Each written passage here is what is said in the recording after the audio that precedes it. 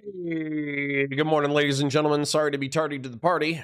Just slow start to the morning. Just hurting a little bit.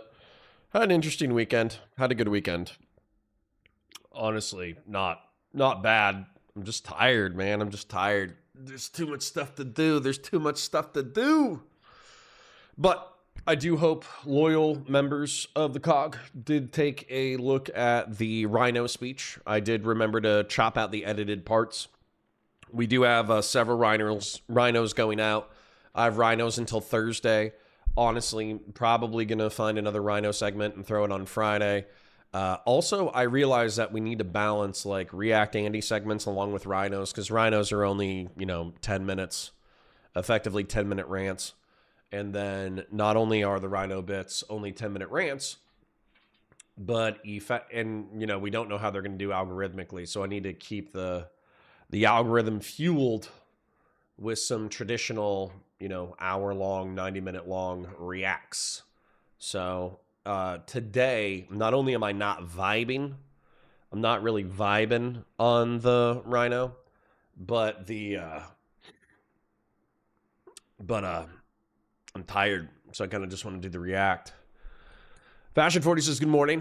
Fashion 40 says, just downloaded. Well, thank you. Morning. Don't know if you followed it, but JSOC just pulled the most insane rescue mission since Vietnam. I didn't. Conservative liberalism says first like reporting in 07.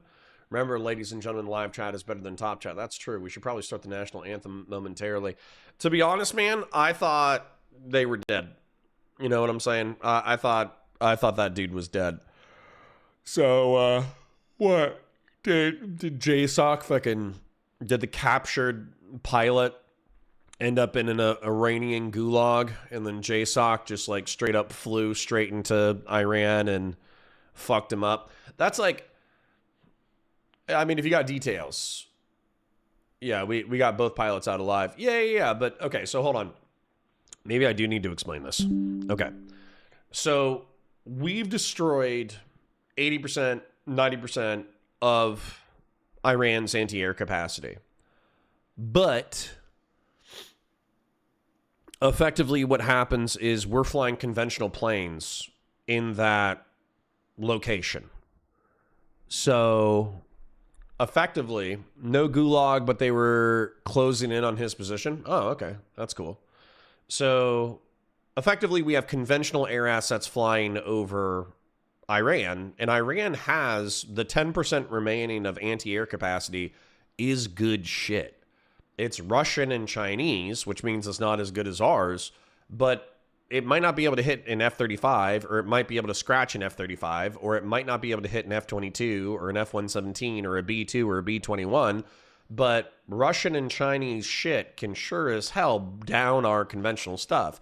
It's part of the reason why I've been surprised that we've been so casual with F-15 sorties, and we've been, so casual with A-10 and C-130 sorties, is because it's like, those can and will get shot down. So losing an F-15, I mean, we've lost like 8 in the past week, 2 weeks, is not good. Up until now, we had 0 losses on that platform. But if you want to count anti-air losses, we lost them. The fact that we were able to, they were able to eject is amazing. The fact that like 3 fighter jets we lost in the past 2 weeks was from friendly fire. That makes sense. And then Short says, the weapons officer hiked 5 miles up 7,000-foot ridge and hid. CIA kept them safe through drone strikes, and then JSOC flew C-130s to a remote airstrip, unloaded little birds, and SEAL Team 6 with STs flew to pick them up. I mean, that's cool. That is cool. But again, like, once again, I'm a huge fan of cool military shit. I'm a bigger fan of fighting wars with clear goals. So, we're still waffling between denying Iran nuclear capacity and regime change. So if we could pick one and stick with it, that would be great. You know, because if it's regime change, we keep up the pressure and we just keep killing the fuck out of Iranian upper leadership, and then we find a bunch of people on the ground in order to support logistically to overthrow the government. That's regime change. Denial of nuclear weapons just involves killing enough dudes via airstrikes until they come to the table in order to negotiate away their nuclear program, which isn't even guaranteed. It's the Epstein war. I mean, Daddy's in chat. I swear to God, like, I really try not to be so cynical about it. But it does sometimes feel, and maybe I'm an arsler, maybe I'm a conspiracy theorist, I don't know. But it does sometimes feel like straight up Donald Trump was like, this Epstein stuff is kind of heating up. Half the files have like my friends implicated and or me implicated in the pedophilic sex trafficking. Let's start a war with Iran.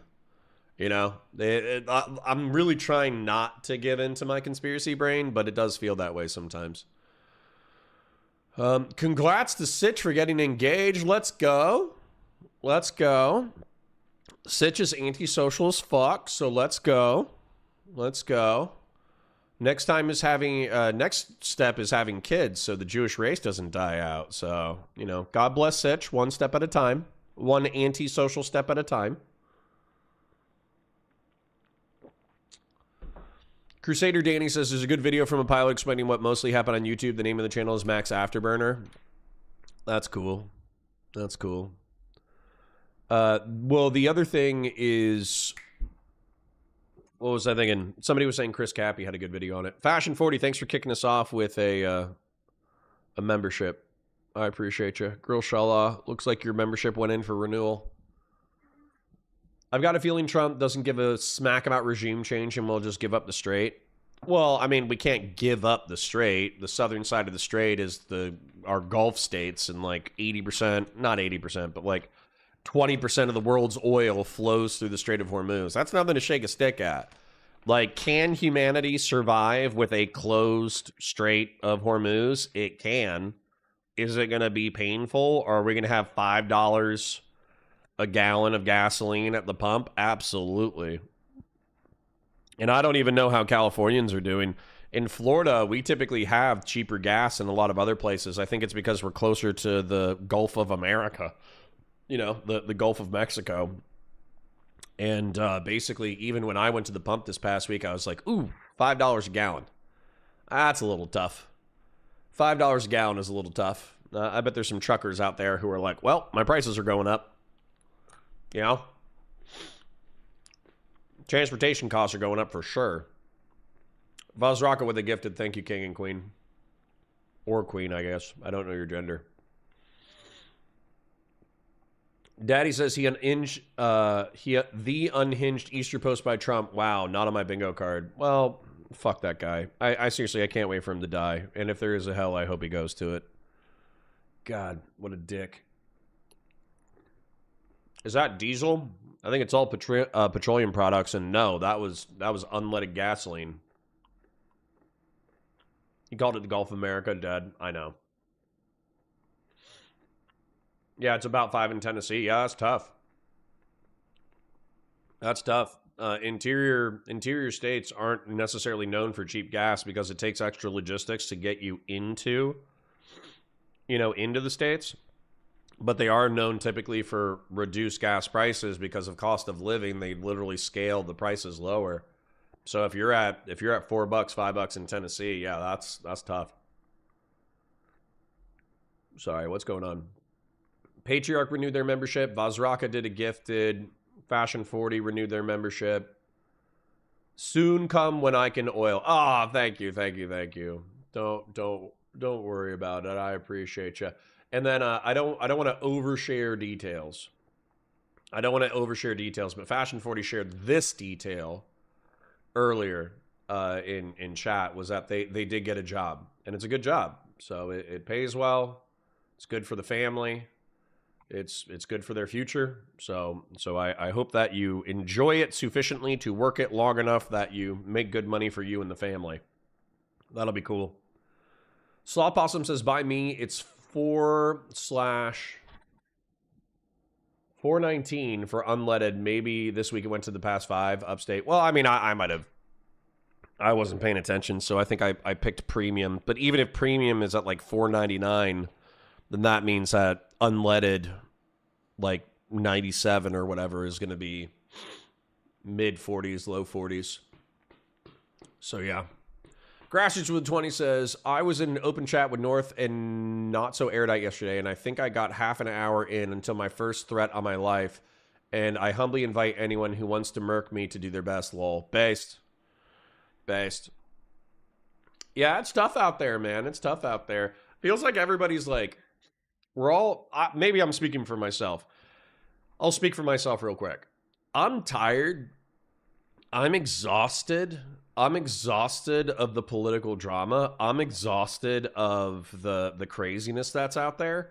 But it does seem like there's like some schizo shit where we really should, kind of all chill the fuck out. But it seems like a lot of people are not chilling the fuck out. And so that's scary. That's scary when everybody needs to chill the fuck out. And there's definitely schizos out there who aren't. And you're like, Connor, what are you talking about? I'm talking about mass shooters, schizos, terrorists, Donald Trump, Iran, the Middle East and North Africa. It really feels like it's time to chill the fuck out, and it feels like nobody's chilling the fuck out. It's not cool. It's not cool, man. We all need to chill the fuck out. We can chill the fuck out before somebody gets hurt. And I am joking. Obviously, I know people have already been hurt. Boston Bam says we're only up 60 cents a gallon by me. I mean, that's good. But also, if you already lived in Massachusetts, they were probably raping you to begin with. So you're probably just used to getting raped. North is usually chill. Was North threatening Grassroots Hegemon? Was North threatening to kill Grassroots Hegemon? That seems a little out of character. That's funny. Yeah, Webby Zeus says in Ontario, Canada, it's about $5 per gallon. Yeah. It's tough. Val says it's an excuse for me not to be a fat fuck and ride my bike more, I guess, based. Conduit says the fine line between political streaming where you need the political drama to get engagement, but your entire purpose for doing this is to end the drama. Yes and no. Yes and no, Conduit. I'm going to be real. I'm a self-suck for a little bit. I love the secular church segments. I'm not kidding. I fucking love them. And I don't even know if they're going to do well at all. No idea. Probably not. My guess is they're not going to do well algorithmically because the titles are crazy. The titles are like cavemen, Egyptian. Wait. It's like tribalism or like tribes, Egyptians, and Jews. The secular church. If I saw that, I'd probably click on it because I have historical autism. But I have to assume that 90% of people are not going to click on that title. I'll try to make a crazy thumbnail. But then also, it's like if I clicked on tribes, Egyptian, and Jews, and some random 40-year-old internet autist started yapping to me about the history of the world, I might click out, especially if I like didn't know him and if he wasn't sufficiently charismatic and if it wasn't hyper edited and all that kind of stuff. But I was listening to it and it was so fun. It was so fun and it was so funny. And then same thing with the second episode. The second episode is going to be like the conquest of Israel, sex cults, and Alexander the Great. And I loved that episode. I thought it was so fucking funny. Like talking about like Nergalite and Slaneshi sex cults and why God destroyed Sodom and Gomorrah, and then David being an asshole and chopping off people's dick tips. I thought that was hysterical. Maybe I'm an autist, obviously. So, but anyways, I really enjoyed that content. I almost think it needs to be segregated out onto its own channel. I'll probably post them once a week on Sundays, but that content was so fucking funny. Grassroots for 20 says, If you come to my house, my dog will be licking your viscera off of my walls for weeks. Damn, bro, you're not going to clean up after you gut somebody with buckshot? That's kind of wild. Are you not calling anybody? Are you on like a compound or something? Grassroots says, no, I was being Norse mediary and I feel bad dog at the same time. Oh, whoops. South of Seattle, it's about $5.50 a gallon. Yeah, people are gonna get their shit kicked in, that's for sure. Ollie Carivo says, in high tax places, people are starting to argue that we should lower the tax on oil. Thoughts? No. Suffer. You thought you guys could tax yourself into utopia.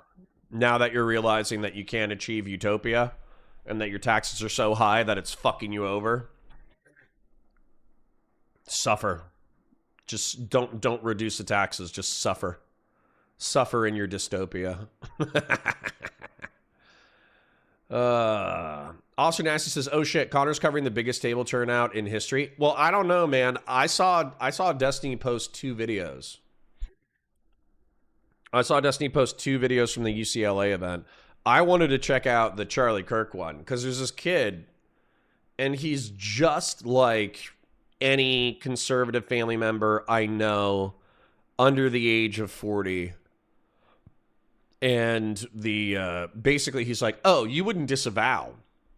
It might as well have been my little brother, man, except for my little brother's like 30 now. But basically like that kid is like, you know, Steven wouldn't disavow Charlie Kirk's murder. And it was like, ugh. It was pretty funny though. Oh, maybe it's the same one. I think it's the same one. I think he just changed it. I think he A/B tested the title and then it changed the title. Oh, the other one that I wanted to do was apparently Bulwark. Ooh, Tim Miller, man. I'm telling you, you would think Tim Miller and I would be friends. Tim Miller and I are probably not going to be friends. Tim Miller and I should be best fucking friends because he should be like the gay never Trump guy who was a Republican, but then he switched teams when the Republicans got too crazy. And then it's like, you're gay, you don't like guns, and not being gay is a bad thing, but obviously that's a Democratic coded thing. So you're gay, you don't like guns, and then now you're sweeping for Hassan Piker? What the fuck is this? What kind of never Trump Republican are you? And so there's going to be this appeal to pragmatics of like, well, we need all hands on decks for the vote. But I kind of want to watch him because I think that blonde chick, Sarah Longwell or whatever, I think she was probably pressing the arguments that I wanted to press. And she might have been like soy, and she might have been freaking out, and she might not have known everything she was talking about and all that kind of stuff. So I kind of want to take a look and see how well she argues. But like, I want that's the kind of energy that I want. The real reason Hassan Piker is gaining power, this is beyond mere incompetence. I think this is it. Engage or exile as members only. I will literally become a member in order to watch this content. I don't know if we're going to do it today. I think we're doing UCLA today, but I'm probably going to cover this because if Tim is sweeping for fucking Hassan, I'm going to freak the fuck out.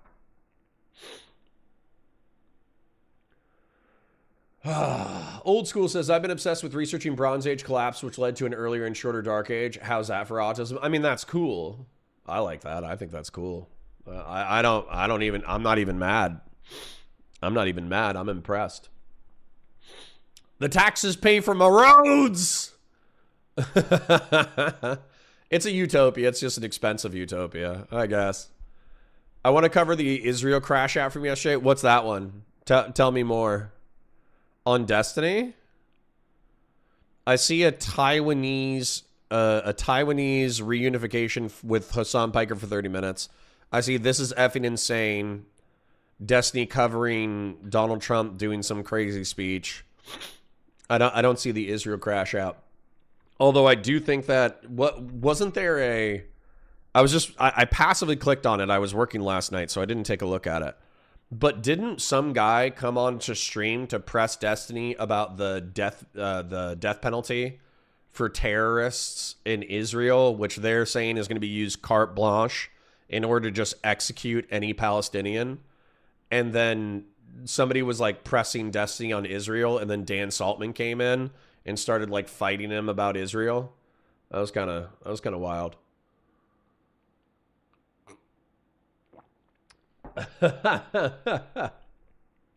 Grassroots for $20 says, I'll be on the phone with my lawyer over why the combatant was shot 314 times at over 42 minutes. It's because he kept making furtive gestures. He kept making furtive gestures. And just have a drop gun. You know? Just get like a $200 Sears revolver from like 1960. Load it up with some 38 special. And just drop it on the guy. Boom. There you're good. You can check the story of Gige by Herodotus, a version of how stalking the queen when naked led to the war between Greeks and Persians. That sounds about right. Miller went crazy with his last opinion. Uh-oh. 1 hour of silence interrupted by gunshots. I hope you don't have neighbors. Tim Miller sucks. He was always sucked, and I'm tired of Never Trump conservatives pretending like he was in some normal conservative. Apparently, he's not. That's where, like, a lot of people, in my opinion, they were like, oh, Bulwark. Go work with Bulwark. Talk to Tim. And I was like, yeah. I mean, that's good. Like, I would love to be branded with the only viable Never Trump conservative critical thing. But they were like, I'll tell you what rubbed me wrong. I feel like you need to be honest in politics, or people just cannot trust you unless you're like a total tribal dick sucker. And I'm not saying that with homophobia. Just tribal dick suckers, right? And so what frustrated me about the Kamala campaign and the Bulwark towards the end is they went from, oh yeah, we're Never Trump conservatives, and we just want a sane Republican Party, and the truth is that Kamala is a lesser of two evils. And then in the last like 60 to 90 days, Tim Miller was like out there and she's like, Kamala's amazing. Kamala's the best thing since sliced bread. If you don't chew Big Red, fuck you. If you don't vote for Kamala Harris, fuck you. And like, I understand that in the political world, sometimes you like shift your Overton rhetoric in order to motivate people to some. I don't do that shit. Everything that comes out of my mouth is like, it's the stupid, autistic, unvarnished, dog shit opinions that I have. Because I think so much of discourse is ruined by trying to manipulate the audience into doing something you want them to do, that everything just becomes horse shit and nobody knows what's true anymore. So seeing the Bulwark come out and be like, Kamala Harris is amazing. I love Brat. It's her turn. And it's like, what the fuck is this? What the happy horse? Who's the twinkle-toed cocksucker who just signed their own death warrant? That's a Full Metal Jacket reference. I'm not being homophobic. Sarah did well. Good. Wasn't Tim just arguing fighting Hassan on the Israel bad front is R-slurred? Yeah. Connor, I'm a member right now. Good. The whole Joe Rogan to the left idea needs to be destroyed. Having a Joe Rogan type figure is the problem in the first place. Kind of. Hey, want this armpit? Not really. Yeah. Fellrunner says Tim and the entire Pod Save America team are fucking idiots about Hassan. Why am I unsurprised? And just to switch things up a little bit, conspiracy question mark, the evidence is in the files. Probably. Rengan says Miller is a fiscal conservative. I mean, that makes sense. Not sure if he posted the VOD or not. He went to private after a ton of arguing about Israel and death penalty based.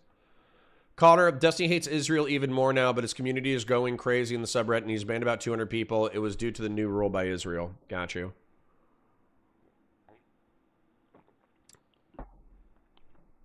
Conduit says Kalinsky was saying Israel is going to genocide all the Palestinians in detention with that bill. Are these motherfuckers ever going to pay a premium for fucking lying to their audience? Are they ever going to pay a premium? Is somebody, like 5 years from now, when the Palestinians aren't genocided, they're just ethnically cleansed out of southern Lebanon and Gaza, but they haven't been killed. Is Kyle Kalinske going to walk it back and be like, all right, I exaggerated a little bit. Like, is he going to say that or no? Val says, if you like historical fiction, look for Stephen Pressfield, Virtues of War and A Man at Arms Are Great. Dude, there was this book. Hold on. I'll react. There was this book where it was like Game of Thrones mixed with Rome. Rome with Dragons book. Firebird. This shit is so funny to me. It's ancient Rome plus dragons. And I think that's so funny. Like it's kind of like I would never be able to write that because the fan fiction shit would just Eagles and Dragons. The fan fiction shit would just like I couldn't overcome the fan fiction shit aspect of having Game of Thrones dragons set in medieval Rome. But that's exactly what I would write. If I could write so well that I would be able to overcome the fanfic cringe of having mythical creatures mixed in with like Roman military conquest, that's the exact book that I would write. Dragons plus Rome. What's not to love? Can't post links. True. All right. Would it be okay if I posted a link for my GoFundMe on here? I've been trying to become a CNA nurse, but I've had 3 years and hit some really tough time. Yeah, DM me, bud. DM me, daddy. No homo. Where's my Discord? DM me. We did a fundraiser for a community member once. We can do it again. My bills are probably paid. There you go. DM me on Discord. Kamala was pretty good considering the other option, for sure. But the lesser of two evils doesn't make it good.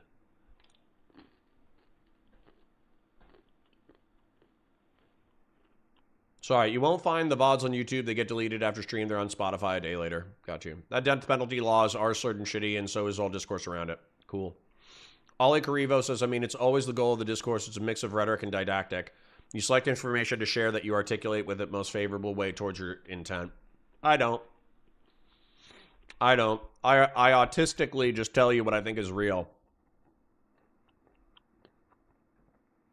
Ignorance shouldn't be a reason to disassociate with people. Logic is dumb. Maybe.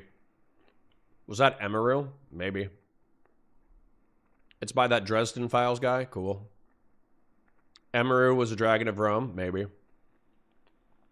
Furies is elemental summons? Interesting. Dragon plus Rome is Game of Thrones? Well, medieval plus Rome is Game of Thrones. Give me Dimension 20 vibes when an entire Roman legion was brain swapped with velociraptors. Have I ever played Civilization? Hululu? Of course I have. I'm almost 40, man. Of course I played Civilization. Yeah, fuck it. All right, let's do the national anthem. Let's do our prayers. Let's get into some content. My brain hurts. Money to preserve my God-given right to Fed post. Dude, you can talk about murdering. You can talk about murdering home invaders as much as you want. I don't give a shit. That's awesome. As long as you don't get fucking TOS'd, I don't care. All right, JD Vance, never Trump, TikTok. I need something to get me going. This is really who Donald Trump chose as his running mate? I'm a never Trump guy. I'm a never Trump guy. I'm a never Trump guy. I never liked him. I'm a never Trump guy. I'm a never Trump guy. I'm a never Trump guy. I never I'm a never Trump guy. I never I'm a never Trump guy. I never I'm a never Trump guy. I never I'm a never Trump guy. I never liked him. I never liked him. I never liked racism. I'm a never Trump guy. Xenophobia. I'm a never Trump guy. Racism. I'm a never Trump guy. Xenophobia. I'm a never Trump guy. I never liked him. I'm a never Trump guy. I'm a never Trump guy. I'm a never Trump guy. I'm a never Trump guy. I never liked him. I'm a never Trump guy. I'm a never Trump guy. I'm a never Trump guy. I'm a never Trump guy. I'm a never Trump guy. I'm a never Trump guy. I'm a never Trump guy. I never liked him. What victory do you go for in Civilizations? I always go military and then I lose. Unless I'm playing on easy. If I play medium, or if I play, and I think they actually built the game that if you go military and you're not good at the game, then you get your shit kicked in. But I basically play Civilization like an RTS. So, you know. Have I heard the new Meghan Trainor song? No. That sounds very white girl. I was going to judge you, and then I saw that it was Conduit, and I was like, okay, well, he makes good videos. I can't judge him that hard. Boston says, have you read Lion of Ireland, Connor? My favorite book, but I'm sure you're familiar with Brian Bonou. I'm not familiar, unfortunately. So, sorry. All right, let's pray real quick. May your beer stay cold. May your grill stay hot. May your beer stay cold. May you keep all your fingers while blowing things up. Amen. Daddy, give me the strength to goon, the patience to edge, and the wisdom to know when. All right. Let's do a little intro, even though I'm dragging. Even though I'm hurting. Let's do this. Let's do it. Oh. He fucked up the prayer. Get him! Maybe. I usually go for some other victory and then switch to military when I'm done. Classic mistake. Civilizational games are about making good technology and then fighting other people with it and then getting your ass kicked by a robot. Grassroots220 says, if you weighed my houses, they weigh more in ammo than they do in house. Nice. I'm jealous. Freaking Grassroots told me that he was thinking about buying a shotgun, and I was like, well, buy a cheaper shotgun and then beat the fuck out of it. And he was like, no, I miss my nice shotgun. And I was like, well, I can't argue with you there, you know? If I had Grassroots money, my house would be an armory, you know? Dragon D's nuts. True. Anyways, you guys have been killing it. Obviously, 70% of it is Grassroots, but, you know, everybody's been donating. So let me go ahead and thank the people who have donated real quick before we get started. I'm not going to do a rhino today just because I'm not feeling it. I'm not feeling the spirit of the Lord within me today. So, like, the main thing that I would probably talk about, realistically, is the rescue operation. But I don't have it in me right now in order to organize my thoughts sufficiently that I can praise the technological and military capacity of the military while deriding the Trump administration for unilaterally launching a war that is fucking unclear in objectives, as if that wasn't like the biggest problem over the past 30 years were wars with unclear objectives. So grassroots, old school, grassroots, Fashion 40, Patriarch, Vazraka, and Fashion 40. Thank you guys for your financial support. We haven't even done anything yet. I've just been on the stream fucking tired. That's all that's happened. Officer Nasty says, holy shit, that crowd's overflowing with people. I've never seen such a big crowd for a table event before. I know. It is UCLA. LA is super populous. Well, QC John says, Connor, you wouldn't fuck it up if you read it when I said it every day, lol. Maybe. Yeah.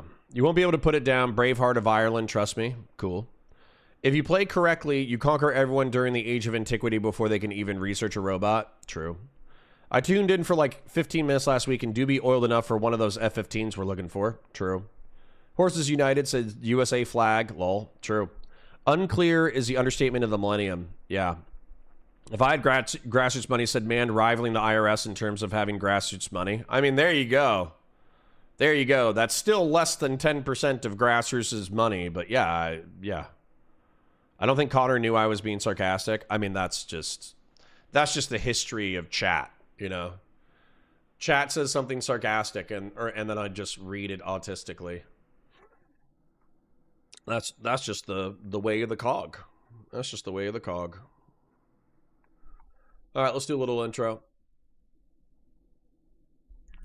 Hi guys, welcome to Counterpoints. My name's Connor. I'm a science fiction, politics, and philosophy nerd, a Marine Corps and law enforcement veteran. I would argue a real Republican, a rhino Republican, somebody with integrity, nuance, and objectives. However, today, I'm not going to lie. I'm winging it a little bit. We got Destiny the Streamer. We got a bunch of students in LA, some of them conservative, some of them liberal and progressive, fighting liberals and progressives for the UFA, Unfudge America event. It gets a little spicy. There's some spicy clips that came out of this event. So we're going to be pausing intermittently, breaking it down, et cetera, et cetera. Effectively, what's going on, though, just to kind of give you a snapshot of the time that we're in right now, is the Democrats are trying to rally and organize sufficiently the left wing and the Never Trump coalition in order to have a good midterm result that stomps the crap out of Trump. And it seems like the conservatives are grasping at straws in order to maintain the moral and political high ground. That's my diagnosis of the current event. Let's go. The auto pen doesn't count. The auto pen, you know they dropped that investigation because it was complete and total right? Do you acknowledge that you are to believe that Biden was signing an executive order via auto pen? And then we brought in Trump, and then he basically went to war with Iran twice. Yeah, I don't know why he's doing that. That's not in America's interest. So that's why I think he's possibly being blackmailed. Like, bro, maybe he's just a president, and you're for voting for him. Is that possible? Are you for open borders or mass migration? No, I'm not. No. Why? Because these people from these other countries will ruin America. When you say ruin America, because they have different values, right? Different Why is it that when values, Republicans talk about healthcare, you guys sound like you have the values of like an African warlord? You guys want to get drunk every weekend and get mad about? when the taxes go up or when this happens. You guys don't do. You're in one of the highest tax states in the country. What are you talking about? People are mad And about what the do you taxes do here. every weekend? Help your own people. So, Okay. all right. No, don't leave. Right, come brave. back. All right. Destiny, you have been accused of talking to 17-year-old girls on the internet. Your son is apparently a who has condemned you publicly. You were not famous for much of anything before JonTron, and then you went on to Adam 22, debated Nick Fuentes, and after joining with a man who spent his career exploiting the black-on-black violence and gangsterism in LA and black communities, you now are telling me that you want to unfuck America. It seems to me that you've never been pictured with a woman who doesn't look up to you because you might be intimidated by a woman's intelligence. Why should I trust you? Why should I trust you to care about Latinos if I can't trust you with your own son? Is this a political debate or a fucking rap battle? All right. Get out your brooms. Get out your DGG brooms. Let's start sweeping. So, number one, Steven wasn't sexting a 17-year-old. He was sexting a 40-year-old man who was posing as a 19-year-old woman who in real life was actually 17 and a half. I love how the sweep is worse. Number two, Nathan is an edgy boy. I think that Nathan has seen Destiny create his own, allegedly. I think Nathan has seen Destiny create a digital media career out of being controversial. And so he's playing with controversial ideas for attention. I think he's admitted as much. Obviously, I do think that we need to encourage Nathan, especially once he becomes an adult. He's still a minor, so I'm not going to be interacting with him.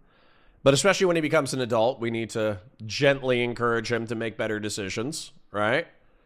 Amplifax is literally, that's not that much better. Allegedly.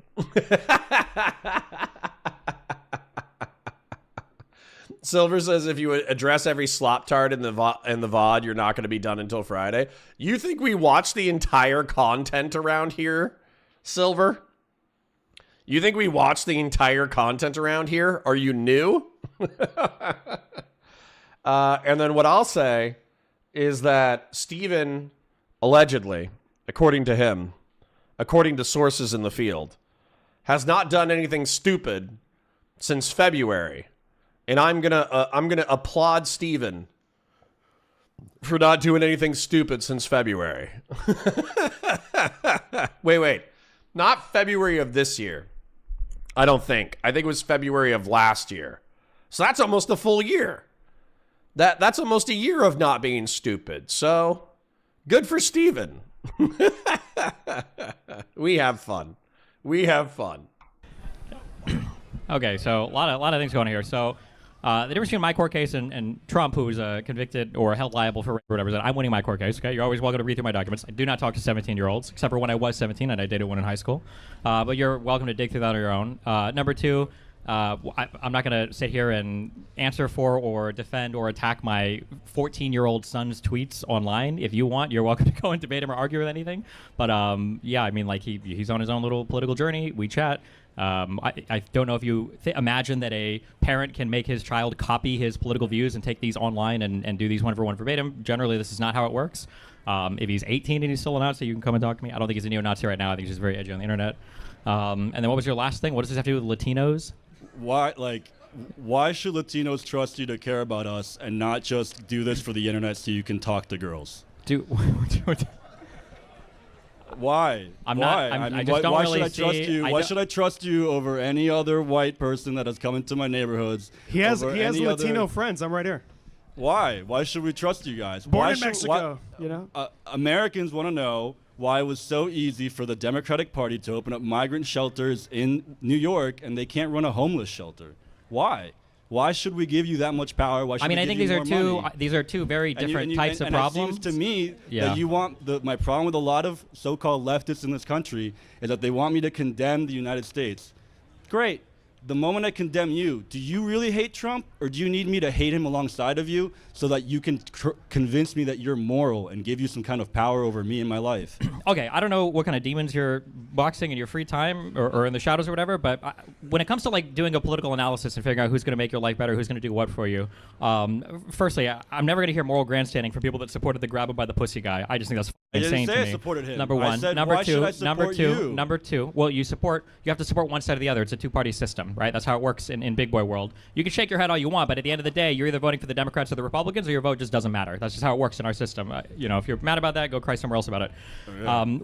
Look prospectively. Malcolm X said no. Malcolm X said no value. Then Malcolm X, who said we should take care of our own communities, we should become self-determined. I'm sorry. Did Malcolm X run third party for president that we had the opportunity to vote for? What does that have to do? Because I'm with saying, anything? what moral qualities do you have that make you? All right. So this is a debate. I'm trying to do something that love your enemy. Okay. There's this scripture in the Bible. I'm trying to be a better creator. I'm trying to blaze my own path a little bit more. And there's this concept called love your enemy, which is effectively like, when somebody asks you for your cloak, asks you for your jacket, give him your cloak as well.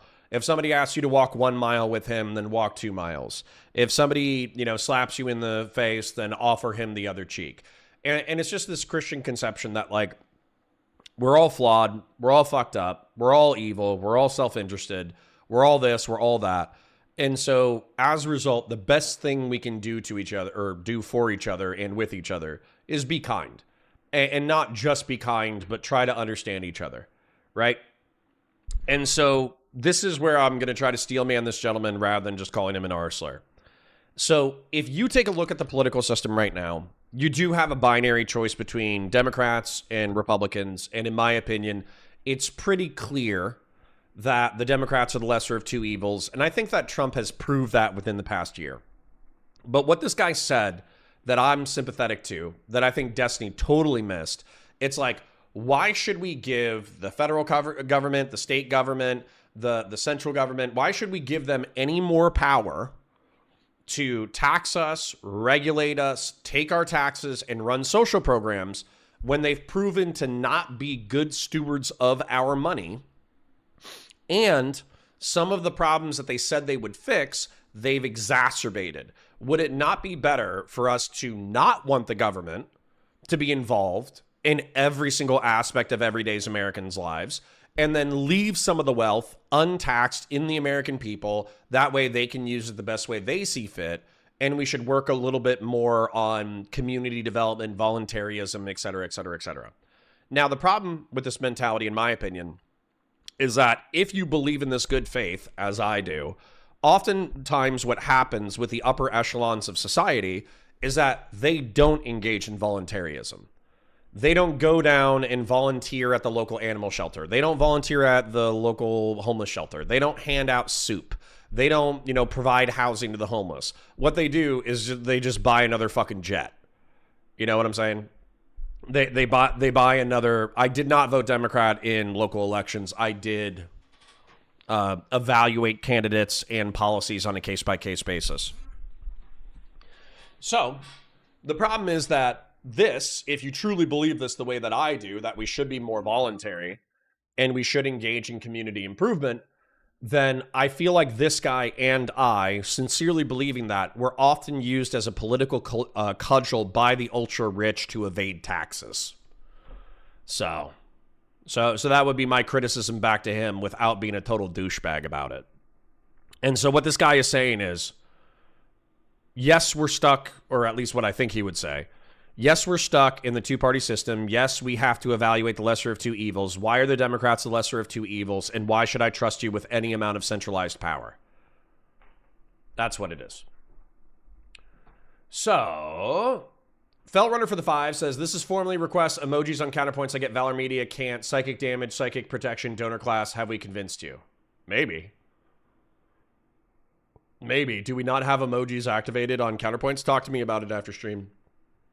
Grassroots 20 says, random guy is 100% correct. He's exactly why I'm not a Democrat, but am a conservative. Yeah. Yeah. So for instance, can I tell you guys something that I did yesterday real quick? I'll try to be as brief as I can.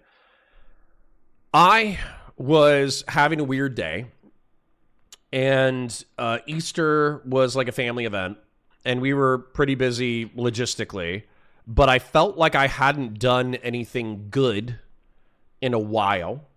And I wanted to go do something good, even if it was inconvenient to me.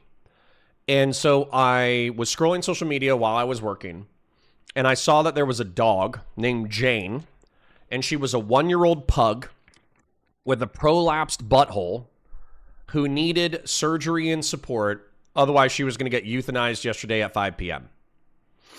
And so I was like, okay, well, I'm working. It's 3 p.m.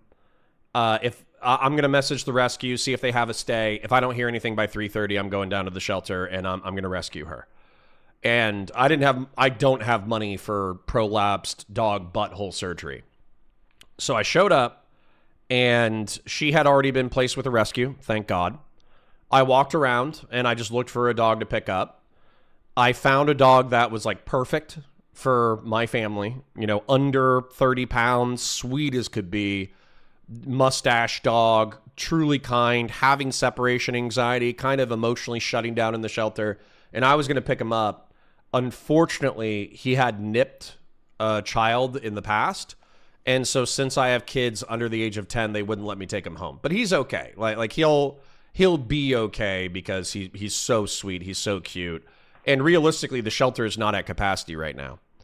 So all of this to say, I'm going to try to start volunteering at the animal shelter because it's not as bad as I thought it was. They're not just like euthanizing dogs left, right, and center. They're actually not at capacity right now.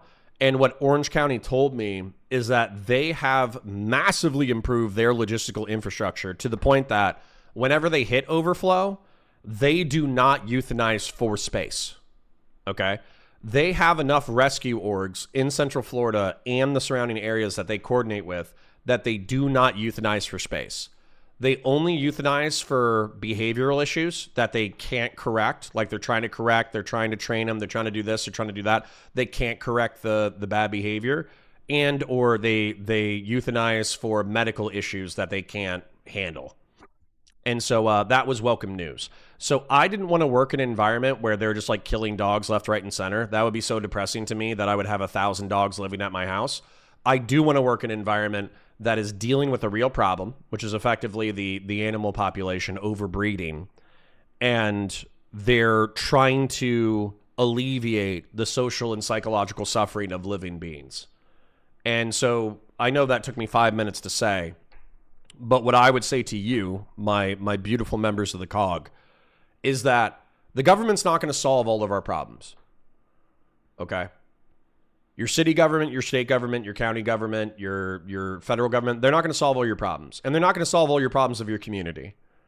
And so if you think like Bernie Sanders, AOC, Zoran Mandami, all we got to do is we just got to get these socialists into power, and they're going to socialize taxes and political power, and they're going to alleviate all of the suffering of the human condition. You're fucking delusional, and you're wrong. And it's kind of stupid to expect some fucking dickhead to save you from yourself. You have to save you. No one else is going to save you. Anyways. Sure, Why should I think that you're going to working there. I'm trying to America? respond. You had a whole bunch of stuff that you were excited to okay. read off your Wikipedia article about me. Okay, don't worry, I'm getting there. Okay, dude. So we can go back and we can look at the presidents that were elected, and we can see if we feel like they delivered for the American people in any way, size, shape, or form. We can go back to Bush, and we can see that we got quagmired into two decades-long wars, basically, in the Middle East. We can see all of the fallout that came from that. And Bill Clinton destroyed the middle class, too. All of the spending from that. Okay.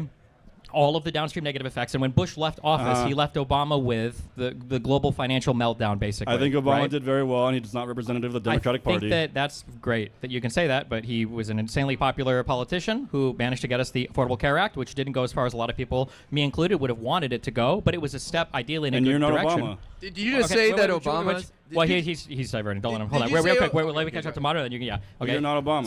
Secondly, when Who the are you to Republicans unfuck came America? in, their first goal under Trump was to destroy the ACA. I don't remember Trump delivering anything substantial for the American people in 4 years, other than deficit spending, incentivized tax cuts. He cut everybody's taxes to run up the deficit, which was the one thing that Republicans said they didn't want to do. And then he left us with a nation in crisis for COVID. Then Biden had to come in. He had to clean that up. He had to create millions of jobs. He had to bring us back from the brink of not only COVID, but also the weird energy kind of like supply shock that happened 2 years after COVID, also because of the starting of the war in Ukraine, also because of the starting of the war in Israel. And then, but despite that, we got monumental funding with things like energy, monumental funding for things like infrastructure. We finally had an IRS that was going to be staffed with enough people to do things to enforce our actual tax code. We had prosecutions of criminals.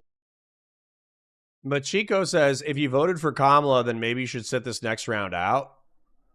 What do you mean? What? Machiko, I don't know. I don't know if that's like a mistype, but I don't know how you could possibly believe that Donald Trump hasn't absolutely fucked shit up for the past year. I don't know how you can look at the Trump administration and think it's anything other than an unmitigated disaster. I can't believe that Donald Trump still has defenders. It's that big of a fuck up. Across the country, the government was running more or less well. Now Trump has come in again. Now we've got.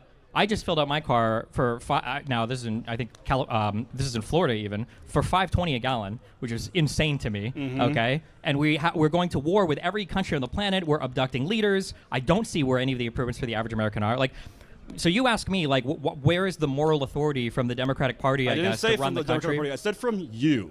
Okay. I will give you that argument. Don't vote for me, I guess. I'm not running for office. Like, what do you want me to say? What? We're advocating for a better government, not a better destiny. Why can the Democratic Party...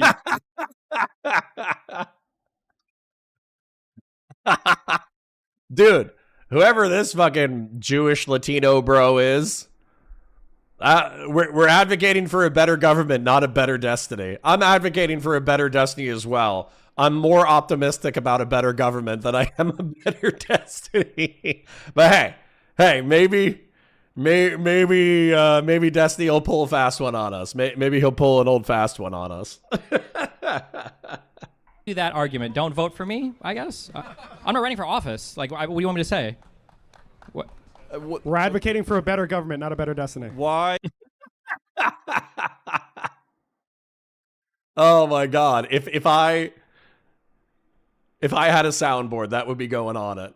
Can the Democratic Party run a migrant shelter? It can't run a homeless shelter. These are two totally. These are two completely. What is wrong with that? What is hard? That's the question actual Americans want to know. And you're gonna sit here and yeah, I remember. Yeah, the exit polling said when everybody voted for Trump and they walked out of the voting place, they said, "I just can't believe the Democrats can run a migrant shelter and not a homeless shelter." That was everyone the biggest issue. feels that way. That's what people really feel.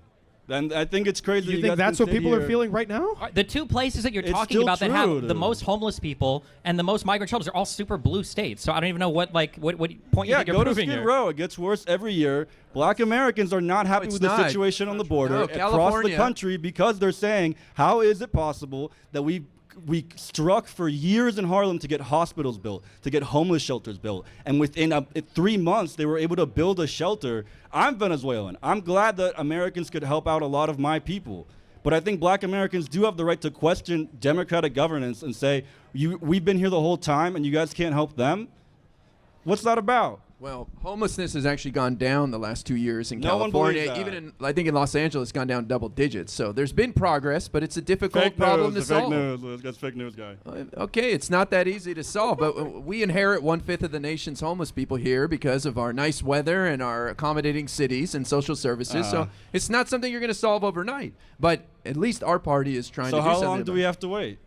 Well, how long do we have to wait? What evidence do the American? So here's my American people, solution. you said that Donald Trump did all these things. The middle class was wiped out during Biden's hold on. presidency. What is the country that has solved homelessness? What do you? Arguably, Portugal was doing a really good job with it, with the drug interdiction programs of the 2000s and 2010s, and then they reprivatized a healthy chunk of it, and then it got fucked up again. Asking for what are these demands? I'm saying, how long do you wait for you to solve homelessness, to solve poverty, to solve immigration? You can't give black people a homeless shelter in Washington D.C. and New York City, but you could open up migrant shelters.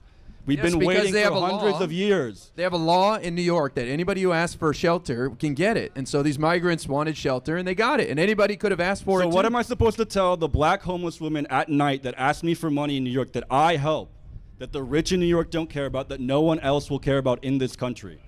What are you going to tell those women? Because you haven't given me an answer to that.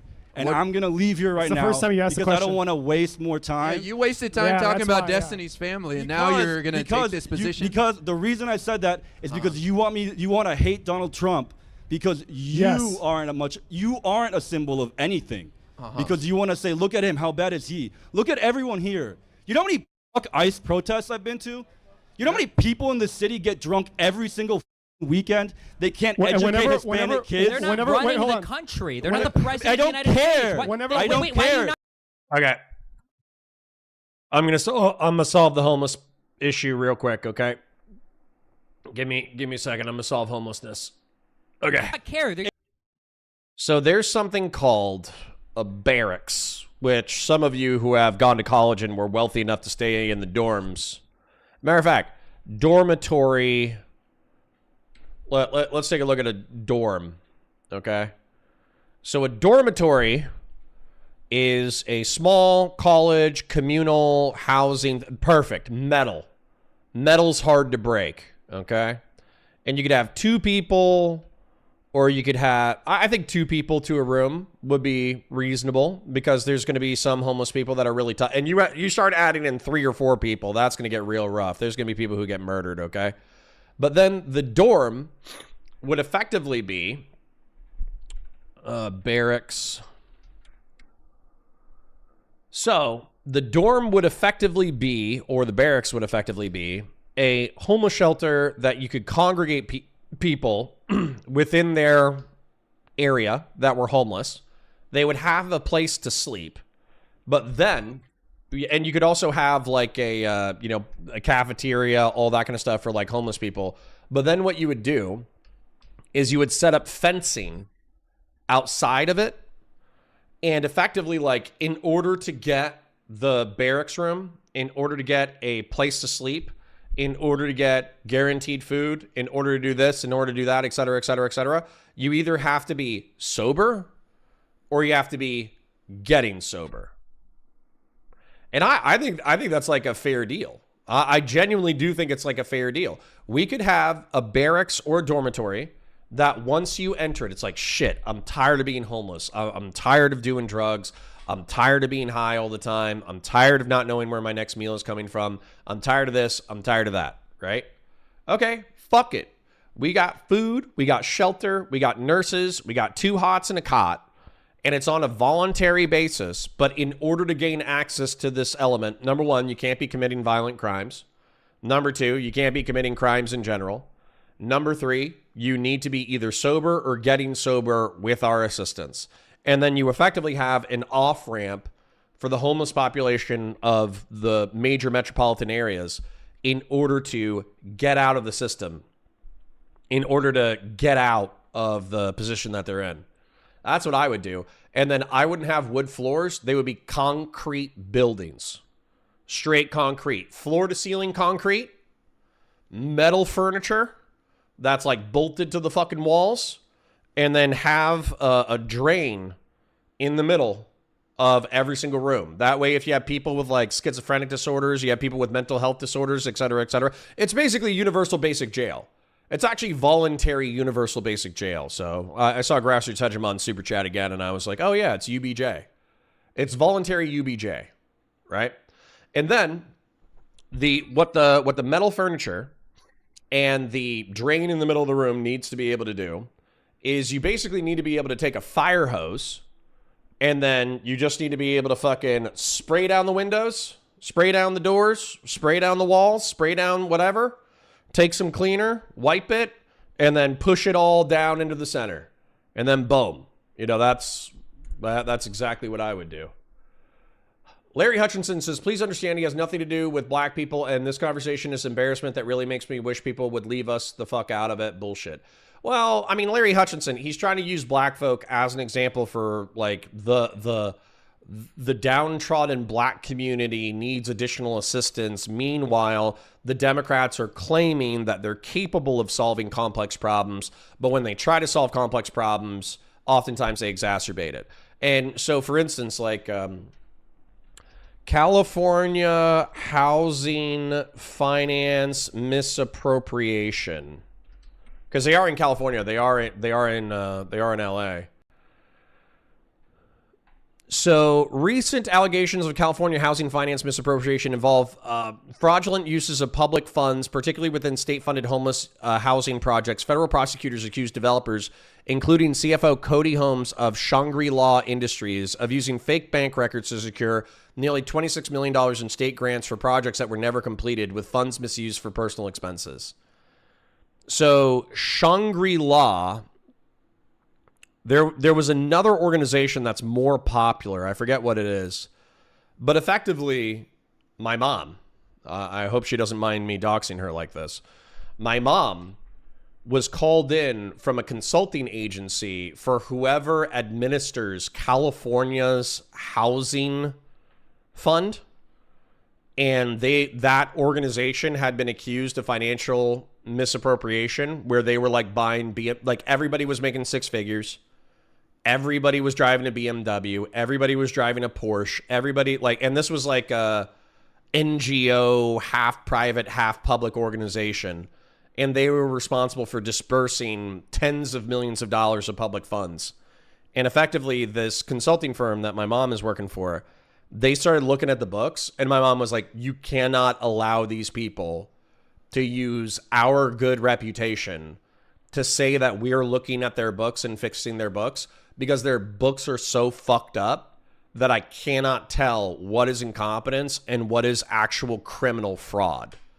And so I'm sympathetic to rich motherfuckers like Grassroots when you hear like, oh shit, California is spending $30 million on ending homelessness in Los Angeles. And you're like, cool, I don't like stepping over homeless people.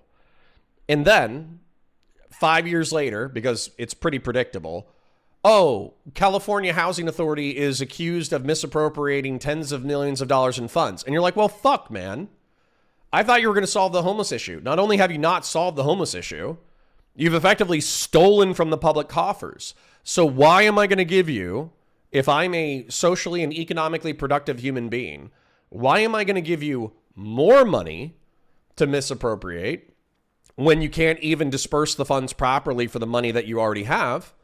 and then you're not even solving the fucking problem that you said you're going to solve.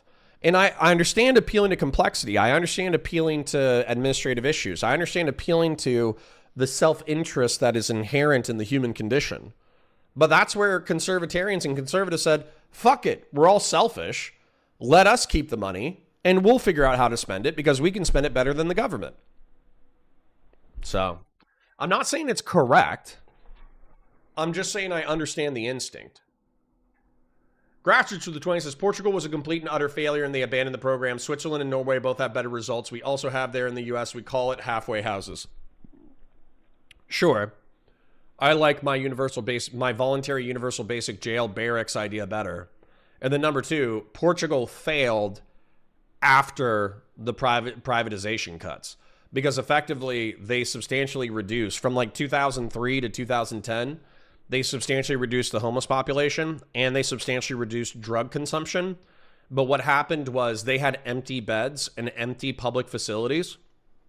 So the private sector said, hey, the system isn't efficient because we have a bunch of public facilities that are sitting without homeless people.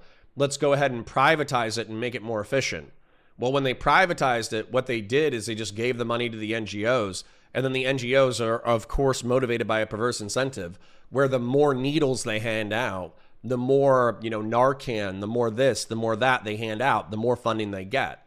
And so the accusation about Portugal's programs is that effectively the homelessness and drug addiction rates shot up.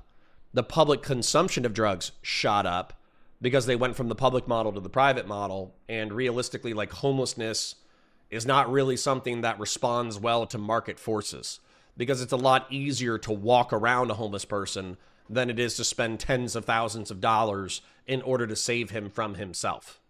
Right?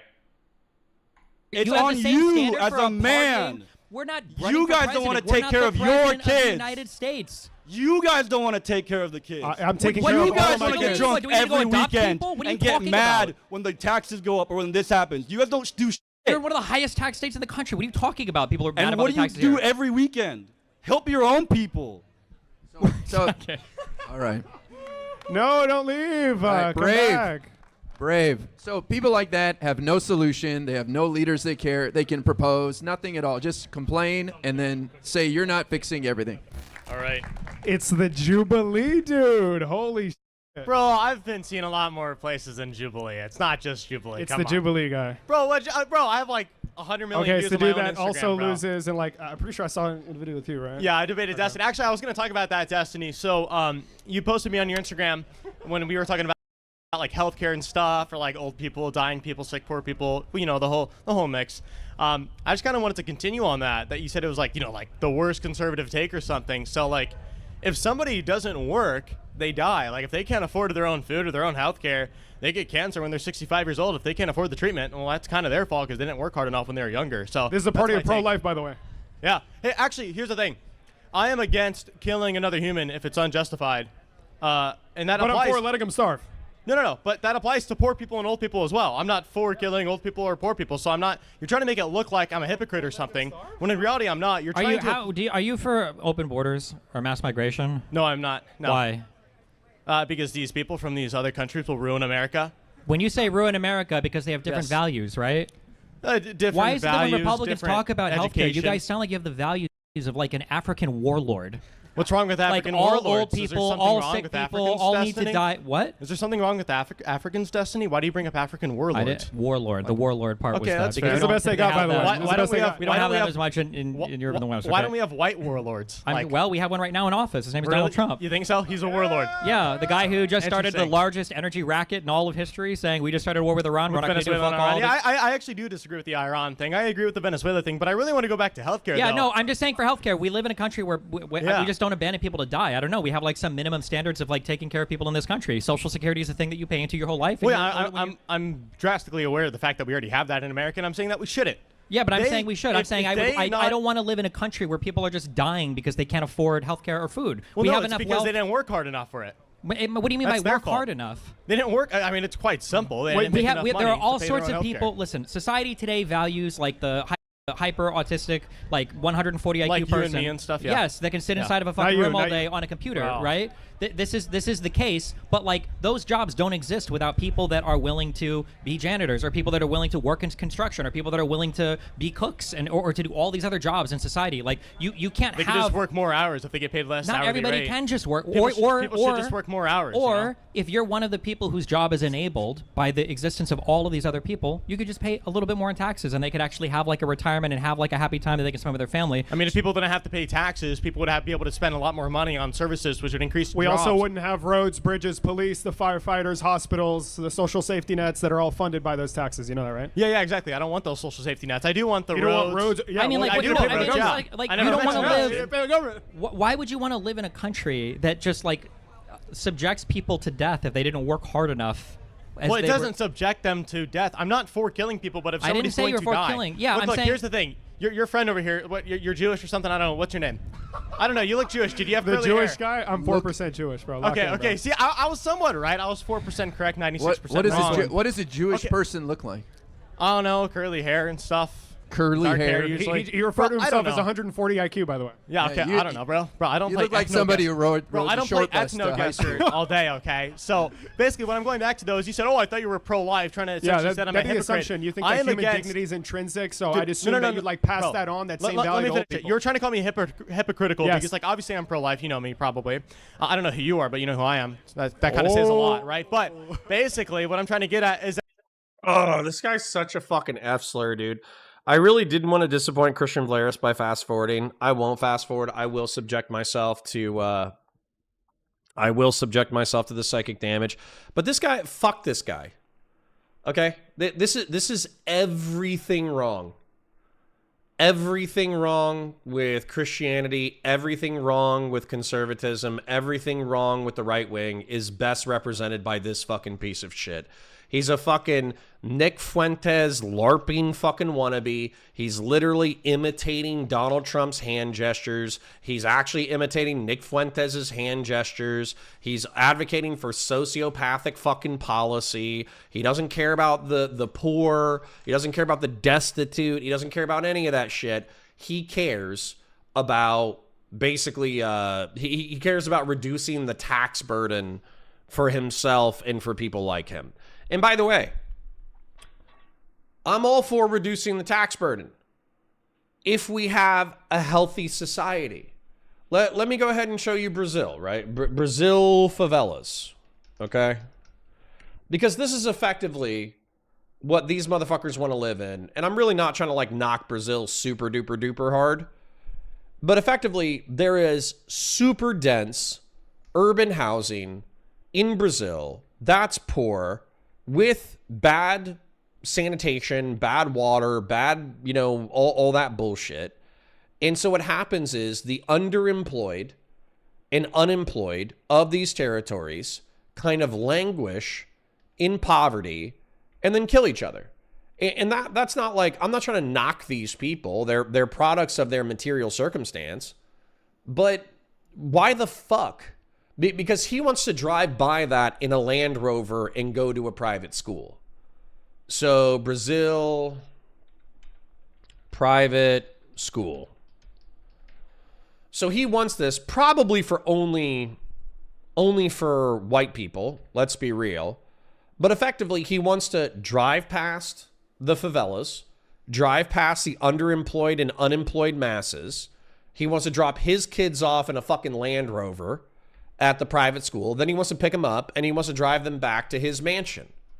But why would we do that? Why would we do that when it's such clearly a terrible way for a society to operate, to have the giga wealthy capable of accessing everything that they've ever wanted and dreamed of, the giga poor languishing in misery and death and deprivation and street level violence? Why wouldn't we just use taxation in order to reduce a moderate amount of the wealth that the ultra wealthy are able to accumulate, and then try to design social infrastructure that's good enough that we don't have immiserated, poverty-stricken masses? And by the way, none of this is biblical. None of this is scriptural. None of this is Christian saying, fuck it. Let the poor people die. Let the old people die. Dude, even the Bible. The Bible is more civilized than this piece of shit. The Bible, I think you guys might remember from my previous biblical lecture. The Bible says, honor thy father and thy mother. And clearly what they were worried about in, what was it, like 3,200 years ago, was people abandoning their old people when they were no longer convenient to take care of. But that's socialism, Connor. I'm going to kill myself. And it's not Crusader Danny. It's not because your statement. I know you're fucking with me. You're either fucking with me or you're not. And if you're not, it still needs to be addressed.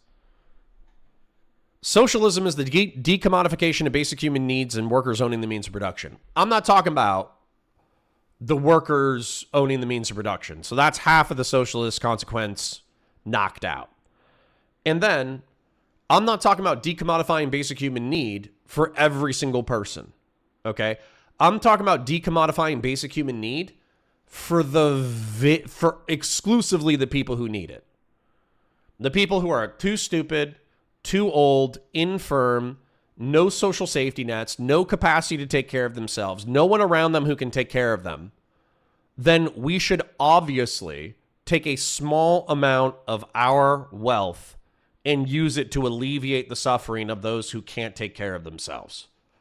It's actually like very normal. The zakat in Islam does this.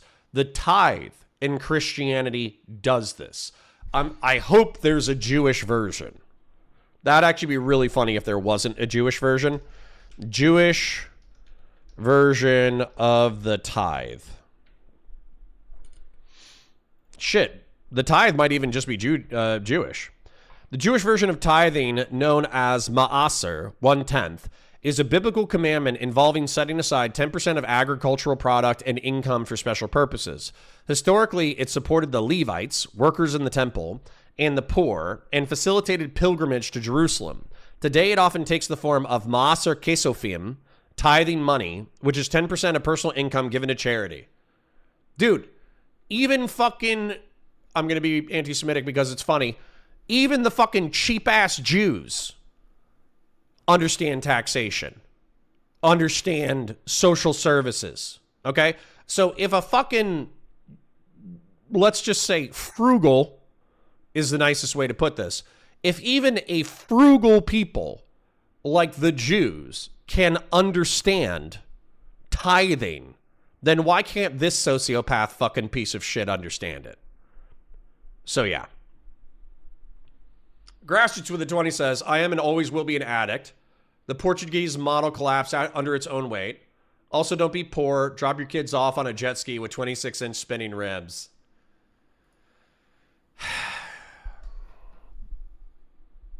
Well, I guess I can't argue with Grassroots since literally 30% of the channel is funded by him. All right, just kidding.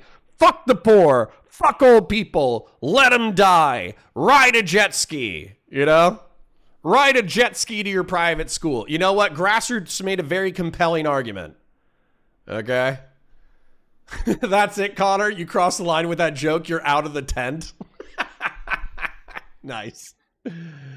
Oh, my God. Real serious for 100 Argentinian pesos says the Jewish version is you give 10% and you get it back with interest. God damn.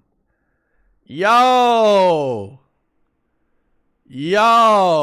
I thought I was being anti-Semitic. That is wild. That is, yeah. I'll pay my taxes, but I want it back with interest. All right, that's a spicy meatball. Anyways, this guy's like a sociopathic arsler. Okay, that's all I really need to say. Is that I'm pro-life. You're such a big deal. You showed up to this event. I'm against the unjustified killing of all humans, even on the unborn ones. Unless but when it they're comes to immigrants, people, unless it's Alex Preddy or Renee Good. no, Unless, if somebody's going to die, if an illegal immigrant is going to die of cancer or something, or an old poor person, they're going to die from their own natural causes. I'm not the one going out to kill them. So but you can't say I'm hypocritical. the distinction That doesn't between apply. the distinction between doing and allowing harm, like it really depends on your capacity to help. Yeah, doing right? a lot. Thank you, Destiny. But Yeah, like, you get well, the but difference. hold on. If I'm standing on the beach and there's somebody 10 miles out to sea who's drowning, I don't think it would be. I can't swim Yeah, you 10 can. miles. Yeah, of course, yeah. But if I was walking by a pool, Well, we and saw what you looked like on the and I beach, saw- Destiny. I don't think you could swim at 10 That's feet. great. trying to Ooh, Destiny should lift weights. I was saying ooh, and I think my mic didn't pick it up. Number one, it's fucked up how personal they're being, but that's okay. Destiny's a spicy meatball on social media, so I guess if you're going to throw elbows, you're going to catch elbows. Destiny does need to lift weights, and I'd be happy to lift with him, by the way. viral. And I He's still trying look to go better than viral. Trump. I still look better than Trump. Okay. know Somebody about that one, walking. bro. True. You're like 35. Somebody walking. I'm pretty sure that if Donald Trump went shirtless, we would see 50 more new strange bruises on his body that he would say came from other people Bro, shaking he's his like hands. 80 or whatever. though. Yeah, I agree. He shouldn't be in Bro, office. you're like Good point. I 35. agree. He shouldn't be in office. That's great. Stick to the conversation. Okay. So if there was a person, if I see a 6-month-old just like roll into a pool, and I could very easily just bend over and pick him up and lift him out of the pool, would it be immoral for me to sit there and watch the child die? I in that situation, yes, because In that it doesn't take situation- away. No, it doesn't hold on, take I'm away not that. Destiny trend arc. God, can we do that? Can we get Destiny to like test his testosterone levels? I mean, honestly, he might try to fuck more, so that might be a problem. His libido is not the problem, so you know that's it's gonna be tough. But if we check Destiny's T levels, and let's say he was like on the, I think the average high is like 600. Like nanograms per deciliter or whatever it is. And let's say that we tested Destiny and he was at like 300 or 400. Could we do a steroids arc for Destiny where he boosted his testosterone by like 200 milligrams per deciliter or nanograms or whatever it is? And then if he goes bald, he just shaves his head. He just accepts the fact that he's going to shave his head if he has to. And then he just starts fucking working out 6 days a week. I'm not gonna lie. A lot of motherfuckers would be like, I see you. Oh my god. It takes away anything. I know you're really eager to. Okay, I'm just saying that the doing versus allowing harm. All right, I need some more tea. I'll be right back. In that situation is going to be very minor. Like, a parent would get mad at you for pushing their child into the pool, but I think a parent would be almost as mad at you if you just watched them walk in and drown and sat there sipping a martini and didn't do anything. But So- what's the almost as mad? Like if a parent What I'm saw you saying push is their that kid if in a we pool, have- they would probably want you like given the death penalty or go to prison for life. I'm just saying- if the toddler was just left in the pool and you didn't do anything, they're like, what the is wrong with you, right? They're not going to want you to get the death penalty. or I'm not send you talking to jail about for necessarily life. That's a criminal big punishments. difference. I'm not sure actually 100% Okay, for yeah, criminal yeah. punishments. But I'm saying that the doing versus allowing harm distinction only matters in so much as how much you have to inconvenience yourself to help the person, right? If we can take care of the sick people in society, if we can take care of like the hungry people in society, we ought to do that. There's no good country that you would want to live in, that you would want to be a Like, part of, also that what I lets find people interesting- die because they didn't work hard enough until they were 65. What I find interesting is that the federal government loves to give out free healthcare to people who, what's the word? When they Yeah, apply let's generalize millions of individuals that don't have good outcomes. Yeah, let's. Okay, whatever. A lot of people get free healthcare from the government. whatever. The government doesn't give out free gym memberships. Like, what the hell? My healthcare costs $10 a month. Honestly, public gyms is a kind of cool idea, but Yeah, whatever. my health insurance costs $10 a month. But the reason why we have 70 million people on Medicaid is because corporations aren't people. paying people enough. These are greedy corporations. Your beef is with them, not the workers. Why do you have such a low view of your fellow Americans, that they're lazy, they don't work hard enough? Well, I mean, I think it's quite. I don't even think it's an opinion that they don't work hard enough. It's quite evident that they don't work hard enough because they need handouts from No, the wait, federal it's not government. true that they don't work That's quite hard evident. enough. It's that they don't work the jobs that society currently Well, values they don't to pay. provide enough economic They're not output. Like paid. if you dig a hole that's like 5 feet deep, like the movie Holes or some, and then you fill it up at the end of the day, you did a lot of hard work, but you did not provide anything Like to what society. Elon did with at his all. tunnels in Vegas for the Hyperloop or whatever. What was that? How are you minimizing their contributions? I guarantee you, if you drive over a road with a bunch of potholes, you're going to be relatively upset at the damage it does to your vehicle, at how long Yeah. it takes you to Oh, get yeah. it from point A to point B. For you to act as if they don't do anything or they're not doing enough, where they're doing hard manual labor, they're working like 20 million hours at Walmart or some shit. I find it so odd how you minimize the work they do that makes your life better. I mean, all that matters is somebody's output. It doesn't matter how much hard work Human that they beings did. are not output. Again, how can it be pro-life? You're just like, are you number one? No, or but the number amount two? of money that they get paid for this economic system that we live in depends on their output. Doesn't depend on how hard they work. Which is why I mentioned the analogy. If you dig a hole that's 5 feet, you fill it up at the end of the day. You didn't do shit, but you did a lot of hard work. You didn't output anything. You don't deserve jack shit. So a lot of people do but these these really people hard jobs. It's not that they're just digging holes and filling them up. These people are doing socially valuable work. It's just not as highly skilled, so it's not as highly compensated. But like do you think it's a mistake, or do you think that it's a coincidence that every single country basically on the planet decides to take care of its like old and sick people, even if they can't afford to pay for it? Well, I think those works in a lot of European countries because the United States military covers their ass through NATO and a lot of other treaties. Like the vast majority of active soldiers in Western Europe are actually American, by the way. Stop Mainly acting because like that doesn't military bases benefit in us. Germany. What? NATO and these treaties are not like some altruistic attempt at making everybody feel safer. Like we're establishing influence all across the globe. What I'm getting at is that these countries in Western Europe, because they don't need to fund such a huge military to defend themselves against Russia, they're able to go, oh wait, the United States is going to protect us. Let's divert a lot of our funding towards healthcare services, and also like let's just get out the elephant in the room. A lot of those Western European countries are very white, right? They don't have a lot of minorities that are like draining down the welfare system. We know that's very factual. wow. Like, come Wait on a second. So I don't know this, but like It's true. I don't have an It's actual. true. I don't know 100% the answer, but my vibe would be that white people probably drain more healthcare in the United States. 'Cause Yes. Don't they live on average like 8 years longer, and the Yes. majority of your healthcare draining years are at the end of your life when you're receiving like the highest. Not relative to the United States being 60% white. I mean, it might be like at the 51. Okay, I know that Christian Vlaris is going to hate me for fast forwarding, but this guy is truly one of the biggest pieces of shit in online politics. And it's just everything fucking wrong with the right wing, and I barely can psychically stand it. I'm going to fast forward to like the last 2 minutes. That way we can move into the white nationalist debate and maybe North Korea, James Fishback, abortion. Like, it's not a question of whether or not I'm having a good time. I'm doing okay. But like pretending to be a Christian, not loving your neighbor, not honoring your proverbial father and mother, not being a good Samaritan, not being moral in any sense of the degree, love my enemy.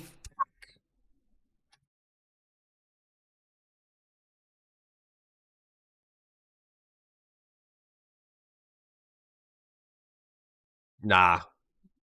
Jesus needs to love this motherfucker, okay? I don't have enough energy in my soul to love this motherfucker. Jesus needs to love this guy. All right. I'm gonna click play.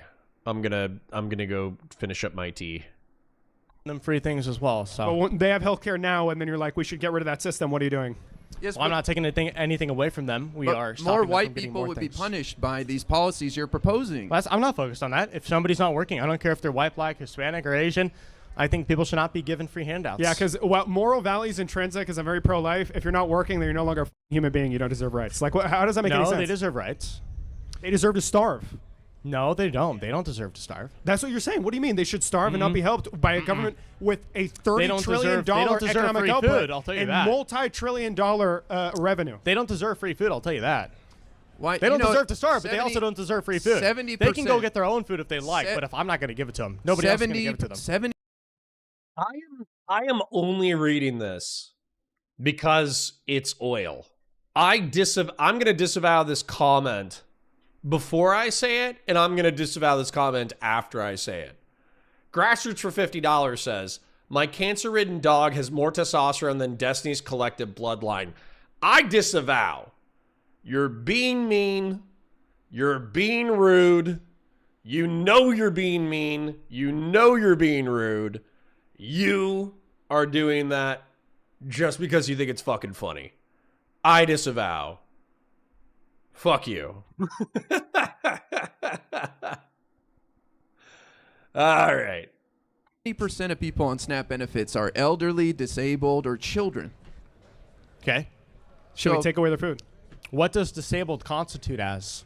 People What is can't- the definition for disabled? That's pedantic. It's irrelevant. We mentioned a No, bunch of groups of it people. is actually quite relevant. Because then it changes the definition of kid. No, it how, doesn't. how disabled are they? Like, are they a doesn't matter. paraplegic or are they like, oh, my thumb hurts or something? Doesn't matter. Do they It's make up decided they need disability? an average of Do $160 you know how many a people month. make up disability bullshit to so get free that disability? is actually a damning non-answer. So can you address what he said, please? So he said 70% of 70% are children, disabled, permanently disabled, or elderly.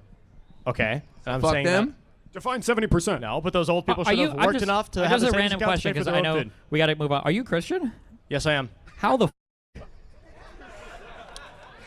I believe in donating your own goods and services, not forcing somebody else to give away their goods and services to a poor person. I have donated probably more money than any college student here surrounding me, of my own personal money, not from my parents or something. Whenever you give money to the government and then they give it to people, isn't that you providing? No, but that's me being forced to do it.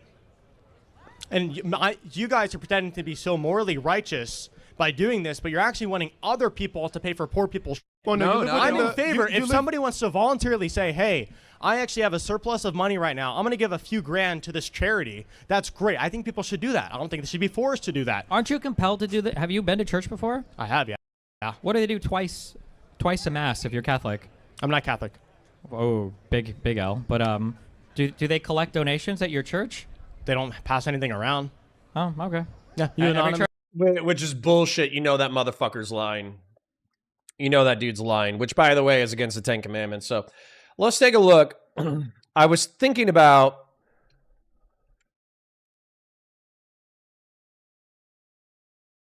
Let's take a look at what the Bible, because this guy claims to be Christian. He's a Christian conservative, etc., etc., etc. Let's go ahead and take a look and see what allegedly the voice of God says about the poor. Okay. What does the Bible say about the poor and homeless? When we see someone, Machiko, I'm trying to love my neighbor. Okay? I'm trying to love my neighbor because maybe this guy is just ignorant of Scripture. Okay? When we see someone experiencing homelessness or struggling with poverty, our first instinct might be to look away, unsure of how it will help. But Scripture calls us to do the opposite. To look with compassion, to act with love, and to care for those in need. The Bible has a lot to say about the poor and the homeless, and it challenges us to not just feel empathy, but to take action. In this post, we'll explore what the Bible says about the poor and homeless, reflect on key verses like feed the hungry, shelter the homeless, and share how the Joshua wave is putting faith into action in real sustainable ways. God's heart for the poor and homeless. Throughout the Old and New Testament, God consistently shows his heart for the poor, the marginalized, and the outcast. He calls his people to care for those in need, not out of pity, but as a reflection of his own love and justice. Isaiah. Okay? Isn't Isaiah... I'm not so far behind in chat. I see you right now, Machiko. I do live chat now, bitch. Any fucking rude shit you say now, I'm gonna see instantaneously. Is not this the kind of fasting I have chosen? To loose the chains of injustice and untie the cords of the yoke, to set the oppressed free and break every yoke. It is not to share your food with the hungry and to provide the poor wanderer with shelter, when you see the naked to clothe them and to not turn away your own flesh and blood. This is perhaps one of the clearest examples of God's call to feed the hungry and shelter the homeless. It's not just a suggestion, it's what God sees as true worship. More Bible verses about helping the poor. Proverbs 19:17, which is, I'm pretty sure, Old Testament again. Whoever is kind to the poor lends to the Lord, and he will reward them for what they have done. Okay? Matthew 25, New Testament. For I was hungry and you gave me something to eat. I was thirsty and you gave me something to drink. I was a stranger in the land and you invited me in. Whatever you did for the least amongst these brothers and sisters of mine, you have done for me. James 2:15-17. Suppose a brother or sister is without the clothes and daily food. If one of them says to them, go in peace, keep warm and well fed, but does nothing about their needs, what good is it? In the same way, faith by itself, if it's not accompanied by action, is dead. Crusader Danny says, are you really using the Bible verses to justify policies like open borders and scam homeless shelters? I hope not. When the fuck did I ever say that, Crusader Danny? Let's go ahead and set up what you just said, because this actually pisses me off. Oh, 7 biblical verses talking about taking care of poor people and homeless people, that means you can scam non-governmental organizations should scam the public coffers in order to pretend to take care of homeless people, and we shouldn't have borders anymore. When the fuck did those sentences ever leave my lips, Crusader Danny? When the fuck did I say that shit? Riddle me that fucking real quick.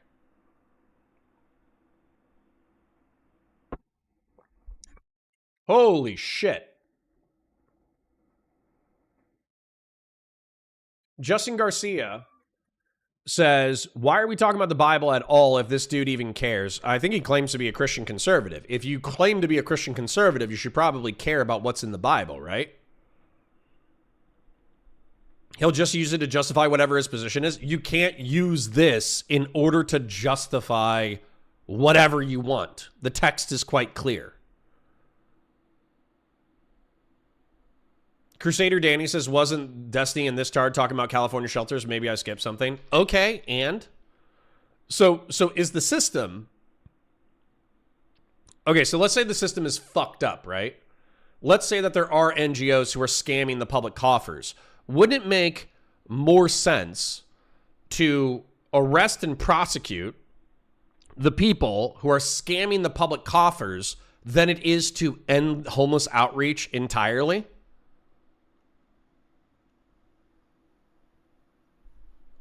I mean, I think that makes more sense, right? All right.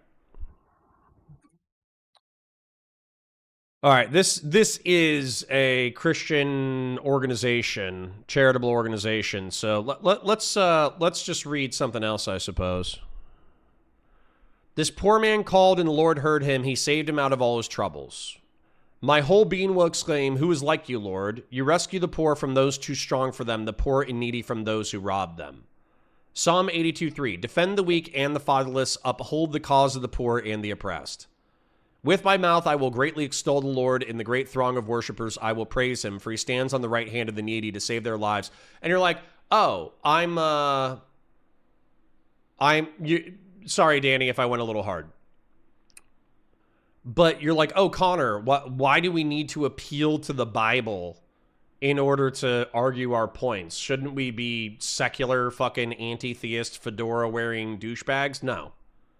Very clearly, if someone is taking the Lord's name in vain by clothing themselves... No, Danny, I'm sorry. I fucking spurg out. I'm a sensitive guy. Somebody says some shit in my chat, I fucking pop off. My apologies. But the point is that if you want to talk to conservatives who clothe themselves in the robes of religion while claiming the opposite of what Scripture prescribes, then we need to know what Scripture says. That way we can argue with them effectively and say, you are taking the Lord's name in vain. You are twisting Scripture. You don't even have Scripture that supports your perspective. You're just making shit up. Okay, but which story are in context of those quotes? I don't know, man. You can fucking go Google it. Proverbs and Psalms, I'm pretty sure, are like Old Testament Solomon and David. So that's just like David and Solomon doing fucking rap battles. And then if you see something like, I know Zechariah, Micah, Isaiah, Proverbs, these are all Old Testament. Luke, John, James, and Matthew are all going to be New Testament. So if you really care so much, then fucking go Google that shit. So. No, fuck you, too. Sorry, I'm getting pissed off because now I got fucking fedoras. No, it doesn't really matter what the... Yes, it does, you dipshits. Holy fuckballs. Let's say there's a lawyer. Okay, let's go ahead and pull up a picture of a lawyer. Here's a lawyer. Okay, and then let's go to Black's Law Dictionary and let's go to Florida state statutes. Do you think what is said in Florida state statutes, I'm in the state of Florida, by the way. Do you think what is said in Black's Law Dictionary in Florida state statutes matters to the profession of a lawyer? The obvious answer is yes. And if you're like, okay, but lawyers are famous for being fucking sociopaths who twist the words of the law dictionary and Florida state statutes to say whatever they want, yeah, absolutely.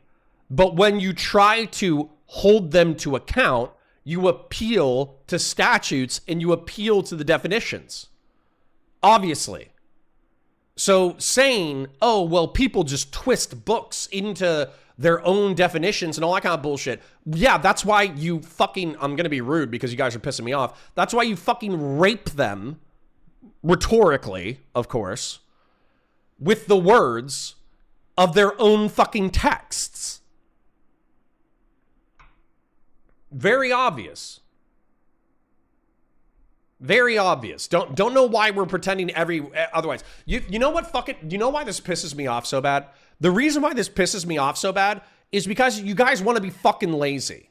Okay, that's what you want. You want an excuse to say everything is arbitrary, therefore we should not even learn the argumentation of our enemies because realistically, they're just going to try to worm out of the argumentation anyways. You just want an excuse not to research what the arguments of your enemy are.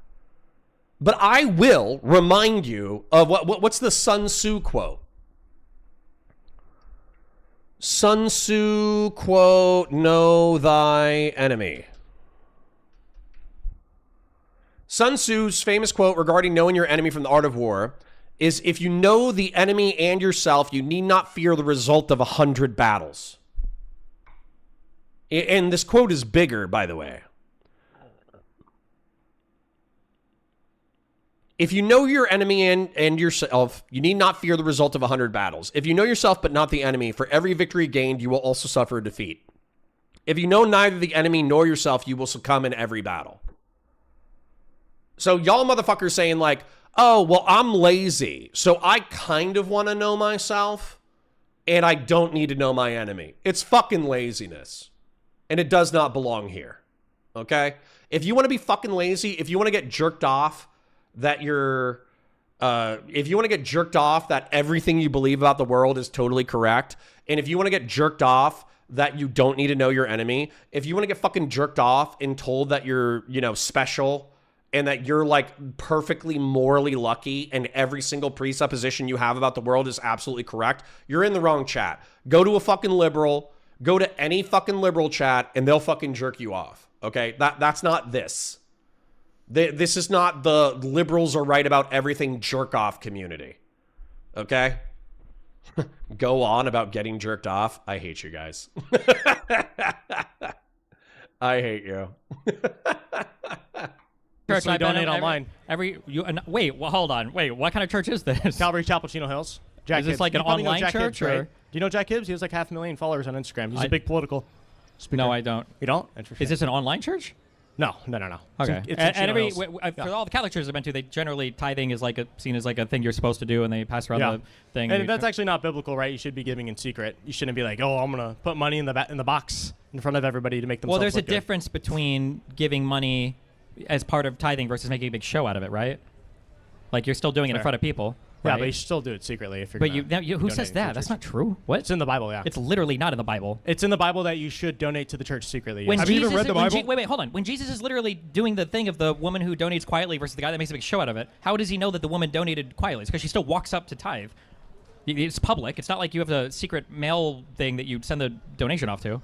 Bro, what? No, it says in the Bible that you should give in secret if you're going to be donating. You can, but tithing and part of church is not considered an immoral thing. I think it's an expectation. Every Catholic church I've ever been to. No, it is a moral thing, but you should do it in secret. You shouldn't make it obvious. You're not going to be like, well, I made $500,000 this year. I want to be donating $50,000 to the church. Like, well, you shouldn't. Nobody said that. Of it. So, okay, cool. Yeah, awesome. Let's talk. Yes. I agree with her again. Round of applause for her again. That was beautiful. Rather feed the poor than bomb people. Amazing. Good luck to that guy. Yeah, thanks for speaking with me. I'm a white nationalist. I want to rebuild the movement under my leadership. Oh, sorry about that. Yes, so thanks for speaking with me. I'm a white nationalist. I want to rebuild the movement under my leadership. I love And you, I an was- American History X, bro. Guys, You're awesome. this is the replacement for Nick Fuentes, apparently. Wow. Yes, actually. Okay. And Destiny, I was wondering when you would join us. Okay, here's my issue. First of all, I have blue eyes, so I think I would survive longer than I think you if you've got brown eyes. No, What- I have hazel eyes. Oh, you're first on the list then, because hazel eyes are really just brown eyes, but a different shade. Okay? No, it's half biologically. half white, half We don't do brown. halfies in the white nationalist movement. Okay. Okay, thanks. No, but okay, here. So Nice. I'm so curious. Okay, on the white nationalist perspective, where do you think you're going to end up drawing the line? Personally, the main ones for me are deporting the Hispanics and the anchor babies. Okay, but when you say like Hispanics, like would Fuentes count? I would let personally the ones that are like 75% white stay. So I would let Nick stay. 75? Okay. Yeah. Do I get to stay? Well, I mean, you're 100% though, right? You're like. I don't. My mom has a Cuban background. I don't know what her. Yeah, but you're not actually like indigenous. You're I Spanish. I don't know. I'm not sure. Well, give me your. But like, do 23andMe. you see? But do you see the issue here? Like, No. you keep saying me personally. You don't see the issue with having a white nationalist policy, but it's hard to define what we even consider fully white. or No, white it, enough to it does. say? It doesn't. Those edge cases are not the majority. The majority is the lower IQ, more violent Hispanics that are, causing too much crime, Okay. using too much welfare, You know what? and destabilizing Listen, the system. I would join you on this, but can we deport the low IQ whites as well? Yeah, that's You're- fine. No, I mean we you're need the wearing a eugenics beanie and program it's Wait, too. why not? 70 Why not degree just weather. deport like all the low IQ people, That's whites, fine. browns included, That's fine. I'm fine with eugenics. and then we can keep the higher IQ Hispanic, black, white people as well? No? Yeah, but there's not enough of those, and then there's also other issues. Do we keep the high IQ Jewish people? It depends on what they say. But I imagine they probably say anything to stay in the white nationalist. Well, state I that's- mean, look, it really depends. Like, I mean, a lot of folks want. I mean, there's like basically three different wings in the far right, right? You have the Nick Fuentes who want to deport them all. Then you have the Jewish right who obviously want to stay, and then you have more people who are in the middle, like me, who can go either way. So I I agree appreciate the flexibleness of your white nationalism. yeah, But it really sounds depends. like an interesting movement. But my question is, you don't have any future in the Democratic Party. You've already pissed off Hassan. You've pissed off like the DSA Hassan is not folks, the Democratic Party. right? You've had sex with Warren Southern. You played footsies with Nick Fuentes. He You've just already sat done down. too many He things. just sat down with a cabinet member from Biden's administration You've within done the too last many 6 things. months. Well, I'm not running for office. Like, But what do you? you're never gonna have like a seat at the table. You've already pissed these people off. I don't way need too to have a much. seat at the table. There are values that I think are important to impart to the world or on my platform. It doesn't matter if I have a seat at the table or not. That's going to stop me from doing that. What's your number one issue? What's your number one value? It's deporting low IQ white nationalists. No, seriously. What is your actual number one issue? My number one issue? I don't know. I'd have to think for a while. Because on this is too much of a grifter. Like you have to have a number one issue. that. Why do you have to have a number one issue? Yeah, because what are you promoting? Like, you're just here attacking other folks, trying to shut them down. But what is your goal? Well, I mean, the number one issue, the things you generally talk about revolve around current politics. I think right now a really huge issue is the fact that we're making enemies out of the entire world. I think is damaging us domestically. It's hurting our ability to bring down things like affordability, which is a number one issue for people because we're engaged in a narcissistic tariff and kinetic war against other countries. So I would say like repairing our relationship with other countries in the world, especially ones that we were historically always friendly with, like Canada and Mexico. Like these would be like number one. You said I have no idea who the guy on the right is. I don't either. I like him a lot. I think he's actually pretty funny. I like IRI. I like Destiny. I like this new 4% Jewish kid. Somebody saying, how does Destiny not know this guy is a troll? I think Destiny's doing a perfectly fine job of kind of like making fun of this guy while also joking, while also doing whatever. Like, if this guy's a troll, isn't a troll, it doesn't really matter to Destiny's performance. Destiny is still flexibly playing with the ideas. Like having somebody say, hey, shouldn't we deport all the low IQ, violent brown people? It's Adam Friedland. Fuck you. That's racist. And then, but basically saying like, hey, shouldn't we deport all the low IQ, violent brown and black people? And then he's like, no. And he's like, what's your number one priority? And he's like, deporting low IQ white people. That's fucking funny. That's funny. There isn't a problem with that. One foreign policy ideals And so what policies would you implement to fix that? Just lowering tariffs? That's it? What policies? I mean, I think like there needs to be restrictions. Probably some restrictions need to come in on presidential powers. These would probably require constitutional amendments. But like, I think the pardon at this point should probably go. No offense to Hamilton, but I think the founding fathers were a little naive when it came to some of the powers that were granted to the president. The pardon being one of them. I think the Supreme Court probably needs to be expanded. I think they need to be able to do like a higher volume of cases. I think would help some. I think that Congress probably needs to reassert its role, whether that means passing new legislation to kind of take back some of the tariffing powers that were given to the president via IEEPA or a few other things. I don't know, like this general trend of things, but it's hard to say specifically like what regulation would I change, because Trump himself is lawless. Like he operates largely with the assumption that he can break laws and violate the Constitution, and he's not going to be held accountable for it. So like I don't know what laws I would write to stop a man who believes he's above the law. And I guess maybe one more point. So if you do implement all these changes that you want, which are pretty vague, but whatever, do you think that would actually, end the culture war, or would we still be here in 4, 10, 20, 40 years? Are we going to be doing this when we're 80 years old? Yes, we're going to be doing this when we're 80. Pretending that we're going to resolve cultural conflict is stupid as fuck. And I would actually submit to this as well, because I saw this comment, which kind of I wanted to address. A.K. Batusai says, fixing crime is a close second choice to my number one issue. Close second to my number one issue. You need to address the crime issue of going along with the improving education. Okay, so I want to ask you, okay, what do you want to do about the crime issue, quote unquote? Okay? Because crime has already been cut in half. People contributing. Okay? Crime statistics by year since 1990. If we look at crime stats, particularly violent crime stats, violence has been cut in half since 1990. So what do you want to do? You want to criminalize crime? What do you want? What do you want to do about crime?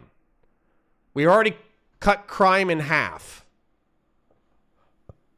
So what the fuck do you want to do? Like, trust me, I want to break ethno-religious criminal enclaves, which is probably not even an accurate description. I want to break criminal enclaves. Can I tell you a story real quick? I'll try to be brief. And my dog's barking, so I might have to be even more brief. There was a family that was in my community that literally the parents were in and out of jail every few weeks, right? And their kids, when they turned 10, started burglarizing cars and dealing drugs because their parents encouraged them to do so. And then those kids caught so many records. I was there for 5 years. They got so much shit on their record. By the time they were 15 and by the time they turned adults, they were unemployable. And so they had to continue in a life of crime. That's very clearly the kind of family that needs a state intervention in order to break the cycle of criminality and poverty that's driving them. So I'm okay with that, like saying like, hey, there's a subculture of criminals who are familial, who view crime as a employment, right? So I would 100% go after them. But how are you saying, like, solve the crime issue once again when we've already eliminated by 50%? My dog's barking. I'll be right back. The culture war is people like you showing up with like pants all the way up to your like belly button and a beanie over your head. Yeah. Well, maybe you're the issue. Do you ever consider that it's probably not normal people, late. just okay. you? I apologize for the outfit. I was running a little bit late. This is not usually how I dress, but so my issue with culture war stuff is I feel like what conservatives do is conservatives don't give a, like you say that my policies are vague. I mean, we can dive as deep into any of these issues as you want. If you want, we can go into them. But the issue is that conservatives don't concern themselves with governance. They don't have like real policies. They come in with meme ideas. Those meme ideas fail miserably. They find a way to pawn it off onto somebody else, and then Democrats have to come back in, clean up the mess that they left behind, try to do actual real work, and then Republicans will just constantly bait with culture war issues on the side, until people forget, what's even going on. I don't agree. Okay, I'll say it for AKA Batusai. It's disproportionately in the black community. Okay? Riddell, you want to go after AKA Batusai to say, who are you going to go after in order to solve the crime issue? I'll say it. It's disproportionately in black folk. But here's what I'm going to tell you, okay? Let me show you. Agree with this at all? Fuck it. I'll show you. I'm going to Google it over here. So I'm going to totally dox my previous city. but I'll pull it up. It's in Lake County. I'm going to zoom in on the traditionally black neighborhood.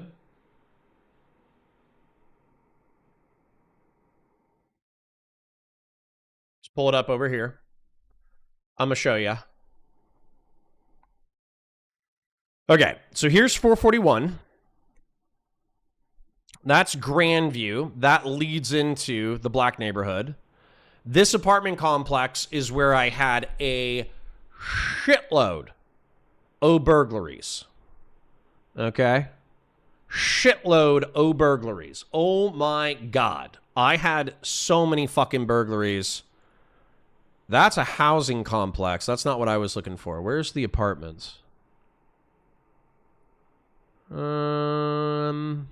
Waterman, hospital. Oh shit, this is all new developments. Yeah, here we go.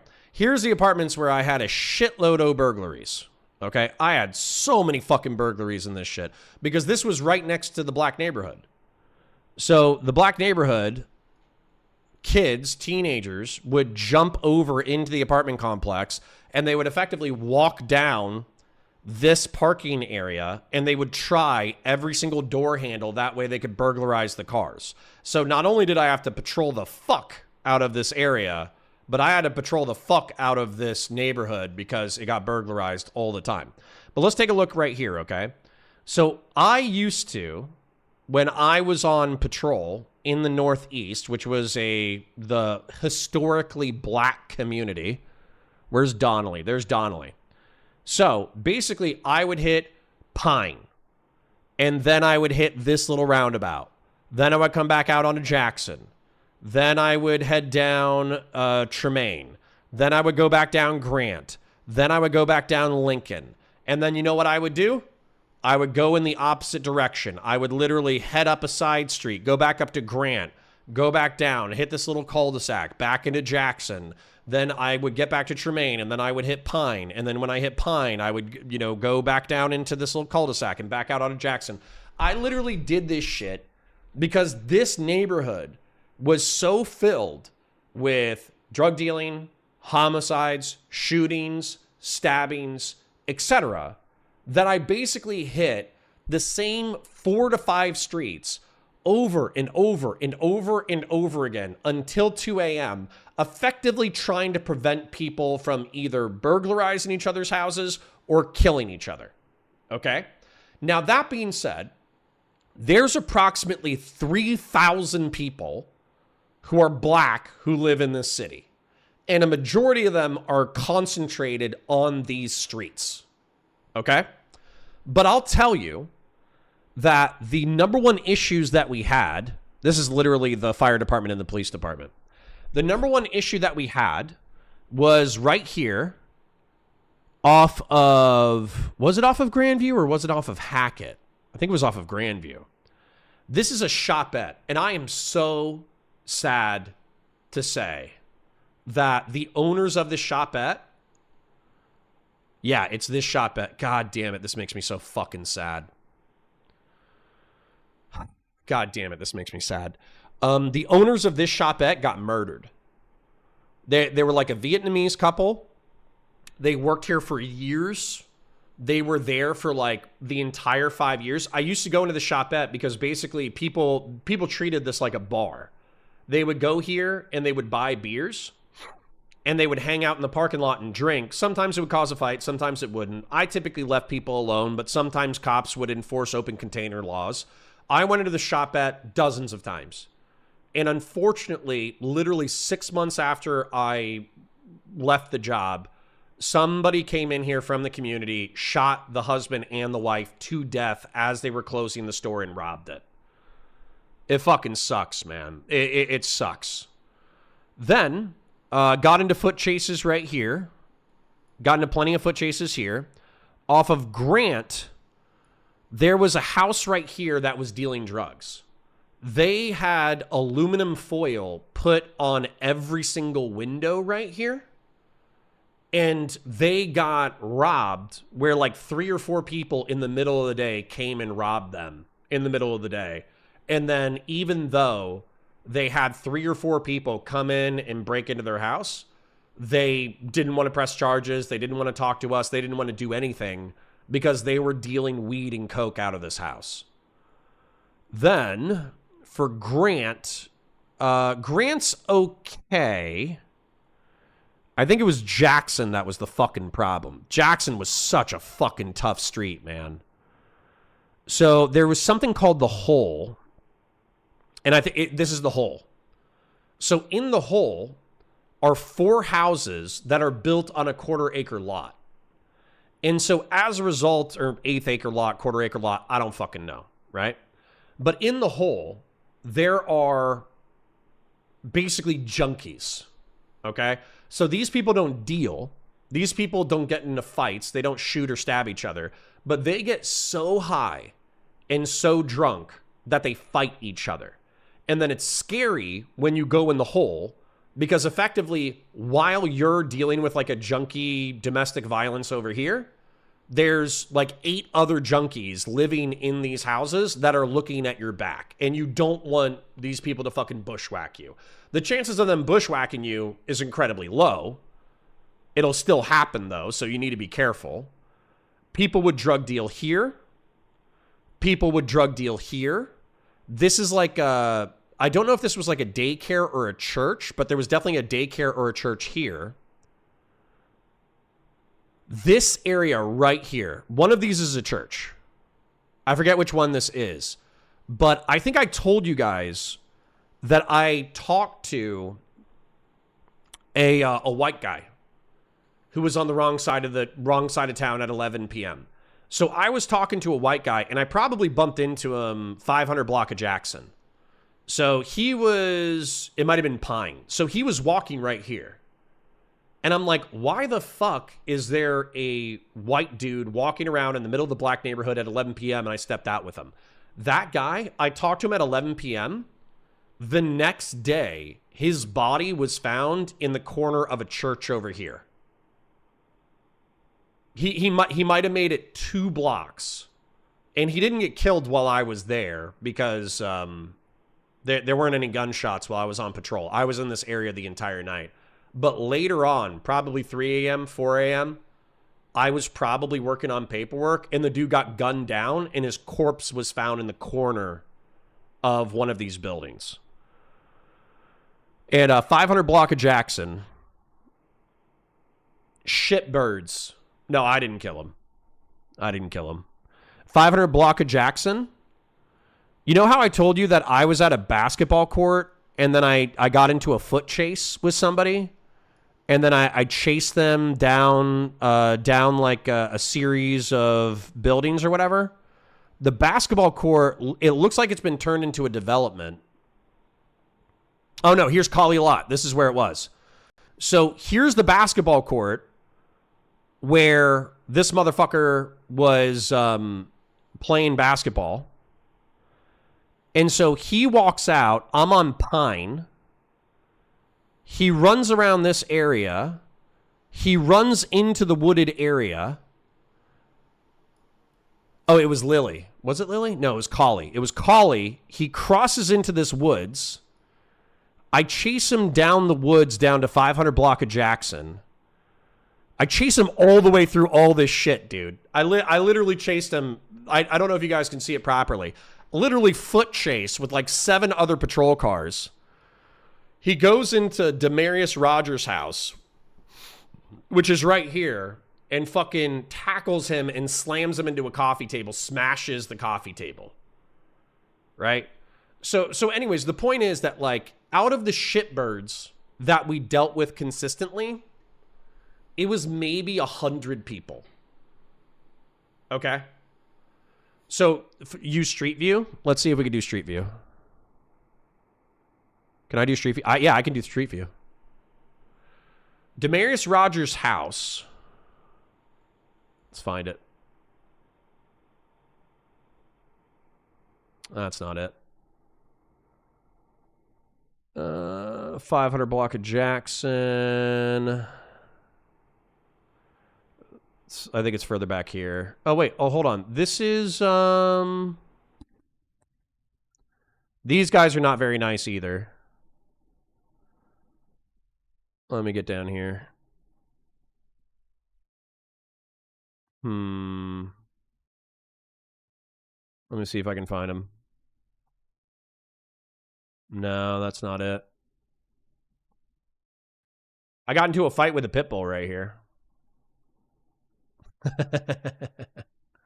I got into a fight with a pit bull on this block. Oh, and then this dude is a schizophrenic. I'll wrap it up. The whole point is that there was a guy who was here. He would deal on this corner. He was a schizophrenic. He was high all the time. He smoked weed. That made his schizophrenia worse. He got into fights all the time. This house had a guy who punched a cop so hard that he broke his nose, and he also like ripped his ear partially off. And then I'm pretty sure this would be it, but it almost looks like the house is missing. I got into a fight with a pit bull that lived at this house. And I swear to God, this would be it, but they must have taken out some trees. And these houses look newer.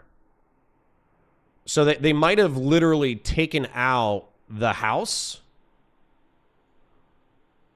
Unless this is it. Oh, nope, this is it. I almost shot a guy in this house.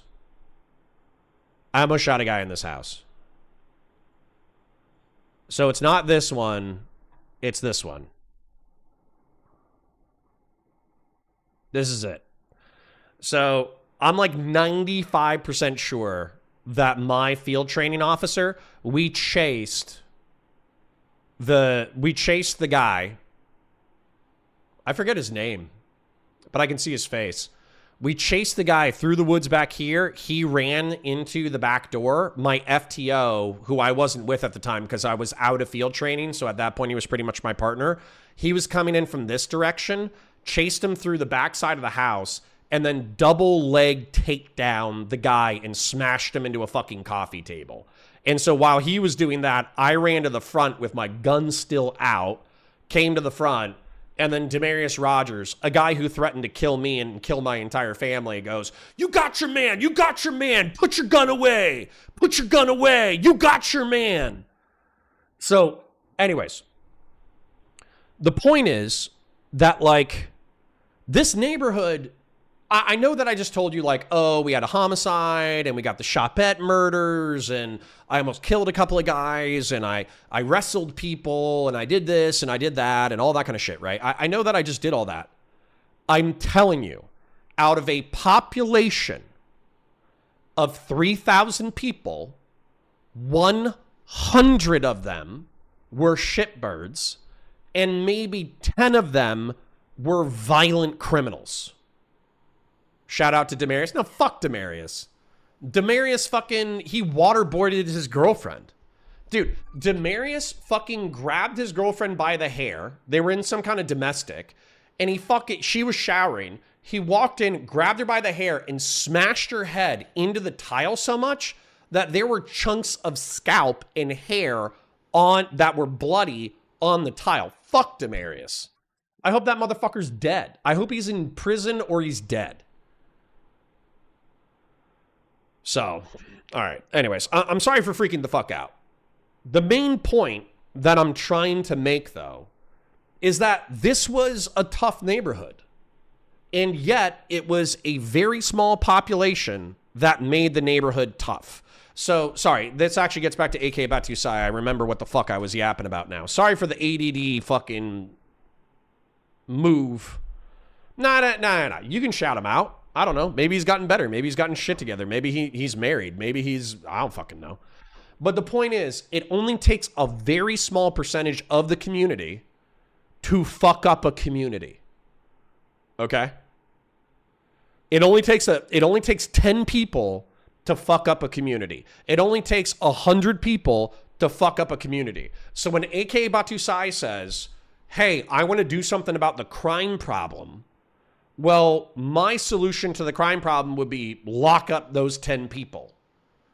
You know, aggressively harass via law enforcement the 100 criminals that are making the community unsafe, and then incarcerate for decades the violent pieces of shit who do that stuff.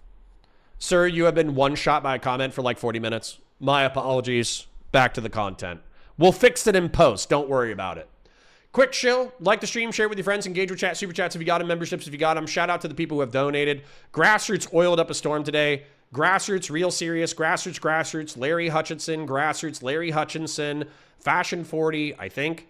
Fell Runner, Old School, Fashion 40, Grassroots, Patriarch Vazraka, and Fashion 40. And then apparently Grassroots again.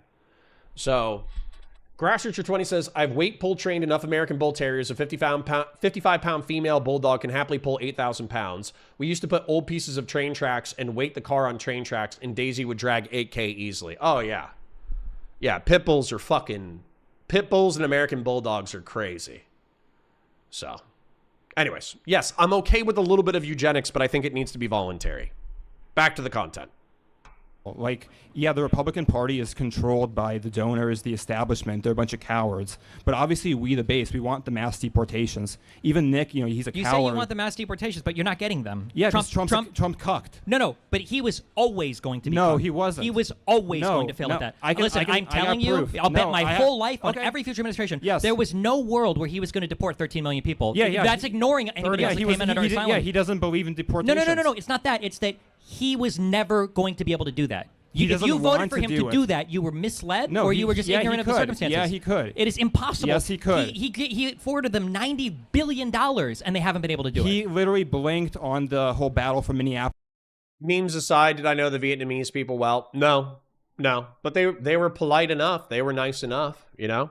Say hi, say bye, buy a couple of Gatorades, buy a pack of peanut M&Ms. They were nice people. They weren't the nicest people, but they were nice enough. So, yeah, it was sad. It was sad when they got smoked. They were like a pillar of the community for a long time.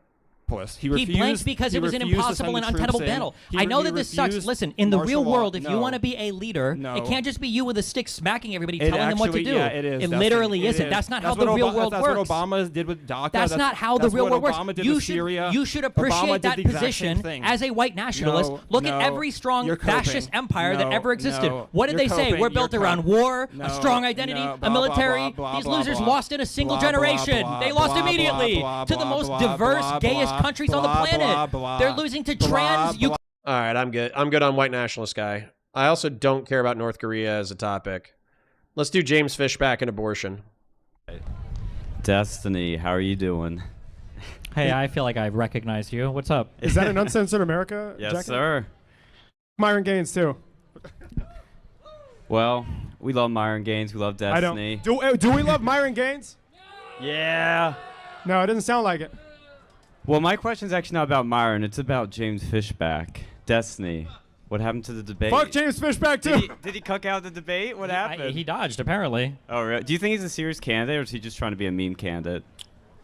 You asked me that question when, you know, I don't know what a meme is. Donald Trump is literally a living meme, so I don't know how I'm supposed to evaluate that. Well, I mean, like, do you think his campaign's serious, or is he just grifting? I didn't think Trump's campaign was serious. All three times. For those of you who don't know, James Fishback is polling at 4% in the Floridian governor's race. He's effectively an America First groiper. He's trying to make some statements that are a little bit more moderate than groipers, but he's like 4'11", doesn't know how to hold a rifle, total pussy, total mean positions, panders to groipers, panders to white nationalists, panders to Christian nationalists, wildly unpopular positions, and he's not going to win. Byron, we have our token black governor MAGA guy who's going to succeed Ron DeSantis.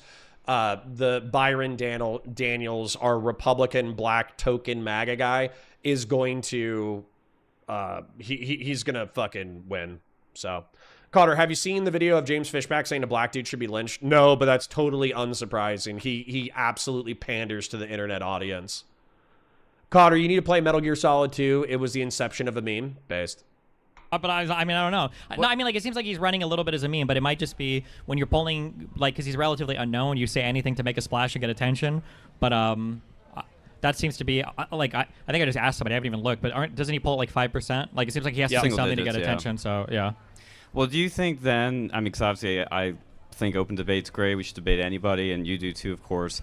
But when somebody, if you believe they are a grifter or a meme candidate, whatever you want to call it, do you think it is worth platforming them or debating them, or is it just a waste of time? I mean, it depends on the type of conversation you're going to have. Personally, there's a lot of factors you'd have to weigh there. Like, Yeah. I would do it because I think a lot of the stuff he said is stupid and crazy, but I think a lot of what he says can also be kind of tied into the Trump admin and some of the big rifts of thought, you know, at large on the right. So, I would debate him for that reason. But if he was just like a wacky random guy who thought that, you know, the Earth was flat and, you know, whales could speak telepathically to people or whatever, then I wouldn't personally, yeah. But I feel like he represents enough thought kind of on the right that it'd probably be worth arguing with him over it. Yeah. Looks like you have something to say? Yeah, I read that he changed his position on Israel just a couple years ago. He was very supportive of them before the 2024 election. Now he's riding that wave of anti-Israel sentiment. He also was the guy who came up with the $2,000 checks from the Doge dividend, which was obvious nonsense, never going to happen in a million years. That would take $2 trillion in savings by Doge, which everyone knew wasn't serious. So I don't think he's a very serious candidate at all. I think he's somebody who just wants a lot of attention. Yeah. Well, while I believe that he's a liar and he obviously has put up a front in an attempt to appeal to a younger audience, to talk to him would probably be worth it because, again, he reflects, I guess, the values of some alienated young men. Yeah. Also, at Destiny, you have debated him before, right?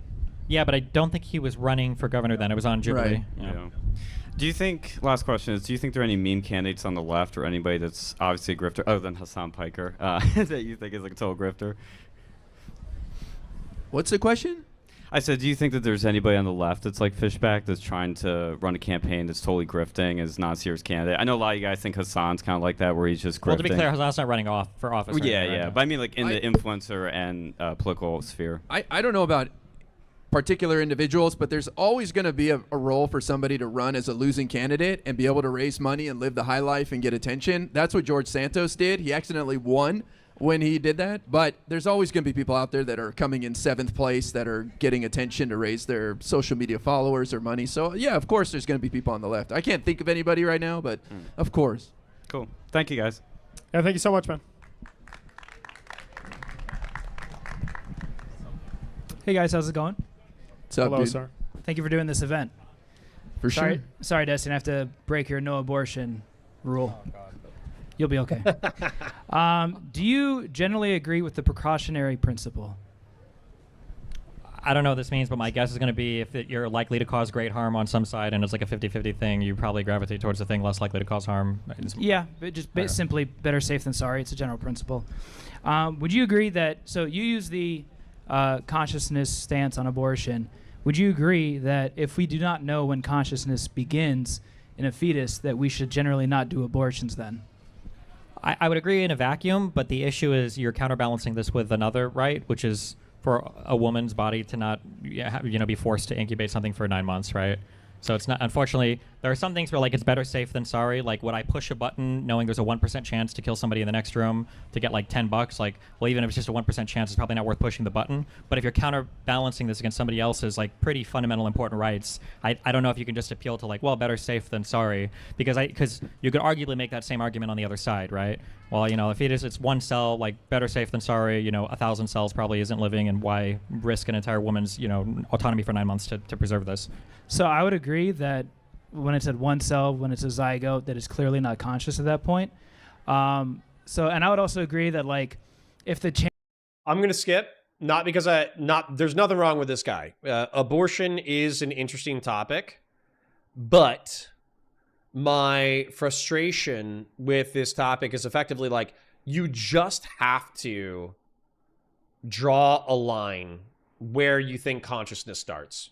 That like consciousness and capacity for pain.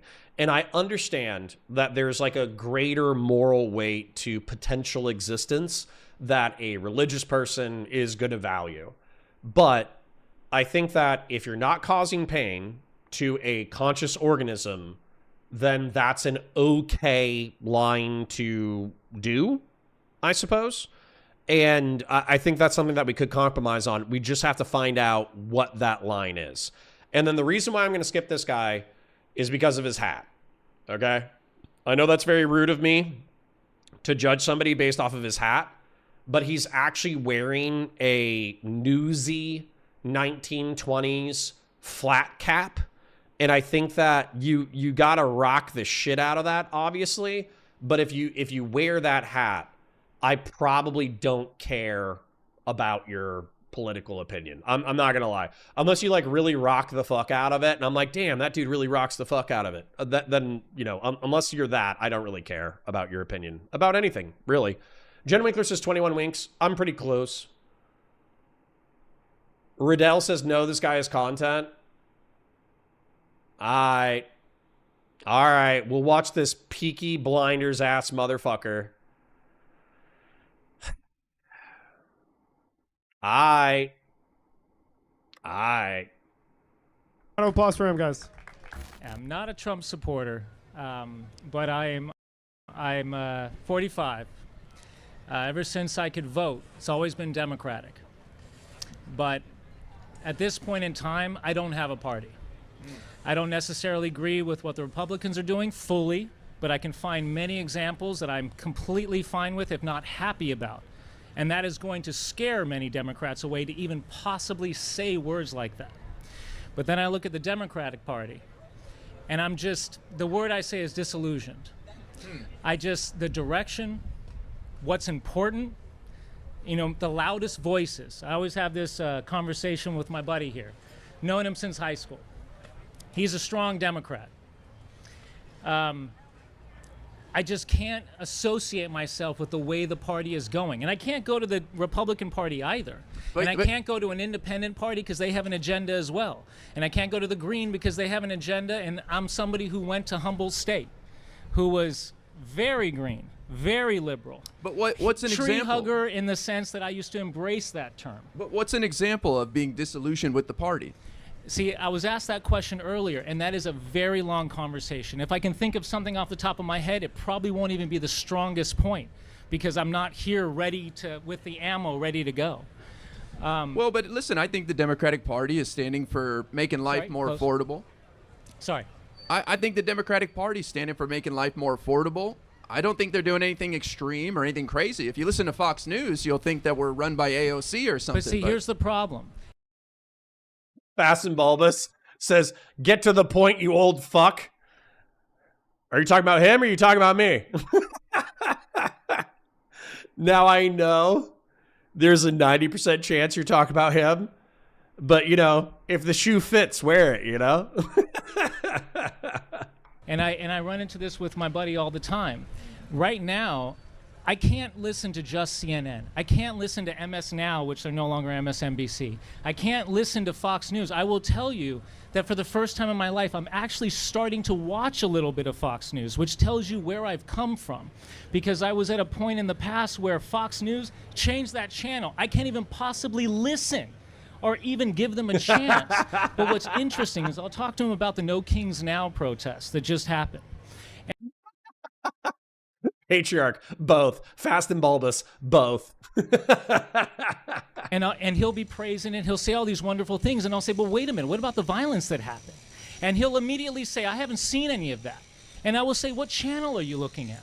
Now, I know, before you respond, Fox News is going to focus on the violence. I get it. Of course. I've been there, done that. I used to be a big hater of them.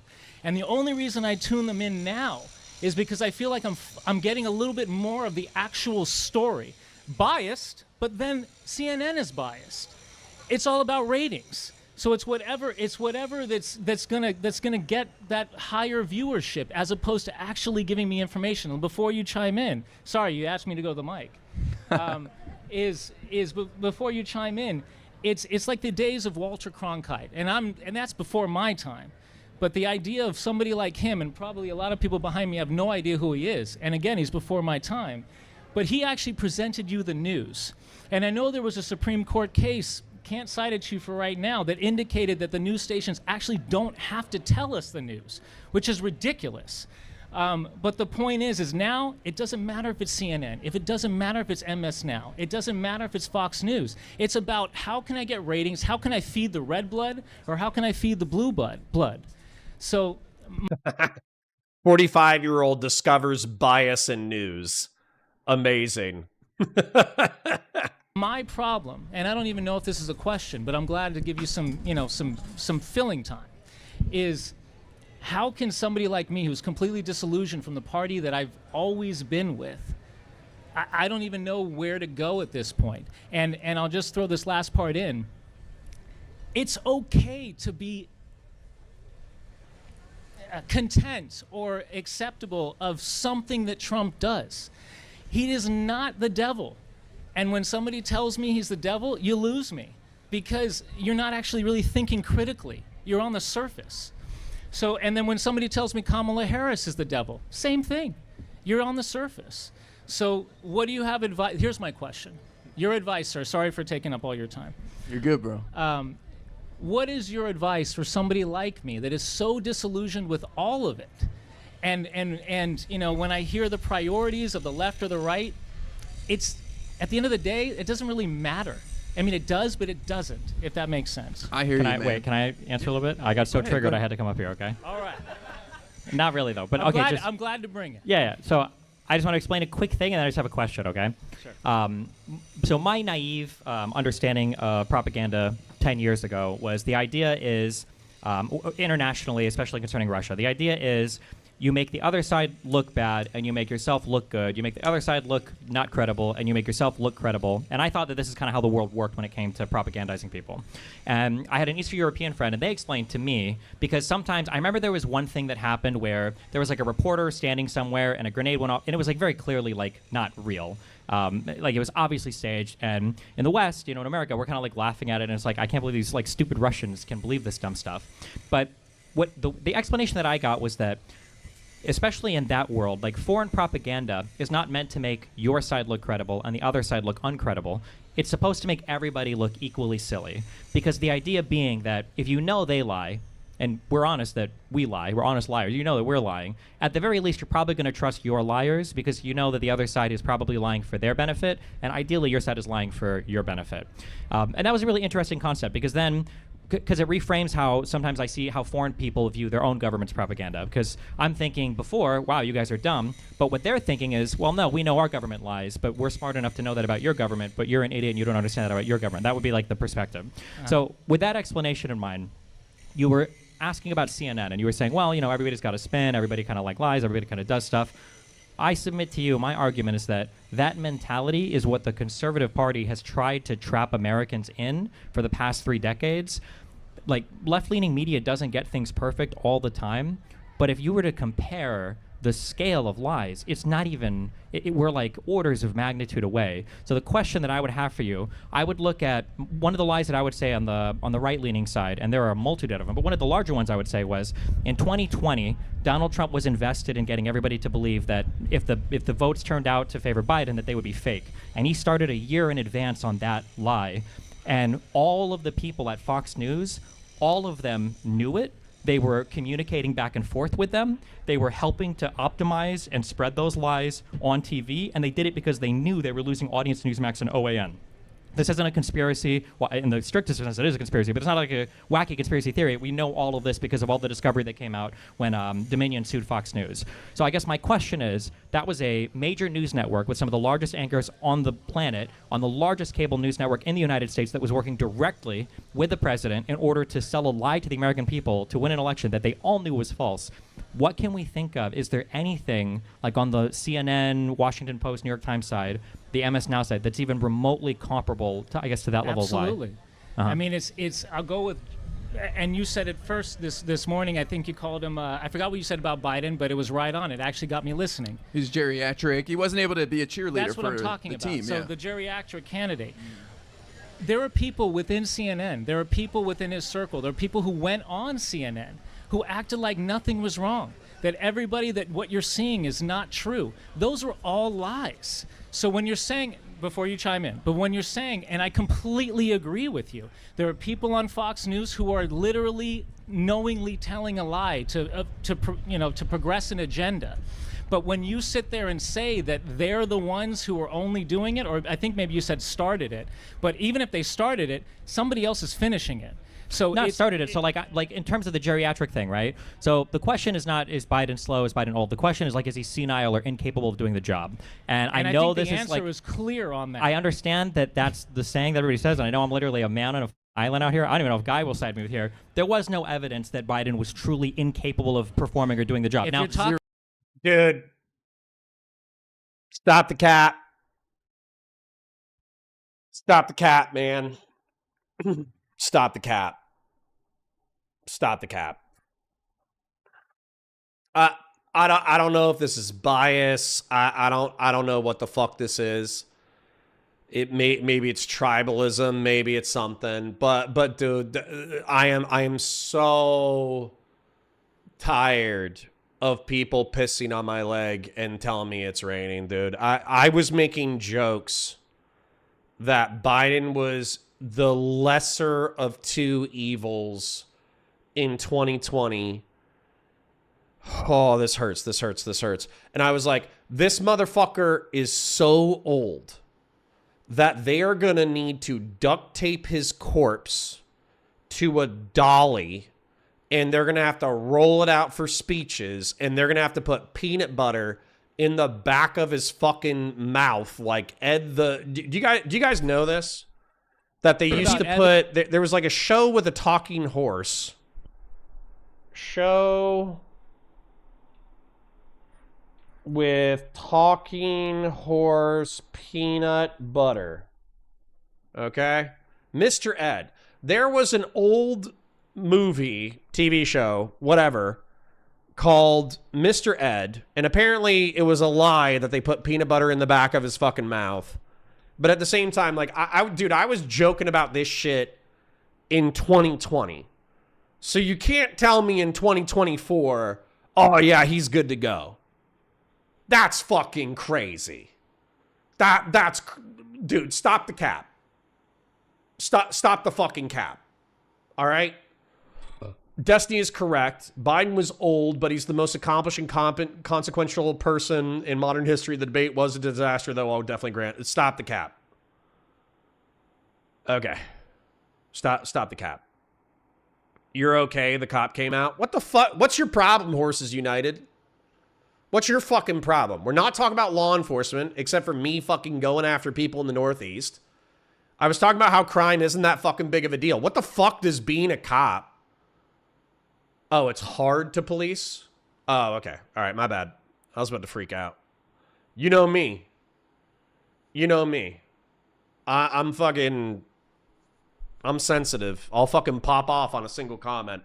But yeah, this is cap. This is cap like a motherfucker. So what was it? The gaffes? No, the motherfucker. I'm trying to decide how angry to be.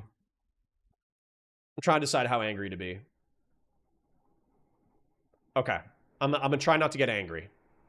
I'm going to try to explain this real quick. All right, let's not get angry. Let's not have a heart attack. Let's just explain something.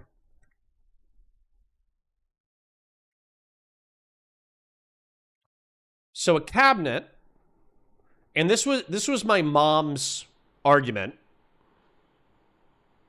This was my mom's argument for voting for Donald Trump. I'm really trying not to have a fucking heart attack, okay? And so my mom was like, hey, okay, Trump might be retarded. He might be evil. But realistically, we have she actually made the Supreme Court argument back in like 2015, which I think is kind of wild. But she said, hey, you're not electing Donald Trump. God, open, you twat. You're not electing Donald Trump. You're electing a Republican cabinet. Because when you look at the cabinet, the president is a figurehead. Can I save this and then open it? Cabinet. Maybe that would work. Let me see if I can open my saved picture, the cabinet. Maybe that'll help us. Give me 1 second. Enjoy the dead air. It didn't work. Sorry for you. Oh, there it is. Okay, good. It did work. Okay, let's zoom on this real quick. So what you're really electing Donald Trump for in 2015 is you're not electing Donald Trump because he's an arsler. That's what my mom said. She said it very politely. She might have used the word mongoloid. She might not have used the word arsler. My mom doesn't use the arsler, right? And so what you're really electing is a Republican Department of State, Department of Treasury, Department of Defense, Department of Justice, Department of the Interior, Department of Agriculture, Department of Commerce, Department of Labor, Department of Transportation, Department of Housing and Urban Development, Department of Health and Human Services, Department of Energy, Department of Education, Department of Veterans Affairs, and Department of Homeland Security. That's what you're voting for. And that was not enough for me to vote.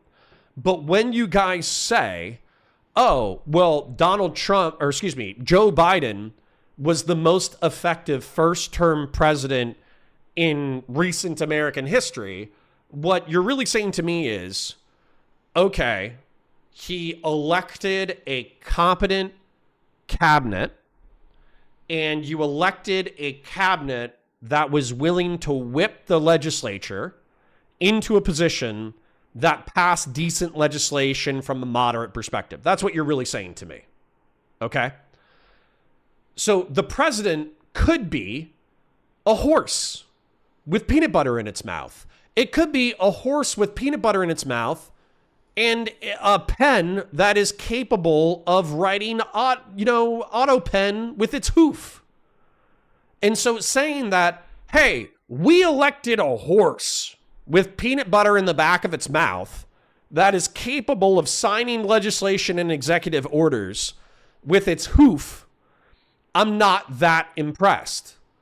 I'm like, okay, I mean, I guess that's better than the absolute dipshit that was the other option. But when the horse becomes octogenarian and the peanut butter isn't working anymore and it can't sign shit with its auto pen hoof anymore, then don't tell me that, like, there was no obvious situation that this was a horse with peanut butter in the back of its mouth with a hoof. I saw this motherfucker. Okay? He looked like a fucking horse with peanut butter in the back of his mouth that was signing shit with his hoof.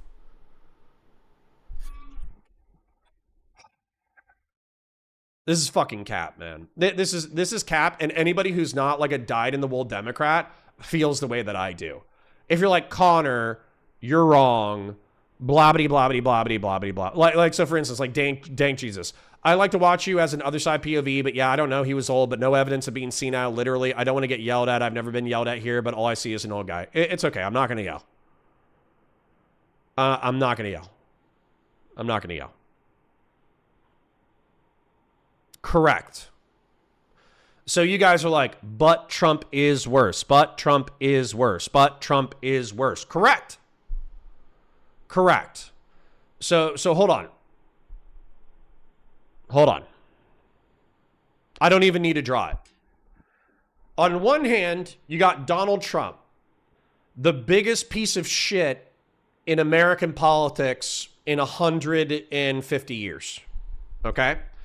And then you have a horse with peanut butter in its mouth and the capacity to approve legislation. Okay? So between the horse with peanut butter in its mouth and Donald Trump, I'm going to pick the horse with peanut butter in its mouth. But don't try to tell me it's not a horse with peanut butter in its mouth. Correct. Trump is absolutely worse. We agree.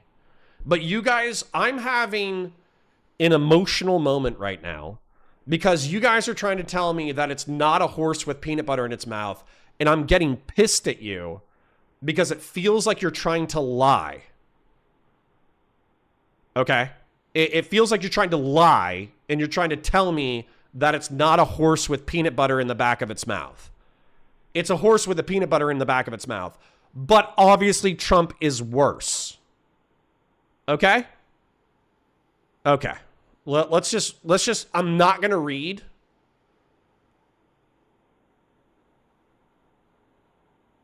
I'm not going to read your chats because I will freak the fuck out. I will freak the fuck out. I'll read the super chat. I can't read any of the chats. I will freak out. Real serious for 100 Argentinian pesos says, anyone with old grandparents knows Biden was not senile, just old. Still, optics is a big part of the job, and if he can't fulfill the image of a strong, stable president, that's a problem. I don't agree. I think that Biden actually, I have old grandparents, and I can't, that looked like early onset dementia. Okay, I can't read the chat. I can't read the chat or I'll freak out. I can't read the chat. Okay. Evidence. I was not in the hospital. I was not with the psychiatric doctor Sure, to look at I'm aware that. of that. I'm just saying that we Biden. all have evidence based on what we can see. We did see a really bad debate performance. But what I'm saying is that More than that. Even if you, well, was there more than that though? Because no other world leader had a complaint about this. Nobody. It didn't seem like there were dysfunctional parts of government. Here's the problem with the president, and some people back in the day would call this elitist because, believe it or not, I think Obama was an amazing president.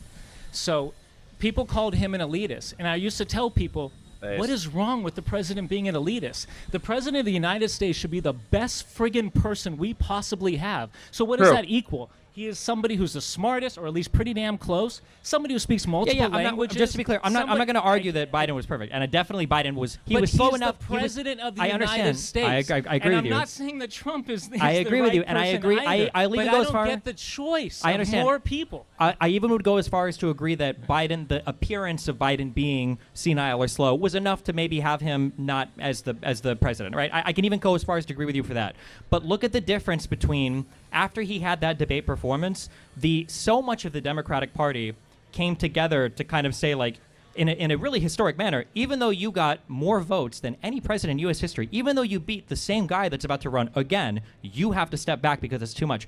Meanwhile, Donald Trump is on Fox News bragging that he passed 3 cognitive tests in a month. Meanwhile, he's got, like, his hand is, like, falling apart. We've got weird they lied and they said it was from shaking hands. We've got rashes all on his neck that we don't know what it's from. He's got IVs that are constantly going into him. He's getting MRIs. There's just so much stuff. Again, I'm not trying to sell you that one side is. We can agree that Trump I is know. not the best I'm not trying president. I'm not trying to tell you It's that an one easy side is. agreement. I'm not trying to tell you that one side is perfect and the other side is, like, fundamentally broken. I'm just saying that, like, we've lost the ability to have an appreciation for how unimaginably fucked one side is and how, like, the other side is definitely not perfect. But think of this attack, and this goes towards Kamala Harris, and this might be easy. I don't know, but essentially, you have a primary, you go through a process, you have voters voting in each individual state.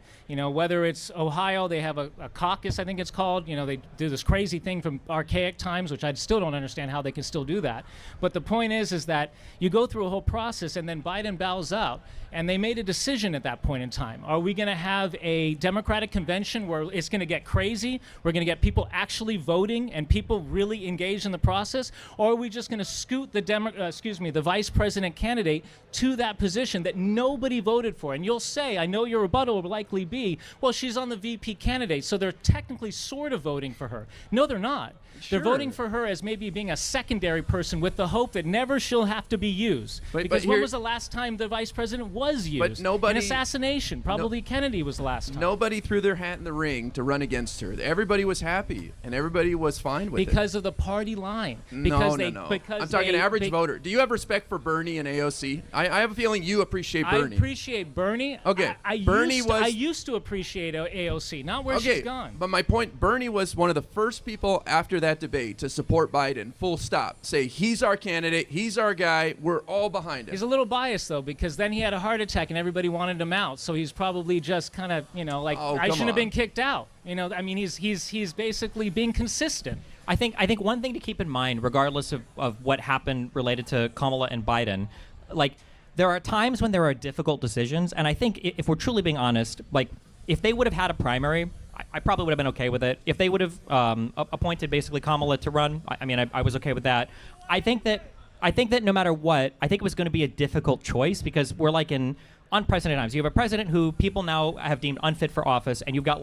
Okay, I'm going to read Ranger Nation real quick, and I'm going to try not to get upset. Ranger Nation says Biden wasn't accomplished because of his cabinet. He was accomplished because he passed great legislation across party lines with no shutdown. I don't know how that changes my calculus at all. Alishness says, it's not that people are lying. It's that the lack of consistency from the same people seeing Trump do the same crap and still saying Biden was worse. Yes, I think those people are lying arslers. Okay? I've been over this half a dozen times in this community, but I'm not going to. I haven't done it recently, so I'll do it now. when you have an economic downturn and you print a shitload of money, it's a perfect storm for inflation. And the inflation is not immediate. It takes time. It's on a lag. And the reason why the inflation is on a lag is because you basically have to print the money. It has to go out to the people. The people have to use it to consume the current goods that are available in the market. And then there's going to be a supply shock where the consumption of goods and services, there are insufficient goods and services. And so as a result, the market raises its prices. And so Biden, like Trump doing a stimulus as he's leaving office and the economy is collapsing, and then blaming Biden for 9% inflation has to be one of the biggest fucking recent political lies in American history. Like every Fox News pundit, most Fox News pundits, most conservatives are, because a lot of them are like giga capitalists, are passingly familiar with the basics of economics. And for them to say that 9% inflation a year and a half to 2 years within Biden's presidency had nothing to do with COVID, had nothing to do with logistics, had nothing to do with stimulus approved by Trump is horseshit, and it's a fucking lie. And truth be told, that is 90% of the shit that you're able to throw at Joe Biden is inflation under his watch. And I think it's also a straight up fucking lie for the recent Republican Party to see the 9% at year and a half to 2 years under the Biden administration, for it to drop down to 3% within his last year in office, and then for Trump to claim that the 3% is because he's back in office, and then if it ticks up a bunch from tariffs and all the stupid shit that Trump is doing, for them to then blame Biden is horseshit. And they're fucking liars. Okay? I hope you guys can hear me that I am pissed, and I do think you're coping, and I do think you're sweeping about Biden's cognitive decline in his capacity to be president of the United States. However, I do want you to hear me that I'm not buying the Fox News, Bidenomics lies and horseshit. Okay? Ranger Nation says, because he's not really a horse, when Biden, as far as we saw, did his job well, he was just old and didn't have enough energy to do things like debate. I'm just, I can't address it. Okay? If I address it, I will get angry. I will get angry and I will start yelling at you. And I want to be nice today. I'm trying to be nice. Like, if you want to freak out, if you want me to freak out, just keep telling me that, like, Biden was great. No problems, nothing wrong. It was all optics. And then we'll just go watch the debate together. We'll just go watch the fucking debate again. You know? That's what we'll do. But yes, let's agree to disagree. Correct. Let's agree to disagree. Because if we wrap around ourselves around this talking point, I will freak the fuck out. Okay? Yeah. Okay. I'm good. Like 120 days to figure out, like, what are we going to do? Like, I'm willing to say there are some decisions that are difficult, and I could even maybe concede that sometimes on the conservative side. But, like, compare that to, like, we started a war with Iran with no, I don't even know if we had mission objectives. We had the head of the intelligence community, Tulsi Gabbard, said that the decision to go was made solo by DC, that they weren't the ones that told them that there was an imminent attack from Iran. We've got her saying that Israel and... No, there's no evidence that will change my mind. I will just freak the fuck out. Okay? I will spurg the fuck out. Horses United says global inflation doesn't make sense. What the fuck? Are you kidding me? The stimulus in other nations was, the economic shutdowns in other nations were more aggressive. They printed more money in other nations, and as a result, they had worse economic recoveries. What the fuck are you talking about, Horses United? Are you okay? Are you a horse? Are you an actual horse? Do you have problems understanding like basic economics? Do I need to get you a fucking jar of peanut butter? Because anyways. Okay. All right. You guys are fucking hurt. You just chose violence today. You just chose violence. You just chose to hurt me. You just chose to, because it's a different currency that has nothing to fucking do with what I said. Not America might be or the dollar might be a reserve currency globally, but the euro did the same fiscal. I'm gonna die. I'm gonna die on the stream. I'm gonna die on the stream. I'm gonna have a rage attack and I'm gonna have a heart attack. I can't do this. I can't do this. I can't. You're actually a horse. I'm gonna pretend that you're a horse and that you're a real horse trying to talk to me about economics.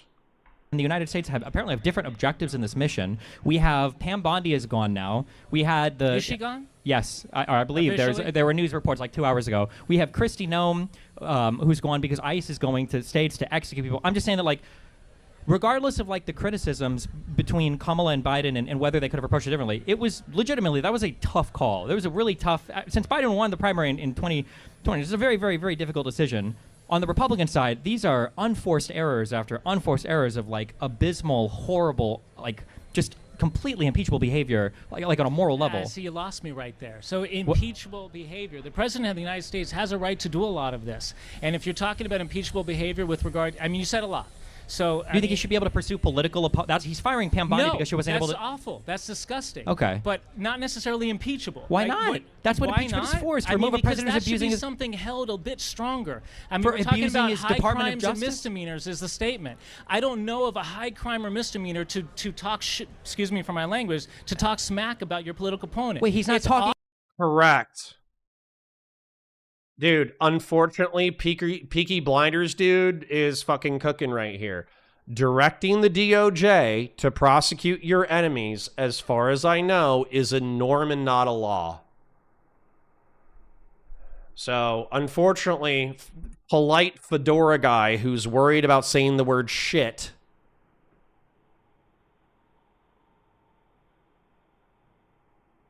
Okay, you're a horse. You're a horse, and I shouldn't talk to horses about economics. Okay.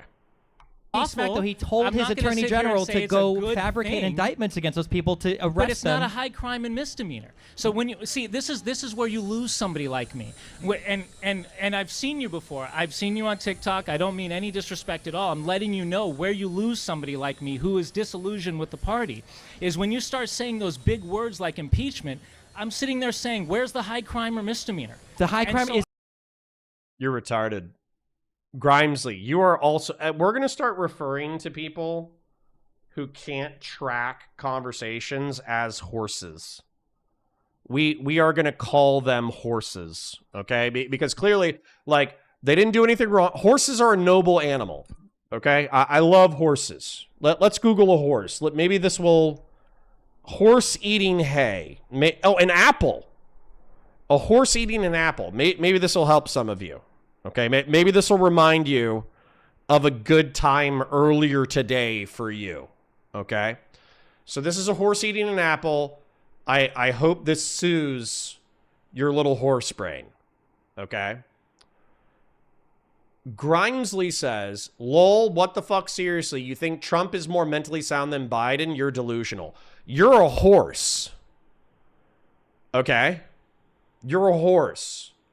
Nowhere in the past 2 hours was that sentence said. You imagine that sentence, Grimesley, because you're a horse. You have the capacity to, like, look out into the world and see, like, spooky things that are chasing you and then go, oh shit, I gotta run. And then you fucking run in a certain direction. That's how your brain works, okay? Horse brain is great for running away from things. It's not great for understanding economics or politics. So I'm sorry that you're a horse and you don't understand sentences, because a sentence stating Biden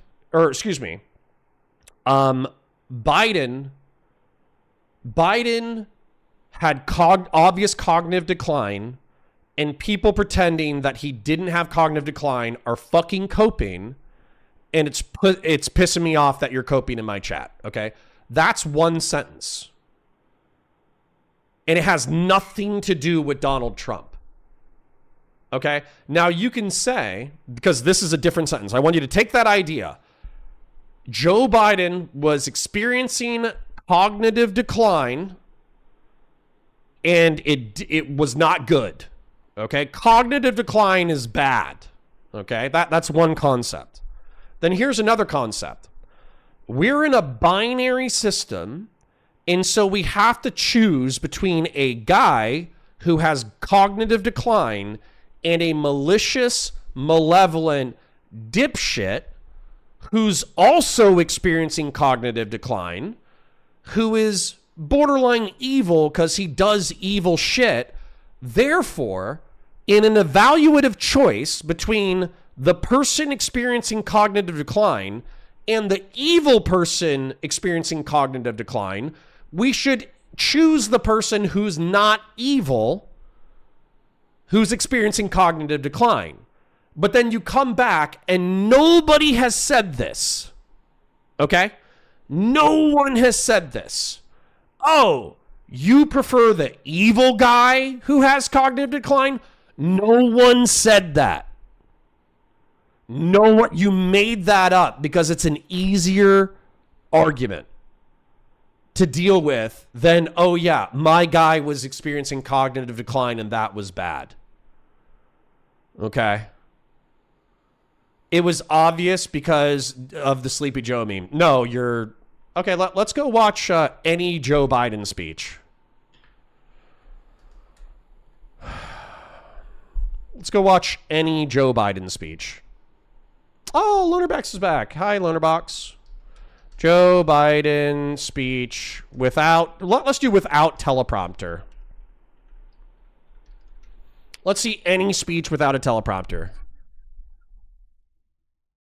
Here in the United States, we're going to be employing American workers and... What? Smiling, but we're doing it, right? And... That's not even that bad. I don't want the clips. I want like a minute uninterrupted. They're always clipping 5 seconds. I don't want 5 seconds. I want like a minute.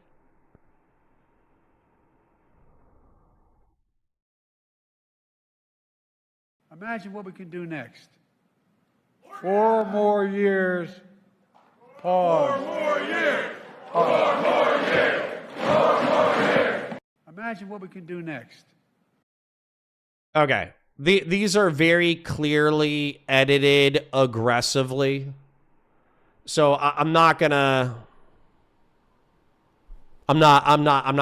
say like, oh, this is like rock solid evidence of him being in cognitive decline, but don't gaslight me. Okay? Don't gaslight me. Okay? Anyways, you're a horse. I shouldn't debate politics with a horse. We cannot survive as a nation if the president Different can order... argument It's than not. a high No, the crime and impeachment misdemeanor. is how we remove a president from power who is not performing the job in the way that we would expect him to perform it. That's what voting is for. No, we can't outvote a president that's currently in office. Impeachment is the tool to remove him. I get it. So he won. That So, doesn't I mean he the gets to idea abuse the is- office, though. I get it. You don't like what he's doing. No, I it's don't not like- about... God forbid a white boy have some motion. I see you. Yeah, I can't engage. Matter of don't like. It's the country 80 to cannot 70% survive. of what he's doing. The country cannot survive the president doing political prosecutions of his enemies, doing The criminal country prosecutions. has constantly survived presidents doing this.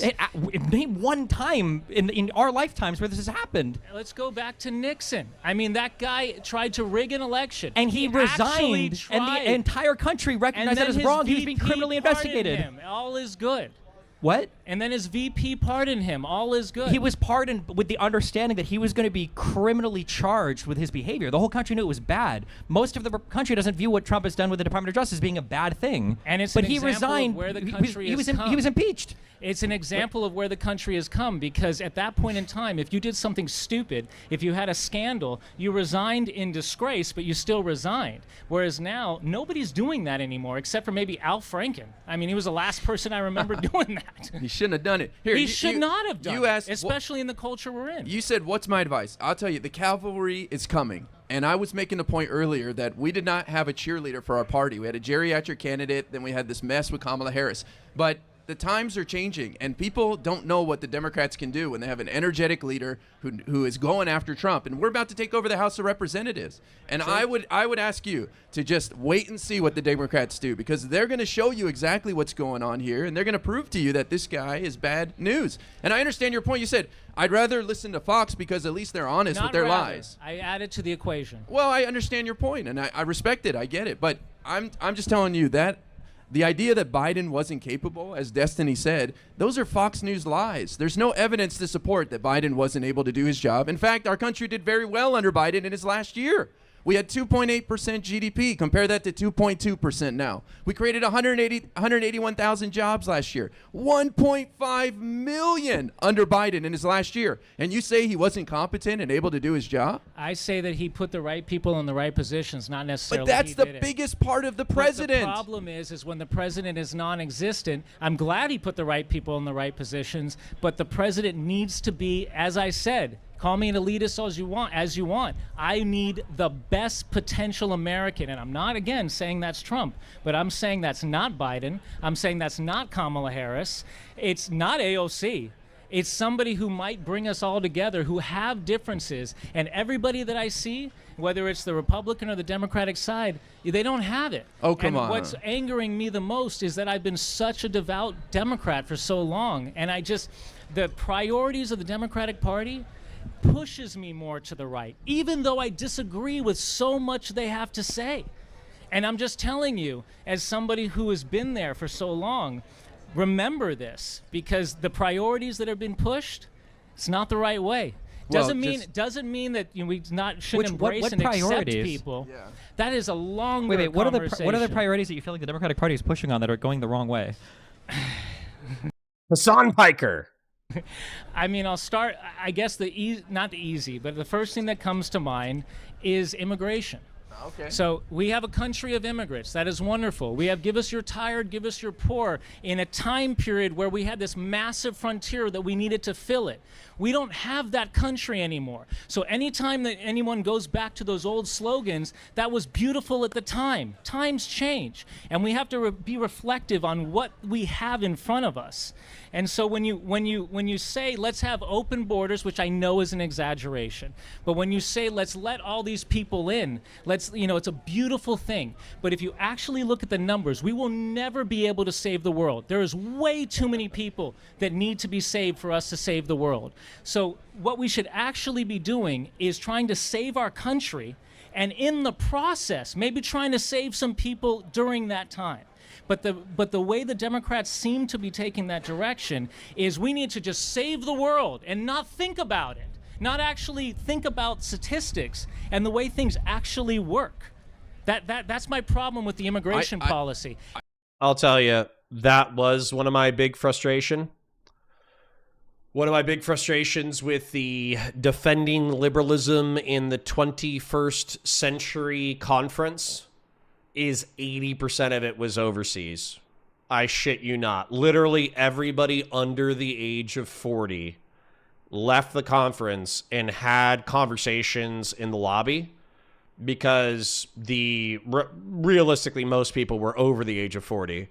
But everybody who was over the age of 40 sat in the fucking sat in the conference room and effectively listened to like Indians, Brazilians, and Ukrainians talk about how liberalism is under threat in their respective countries. And no offense, but like, that's great. You know, I'm happy that there's liberals worldwide who are defending the concept of liberalism and the concept of free societies and all that bullshit. Very happy, and I'm proud that they're there, and I'm happy that they're there, and I'm happy that they're getting airtime. But if we're so fucking worried about free and open societies in the United States remaining free and open, maybe we should talk about maybe we should talk about, I don't know, freedom being under threat in the United States of America. So, yeah. And for the first time, and here's something that I'm going to praise Trump for, and I don't necessarily like how he got there, but I like the result. I like that we have a slow trickle coming over our border right now. I like that fact because honestly, I think we should start bringing. I'm sorry, I keep cutting you because you want to join in. Well, but I think we should be focusing a lot of our money and time what's going on here as opposed to sending it all the way out there. What was the extra ask from Congress? Was it $200 billion for the first few weeks of the Iran war? But you're going what to was the the Iran what did they war. cut to make I'm the one talking big about beautiful bill? Was immigration it right was it now. Medicaid? Did they I'm try to talking cut there? about Right? $1 trillion.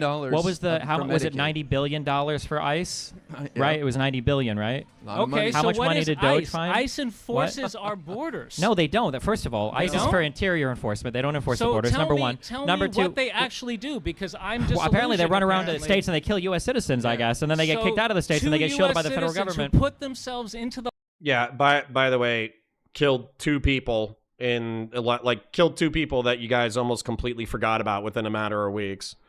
Well, literally, like fucking Renee Good and Alex Preddy get fucking killed, and the online sphere starts talking about like, oh, we need to run on a campaign of abolish ICE. How's that going, guys? How is the abolish ICE campaigns going?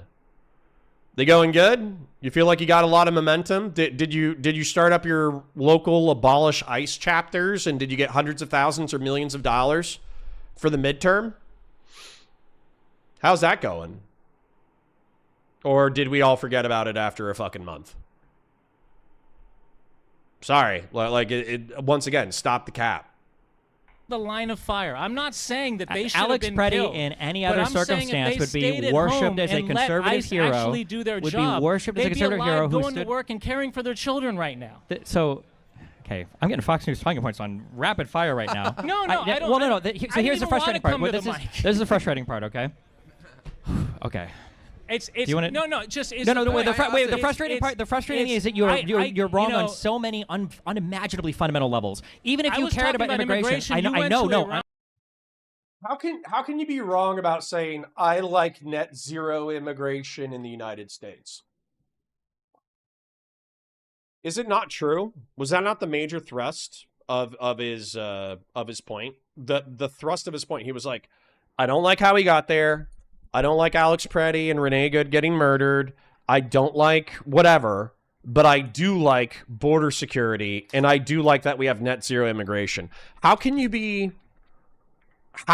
that be incorrect? Now, you could state a variety of other things that you think are like incorrect, as I'm assuming Destiny is about to do. But dude, this is another like difference between conservatives. As a matter of fact, I'm going to go ahead and ask my chat because my chat is just like libbing the fuck out right now. Okay? It wasn't his point? Yeah, it was. You guys are pissing on my leg today. You guys are pissing on my leg today and you're having a good time. You guys got a pissing on my leg fucking kink and you're having a great time engaging in it today. Okay? I think that the only people who should be coming into the United States are people who go to a port of entry, report for port of entry, are background checked by the Department of Homeland Security and what Department of whoever, right?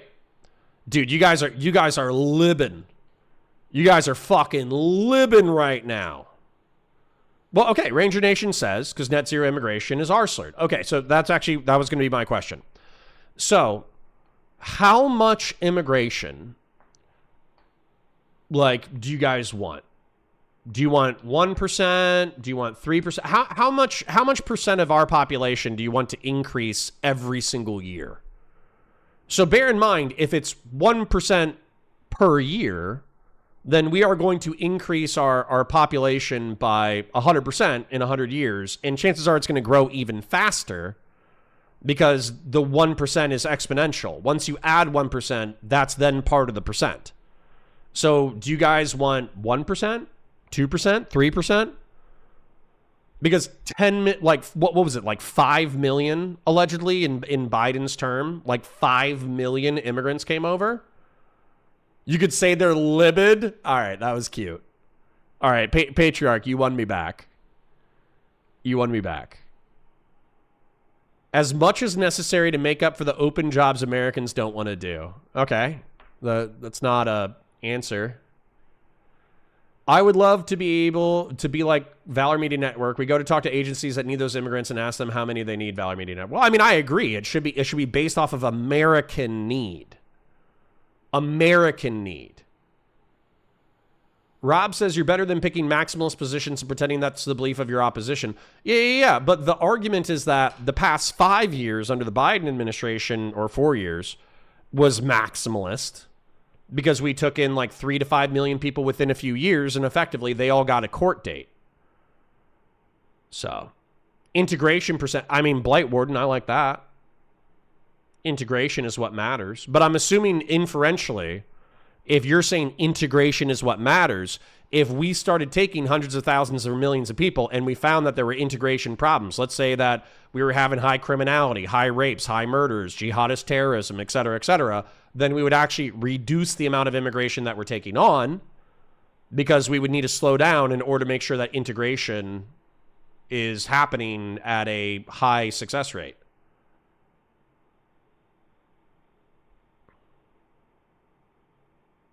All right, I feel like y'all are just fucking libbing the fuck out. So you guys have fun. Lib the fuck out. All right. I appreciate you. I hope you're having a good time libbing the fuck out. All right.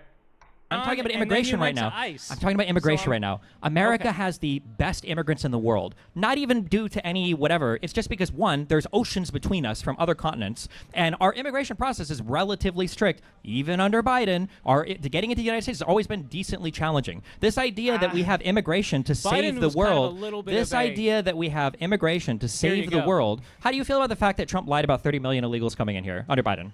Again, how do you feel about the fact that Trump lied about 30 million? Trump to how me, do you feel? I will I'm just agree asking, with you. No, He's a I'm just liar. asking you. I'm asking you a question. How do you feel about the fact that Trump lied about 30 million illegals coming in? I mean, I'll say what I say to. I left it. There you are. I'll say what I say to him all the time. If you're challenging me with a question about Trump lying, I will say par for the course. Trump. I'm just lies asking constantly. you a simple question. How do you feel about that? Awful. Okay, that's good. Number one. Easy. Number two, going by their estimates, they say they've removed 2 million people this year. That's if. Are you moving off of the ICE claim? That's straight batty. What ICE claim is batty? I'll make. I don't even think I made any ICE claims. I'll make an ICE claim now. Immigrations and Customs Enforcement obviously deports the fuck out of people in concert with Customs and Border Patrol. They are both a deterrent and a law enforcement operation domestically. They've done this job, since 9/11? Since 9/11, 2001, when all the departments were reorganized. And effectively what ended up happening was, as a result of the hardcore mass deportation operations of the past year, we've reached like net zero immigration for a few months. Which means that more people are either leaving.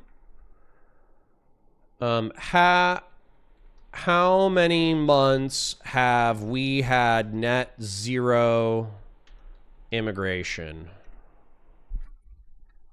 9th straight month of zero releases at the border. Now these people are obviously like getting detained and shit. That Alex Preddy and Renee Good were forgotten on the anti-ICE rhetoric has stopped. Yeah, it's fucking stopped. You think that the midterms... Okay, let me... You must be new. You must be new. And you're a horse.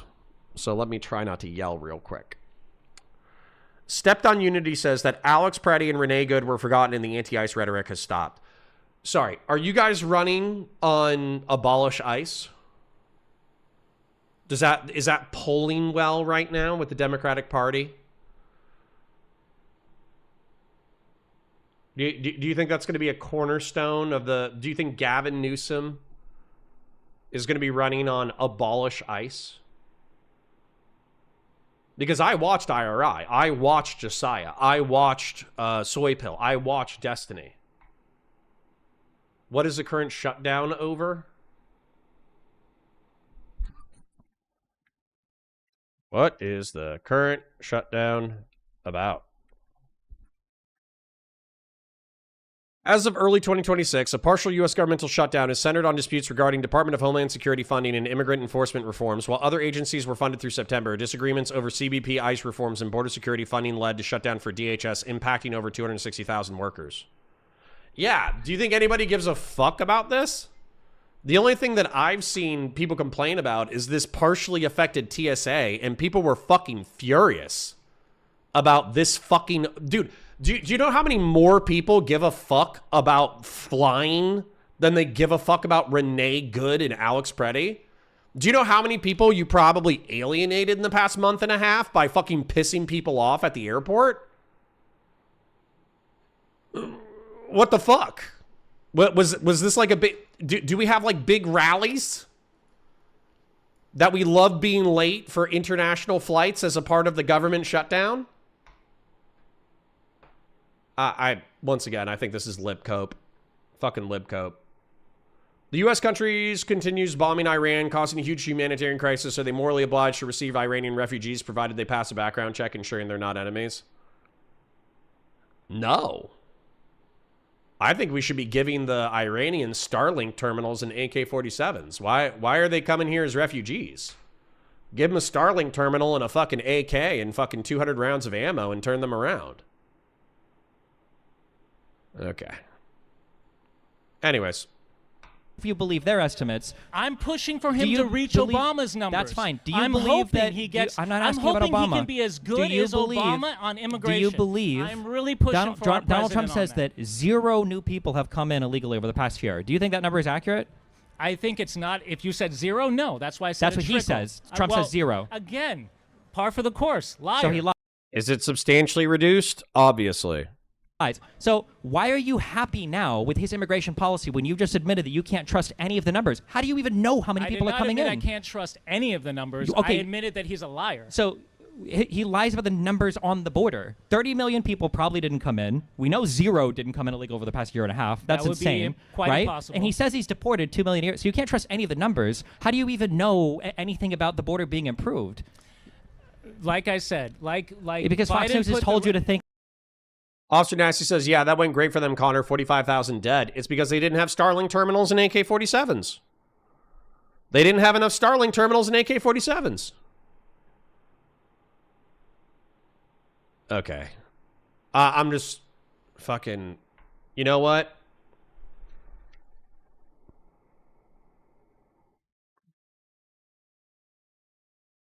Kamala Harris, brat. Here you go, okay? I'm just... We're going to have a brat amnesty real quick, okay? Okay, here you go. Okay, you guys clearly, very clearly want to fucking... Y'all just want to fucking lib the fuck out. So I'm going to give you an opportunity, okay? We're just going to watch a Kamala Harris brat compilation, because clearly this is what you want, okay? You think you just fell out of a coconut tree? You exist in the context of all in which you live and what came before you. I'm just living that life. Fun Dutch cult classic that I still pop every time my track drops. You're jealous. I'm just living that life. Everything is in context. Basement that you My mother she would give us a hard time sometimes, and she would say to us, I don't know what's wrong with you young people. You think you just fell out of a coconut tree? You exist in the context of all in which you live and what came before you.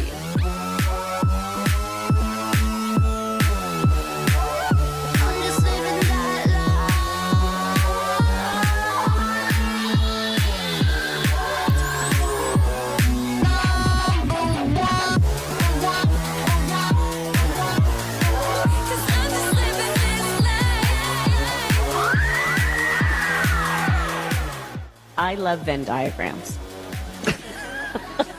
I really do. I love Venn diagrams.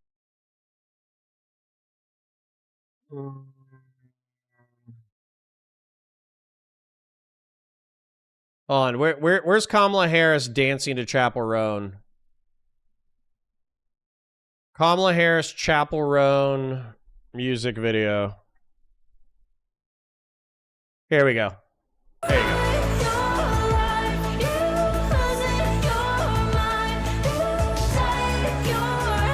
Damn it, it's not what I wanted.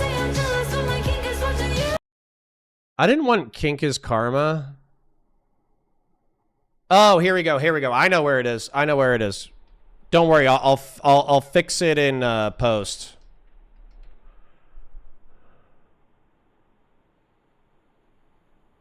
Where's... Here we go. Here we go. Well, what we really need is a feminine nomenon. A what? A feminine nomenon. Oh, come on. No, I wanted the real one.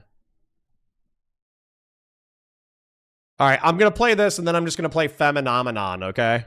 Because realistically, this is what you guys want. Do you know them? No. But in the club, we all fam. What? In the club, we all fam. I don't... In the club... All right, whatever. Here we go. This is what you really want, okay? All right, I'm going to get some water. I'll be right back. And Destiny went live. Destiny went live, so I'm moving into... If it seemed like I really stopped giving a shit in the past 5 minutes, number one, it's because you guys lived the fuck out. Number two, I'm annoyed. Number three, I'm gonna move into secular church after we watch Artemis. I'm gonna grab some water. I'll be right back. Why can't any man hit it like, get it hot, make a bitch, it's a femme. Hit it like, get it hot, make a bitch, it's a can you play a song with a fucking beat? Hit it like rum pam pa pam, get it hot like Papa John, make a bitch go on and on, it's a feminine nomenon. Hit it like rum pam pa pam, get it hot like Papa John, make a bitch go on and on, it's a feminine nomenon. So let's say it's working out, you pretend to love his mother, lying to your friends about how he's such a goddamn good lover. Stuck in the suburbs, you're folding his laundry, you got what you wanted, so stop feeling sorry, crying at the nail salon. I'm so sick of online love, and I don't understand why can't any man hit it like, get it hot, make a bitch, it's a femme. Hit it like, get it hot, make a bitch, it's a dude, can you play a song with a fucking beat? Hit it like rum pam pa pam, get it hot like Papa John, make a bitch go on and on, it's a feminine nomenon. Hit it like rum pam pa pam, get it hot like Papa John, make a bitch go on and on, it's a feminine nomenon. Ladies, you know what I mean, and you know what you need, and so does he. But does it happen? No. But does it happen? No. Well, what we really need is a feminine nomenon. A what? A feminine nomenon.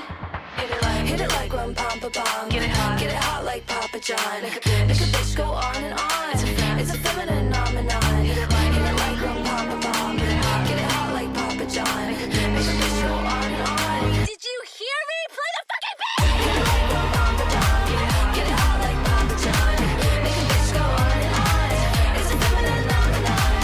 Hit it like rum pam pa pam, get it hot like Papa John, make a bitch go on and on, it's a feminine nomenon.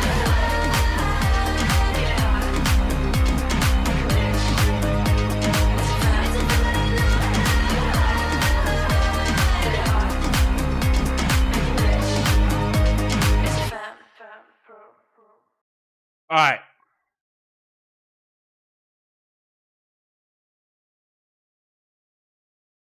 Artemis 2. Slingshotting around the mood. Do I need to rewind? Did it already do it, or is it doing it now? It looks like it's getting closer. How long is it going to take, though? This is the worst song I've ever heard. Okay, well, that's the anthem. Okay? That's the brat anthem.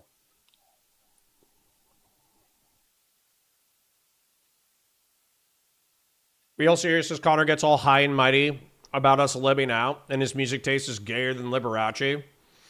At least I embrace my gayness. Okay? Yeah. Officer Nasty says, oh, now I get it. Why the song has views. She's driving around a dirt bike with assless chaps. True. True. Listen, man, this is cool. I like this, but what? Oh my God. Dude, okay. I see the rocket. That's cool. I like rockets. I like space. This is cool, but we're also watching. What are we watching? We're watching it slingshot around the moon. I mean, that's cool, but like, what are we doing here? Just watch this and talk about The Expanse. Are we trying to get like 30 viewers today? What are we doing? I'm gonna call Destiny real quick. Houston Integrity. I think there was going to be some families heading into the viewing room today. If they end up showing up, could you just give us a heads up when they're there so we can just wave to them on the camera? Absolutely.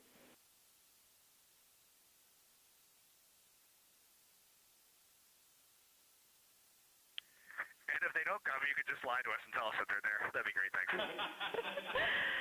We'll keep that in mind too. I'm sure they'll be here. I can't hear shit.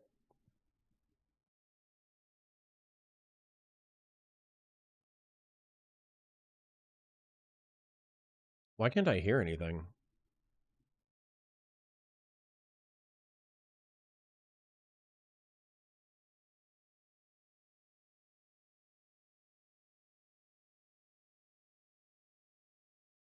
Yeah. What I don't understand is why we rescue this guy Let's when I type thought in Trump Trump hates live. people that get captured. That's the real question. Sorry, I couldn't hear y'all. What's up, ninjas? Hi, what's up, buddy? Nah, nothing much. Can you, you're talking to Tim Miller today, yeah? Yep. Can you press him on, like, what made him a Republican before the switch?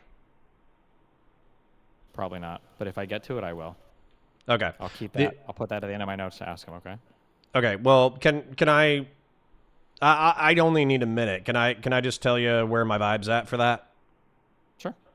So, my frustration with Tim Miller is we got hit with, or at least, especially me, when I'm live streaming, they're like, you need to talk to the Bulwark. You need to talk to the Bulwark. They're the Never Trump Republicans. They're the Never Trump Republican brand. And then Tim Miller hates guns. Hates them. Like gun control out gay? the ass. He fucking loves gun control. It's his favorite shit. Sorry, go ahead. Isn't he gay? Yeah, he's gay too. Yeah, gay guys hate guns. Why? Just a well-known phenomenon. Well, that's gay. I actually don't. I don't know. I don't know why he doesn't like guns. But Okay, the guns thing. I'm sure there's Then- some Republicans that don't like guns. But what about it? Then the other thing that bugged the shit out of me in 24 is I felt like quite earnestly I communicated that, you know, Kamala Harris isn't everything I want in a fucking candidate, but she is obviously the lesser of two evils. And it felt like the Bulwark went out of their way, especially like 60 days out from the election, to effectively say, no, Kamala's actually amazing. She's great. Okay. And that's kind of where it's like, okay, well, fuck me. Are you a never Trump Republican who's voting for the lesser of two evils? Or are you just a fucking Democrat who switched sides in the past year? Then last point, even if you don't get to it. Last point is, I haven't watched it yet, but a lot of people have already covered it, is the Hassan Pipe. There's a gal named Sarah Longwell that I would love to talk to. And she was pressing Tim about him allegedly sweeping for Hassan and saying, like, we need to make the coalition as big as possible, so he needs to be a part of the tent. And she was like, fuck that. And so that was another thing that was kind of like shocking to me, because I don't, it's not that you don't need the largest anti-MAGA tent possible. It's that there are some motherfuckers that are just so shitty, they're counterproductive to anything good. Yeah, that's probably what the majority of our conversation is going to be about today, yeah. Okay, cool. Well, then, if guns, gayness, taxes, republicanism, and Kamala Harris, if you're able to sandwich it in there at the end, it would be appreciated, and I'll watch it. Even if you don't, if you press them on that topic, then that's good enough for me. Okay. I love you, babe. All right. Hi, Moody. How you doing? How's it going? I'm doing good. Just eating. All right. You guys doing good otherwise? Yeah. Yeah. All right. Sorry for interrupting. I hope you guys have a beautiful day. No, you're good. You too, buddy. Be careful. All right. No, Bye, guys. All right. Okay. I don't know what the fuck I'm looking at.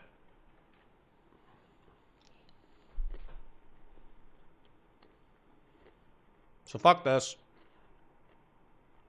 We're going to do some secular church. Let me explain in a second.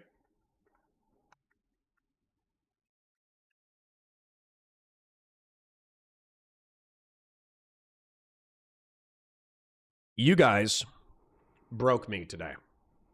Okay? You guys broke me because I need to do React Andy segments. I need to do React Andy segments. I need to react to content. And realistically, reacting to Destiny, debating people, and having inferences and all that kind of stuff, I need to get back in the groove of how to do React Andy segments. And today I was putting my toes back in the pool. But what happened is you guys pissed on my leg and said a bunch of horse shit about how effectively, like, Kamala was brat, Joe Biden was brat. If you thought that Joe Biden was, you know, cognitively impaired, then you were just buying into propaganda. And so as a result, you're just like a dumb chud for believing the mass propaganda memes about Joe Biden having cognitive decline. But the truth is that even if I look for things that are not a part of the debate, because I'm assuming that, yeah, Stepped on Unity is like uniquely one guying the fuck out of me to the point that I'm like seriously considering a timeout. So we could just like watch the debate right now, and we would just watch Joe Biden get raped for 2 hours. And so it just feels like you're gaslighting me. Okay. It's seriously just, it's only like 2 or 3 people, but it does feel like you're gaslighting me because I could just pull up the debate and watch Joe Biden get fucking raped for 2 hours. And I don't think there's a single argument that you guys will be able to come up with that will overcome that rhetorical rape. It was obviously bad. And then, remember when you didn't know that the shutdown was over after claiming Dems aren't still pushing anti-ICE rhetoric? I don't give a fuck if Democrats are pushing anti-ICE rhetoric. Does the country care?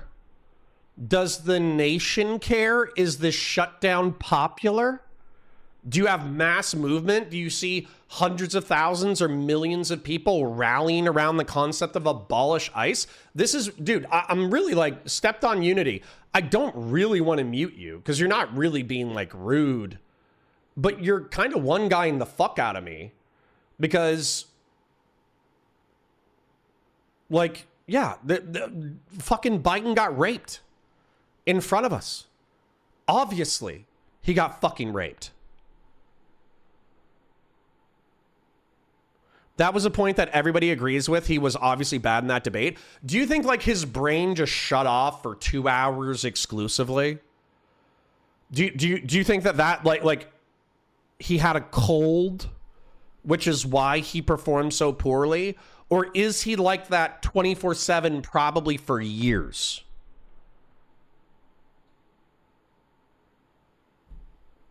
Yeah, was No Kings about ice, Officer Nasty? All right, y'all are living the fuck out. Stepped on Unity? I'm giving you a timeout. You're corrupting my chat. For corrupting the youth of the cog. There's 24 hours. You guys are living out too much. You're way too comfortable. You're way too fucking comfortable. One of you twats steps out and libs the fuck out, and you guys fucking release a liberal war cry, and you're like, all right. Most of No Kings was about ice. Shut the fuck up. Wow, censorship. Riddell, you're fucking next. I'm gonna Iranian protester you, okay? I'm gonna hit you with fucking birdshot, and then I'm gonna execute you in my rhetorical dungeon. Oh. Anyways.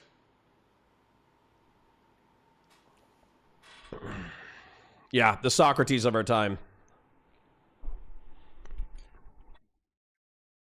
Connor has taken 108 points of psychic damage today. Yeah. Officer Nasty, you already earned your own timeouts. Don't blame the horses. You've earned your own, yeah, regime change.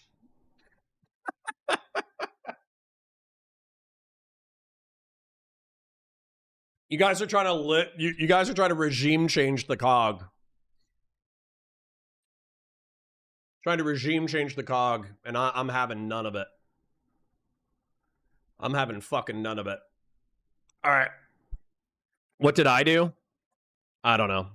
But you earned it a few times ago. I forget what it was, but there was some fucking top. It might have been over ice too.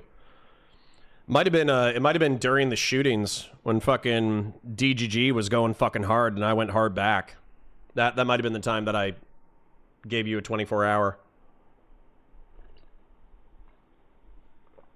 Check Artemis 2. Dude, there's like 3 fucking nerds in my chat that are excited about Artemis. Dude, okay, now I'm going to be mean. It's a fucking ball. Okay? It's a ball. We sent rocket ship around ball. That's very cool. But what the fuck am I supposed to get out of this? It's rocket ship go around ball. Okay? Oh, I timed you out when I was talking about abortion and you told me to focus? Yeah, that sounds about right. What the fuck am I supposed to get out of this, Fell Runner?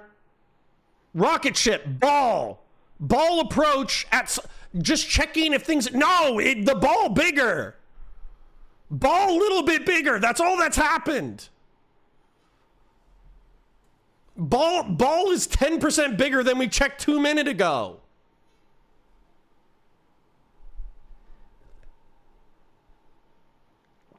We never went to ball before, though? Maybe. Yeah, you guys are crazy. You guys are fucking crazy. I'm off today. I'm obviously off today. Okay, there's something wrong. I slept weird. My back hurts. My neck hurts. I woke up late. You know, there's something going on with me. So there's definitely something going on with me. There's something wrong with me. But you guys are like capitalizing on my offness. There is some kind of Iranian fucking regime change revolt happening in the cog today. Old School for 5 says, you see, if we were focused on important things like Artemis 2 and Dune, you wouldn't be having an aneurysm. Wrong. What if ball is plate? Dude, but see, Old School, you're fucking wrong because now they're harassing me about the ball getting 10% bigger over 20 minutes. And they're like, check on status of ball. And it's like, dude, ball is 10% bigger. Now what? Now, what do you want me to talk about the fucking ball? It's a dirt ball. It's a dirt ball in space. We're going to send a fucking metal tube around the dirt ball in space. Please get my joke. It was good. That's what my urologist said. Fair enough. Will QC John says, Connor, you need to take your boys out on Sundays. Then Monday will never be off. Maybe. All right. Anyways, you guys are fucking hurt. You guys are hurting the shit out of me. How about this, Fell Runner? How about you pull up Artemis 2 on your computer, you run it in the background, and if the camera looks around the ball and or if it explodes, then you let me know. As a matter of fact, I'll put it on another... Should I put it on another monitor, or should I talk about the Greek gods while running in this background? Yeah, I got a case of the Mondays. That's for fuck... Dude, I'm grumpy as shit right now. Y'all fucking living out, making points that are akin to the IQ of a fucking horse. Fucking Destiny saying that Biden's cognitive decline was not that big of a deal, and you guys being like, yeah! Nobody gave a fuck that that dude's brain was leaking out of his ears. It was all conservative propaganda. It's like, what the fuck is wrong with you? What is wrong today? How about I do it? Why would I do it?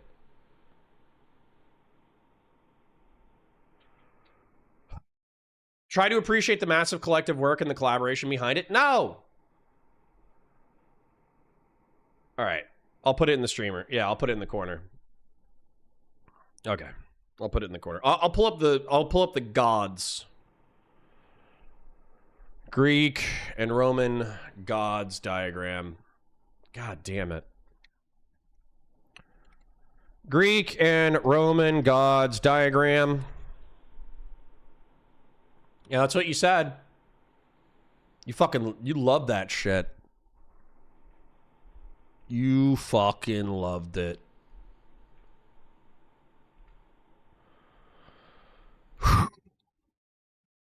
All right. You guys are just trying to hurt me sometimes. Some balls are held for charity and some the fancy dress, but balls held for pleasure are the balls that I like the best. Okay, well, at least you turned it into a poem. Thank you, Grassroots. All right, anyways. Google Maps, Israel. All right. Oh, shit, it hasn't been on my screen the entire time. That's funny. All right. I'm going to do an intro. I'm going to do an intro, and then I'm going to start talking about the pagan gods. And we're going to run NASA's Artemis fucking thing in the background. Okay? And we're going to talk about the gods. Because if I have to have y'all living like a motherfucker, and Destiny fucking pulling punches with Tim Miller, and Tim Miller fucking sweeping for Hassan, I'm just like fucked. Today is just so fucked. Yeah. All right. Anyways.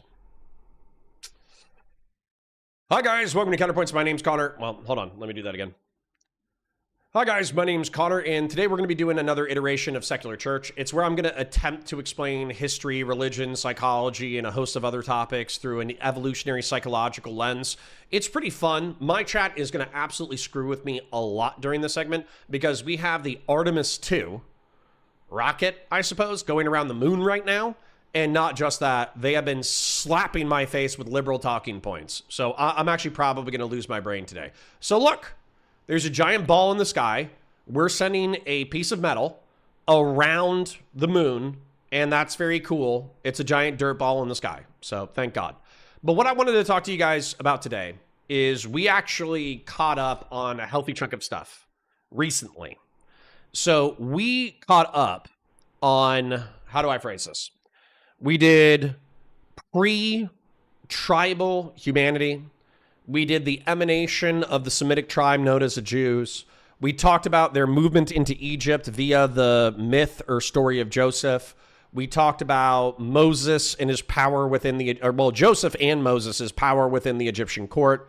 We talked about the Exodus, the establishment of common law through the Ten Commandments. We talked about the conquest of Canaan, the sex and poop cults that the Israelis put down when they were conquering Canaan and fighting the Philistines. We talked about David and how he was a complete sociopath who killed 200 Philistines and chopped off their dick tips as a bride price for the future queen of Israel. We talked about how he cucked one of his soldiers in order to bang the dude's wife after he got killed in battle.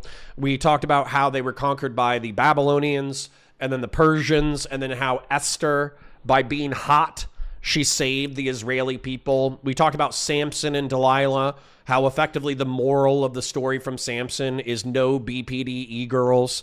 We talked about the Greeks and Alexander the Great conquering the known world.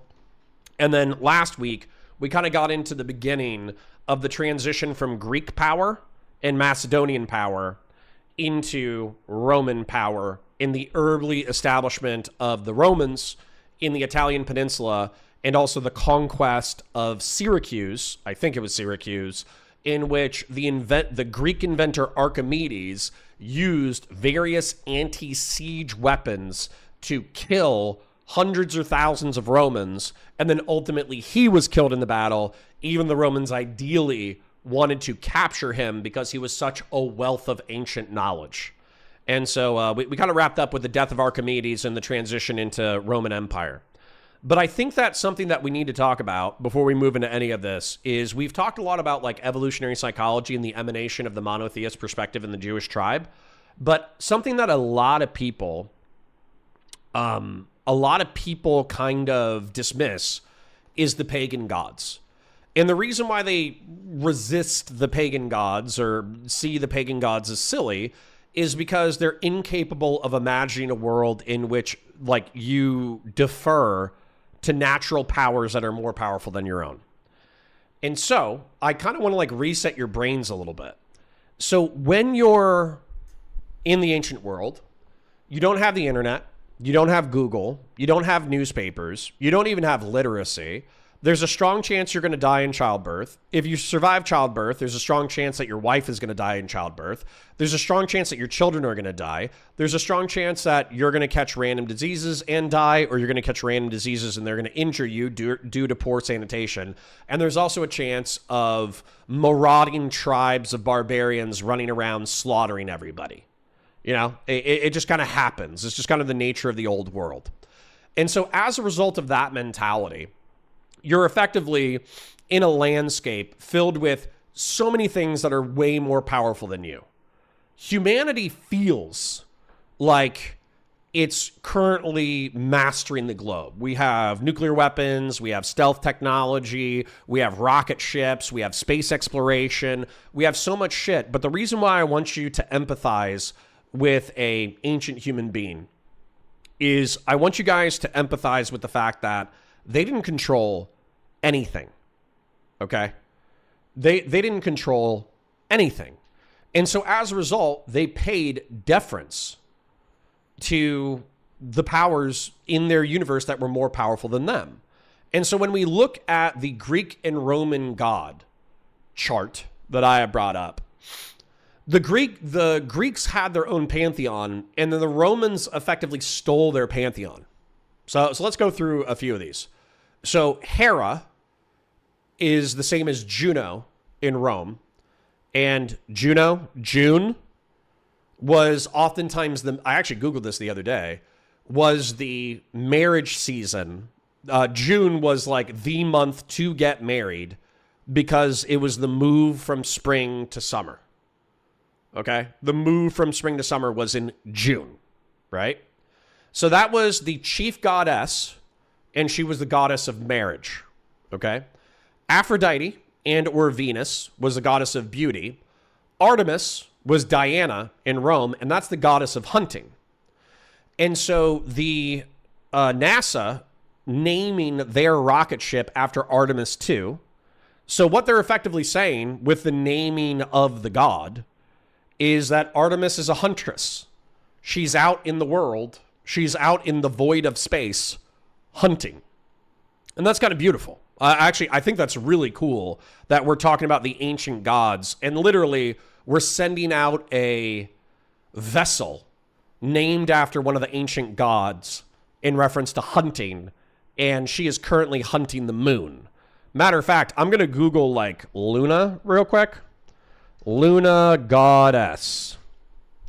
So Luna is the ancient Roman goddess of the divine personification of the moon, often depicted as the female counterpart to the sun, Sol.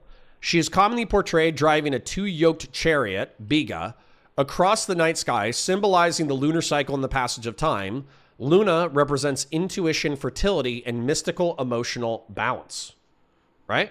So isn't that cool? Because, you know, the moon is very close to lune, L-U-N-E. L-U-N-E is the French iteration of luna, luna being Latin, lune being French. And for those of you who don't know this, Romance languages, Spanish, Portuguese, and French, that a shitload of the planet speaks, are effectively dialects of Latin. They are modernized Latin. The way that, how do I phrase this? The way that there's High Gothic and Low Gothic in the Warhammer 40k universe, Latin was the High Gothic of the Roman Empire. It was the language of Western Roman aristocrats. Greek was also viewed as a high society language, but Greek, because it was relatively easy to learn and had a better alphabet and this, that, the other, Greek was like a preferred language in the Roman Empire, but Western Rome itself never adopted Greek as a language because Greek was viewed as a more Eastern creation. Okay? How do you not love a hot huntress that's a goddess of fertility? I do. I genuinely do love a hot huntress who's a goddess of fertility. I wish I could find my own. I wish my wife would embody. That's probably the nicest way to say this. I wish my wife would embody the spirit of Artemis. It's very cool to have the spirit of violence and hunting and cunning in a woman. Beef Supreme says they aren't dialects of Latin. They are Latin-based languages. There's a difference there. I don't think so. And the reason why I don't think so is because I was making that point with High Gothic and Low Gothic. So France, French, Spanish, and Portuguese, as Romance languages, are effectively the Low Gothic of their region. So just go to the doghouse right now. It's okay. I'm already there. The Gothic language originated in modern-day Scandinavia. Right. Right. So, effectively, I'm thinking about something about whether or not I'll share it with you guys later. Don't worry about it. So, so you're saying like, oh, it's a Romance-based language. Okay, well, French, since it's in France, is obviously going to be a combination of Gaelic or Gallic. It's because they were originally Celts. It's going to be a mix of German, obviously, and it's going to be a mix of Latin. And then the same thing with Spain, because the Moors, the Muslims, conquered Spain, and then it was reconquered by people in northern Spain and southern France. That became its own dialect with its own things. But if you look at the conjugation tables, and if you look at the verbs, and if you look at the nouns between French, Spanish, and Portuguese, there's going to be a lot of similarity. And Italian, by the way. So interestingly enough, like Italian, Spanish, and Portuguese and French people, they don't speak the same language. The languages are divorced sufficiently that some words and some conjugations are straight up different, but they're close enough to each other that, people who speak Italian can oftentimes understand Portuguese and Spanish. And people who speak Spanish can oftentimes understand French. And people who speak French, including myself, can oftentimes have an easier time learning Spanish because there's so many parallels between French and Spanish. So anyways, let's get off of the language trap and let's get back to the gods. So with gods, we have Athena or Minerva, the goddess of wisdom. We have Demeter or Ceres, the goddess of harvest and nature. Hestia or Vesta, the goddess of the hearth. Zeus, and hearth is just like fireplace, I think. So it's kind of like a home goddess. Zeus or Jupiter is the chief god of sky and air. Arguably, Zeus was also the god of lightning and one of the gods of creation. Somebody asked, how did the Titans fit into this? And the Titans are effectively like pre-human forces of nature. So when you look at the Titans, look at, what do they call it? Primordial soup Earth. So if you look at primordial soup, the idea was that early Earth was a mix of volcanoes, water, cataclysmic geothermal activity, lightning, methane, etc., etc. And particularly, when you look at the Titans, who were the Titans and what do they represent?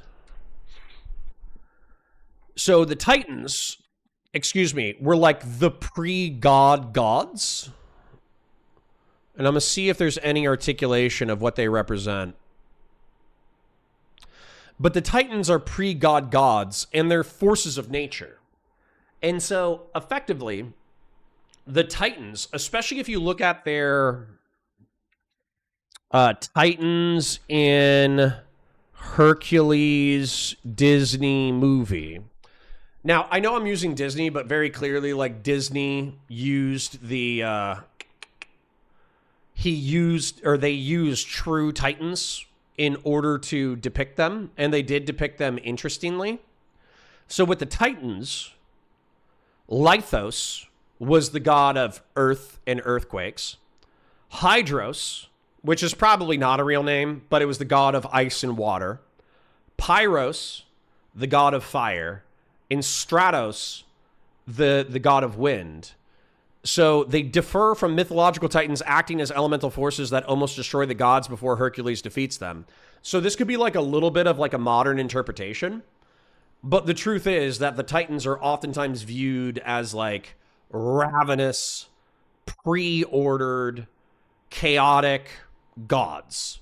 And if the gods were to ever lose control, who were the original Greek titans and what did they represent? So let's do an AI summary. The 12 titans in Greek mythology.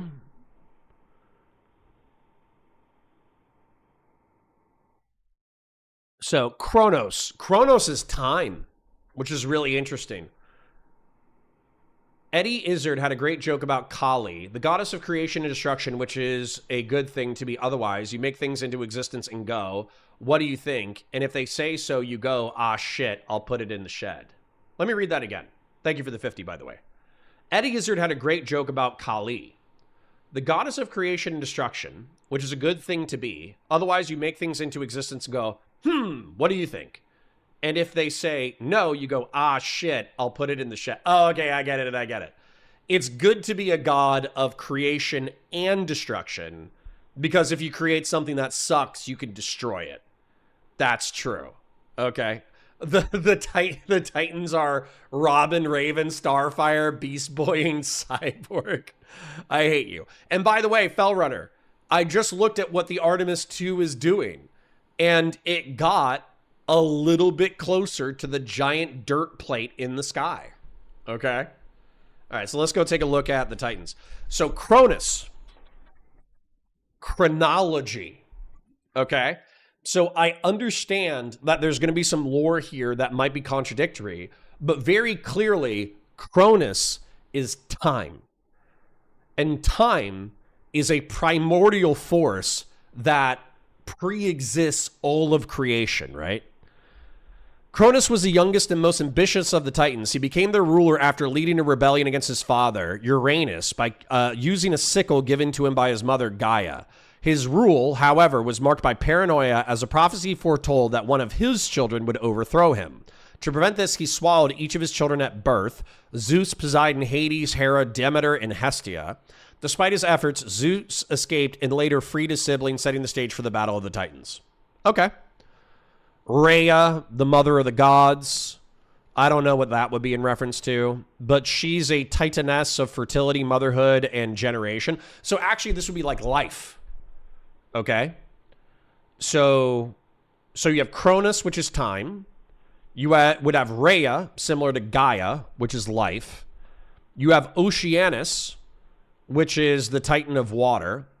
Tethys, the god of rivers. I don't know why you need to differentiate the titans of fresh water and salt water, but okay, go off. Hyperion, the titan of light. That's cool. Thea, the goddess of sight and heavenly light. I mean, that feels pretty related, don't you think? Cous, the titan of an intellect. Phoebe, the titaness of prophecy. Japetus, the titan of mortality, which probably balanced out Rhea. Nemesine, the titan of memory. Themis, the titaness of divine law and order. Crius, the least known titan, the hidden one. Okay, so effectively, if I was to try to make sense of the pagan freshwater knowers know, okay, good. I'm happy somebody knows. But the point is that the Titans, if I had to categorize them, and maybe I'm just throwing shit at the wall because it makes sense to me, but what makes sense to me is that the Titans are the pre-order gods. Okay? So before there was order, when light emanated into existence, when time emanated into existence, when life emanated into existence, when primordial order came into existence, when water came into existence, we're effectively talking about the primordial soup. We're talking about the gods of the primordial soup earth, which is the gods of earth, fire, magma, lava. And when we talk about the Olympians, where who gave humanity fire? It was Prometheus. Yes, absolutely. I have a tattoo. I have a really bad tattoo of Prometheus on my back. Eros, the Greek titan of gooning. But the point is that the Olympians, in my opinion, are the patron gods of humanity. So the Titans do what they do. They're kind of like the Catan from 40K. They are gods so powerful, they don't care about humanity at all. Whereas it seems like the Olympians are the successors to the Titans, and it seems like they do care about humanity. They're interested in the lives of mortals. They see reflections in mortality that then reflects their nature, and so as a result, they want to take care of humans. And so when you pray to the god of war, the god of the water, the god of time, the god of the sky, the god of creation, whatever, whenever you pray to one of those like elemental beings, you're effectively praying to something that's bigger than yourself. And you recognize its largeness. And you also recognize that it is infinitely more timely, like it has more time than you. Weirdly enough, if you're the god of war, you're a representative of conflict. And I'm trying to make this, let's reset to zero real quick. Let's ignore the mythology real quick, okay? And let's talk about human experience. So humans are born, they exist for a short time, they grapple with forces much larger than themselves, and then they die. Okay? That's going to be my experience. That's going to be your experience. I don't think Titans are mortals at all. I think Titans are immortal. Are Titans immortal? I'm pretty sure they're all immortal. No, are Titans immortal in Greek mythology? Yeah, I think they're all immortal. Yes, Titans are immortal. It's just another higher class of God. Okay? So what happens from the human experience, and that's what I want to focus on, is we come into this world, we struggle with forces greater than ourselves, we try to make some kind of peace with it, and then eventually we die.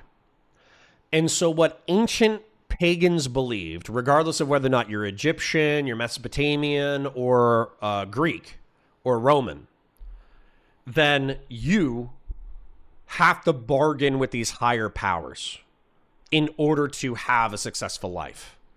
You can't defeat the god of the ocean. The god of the ocean can only be appeased and bargained with. You cannot beat the god of war. You can only appeal to him for favor in conflict. You can't defeat aging. You can't defeat mortality. But you can worship the god of creation, and you can worship the god of beauty.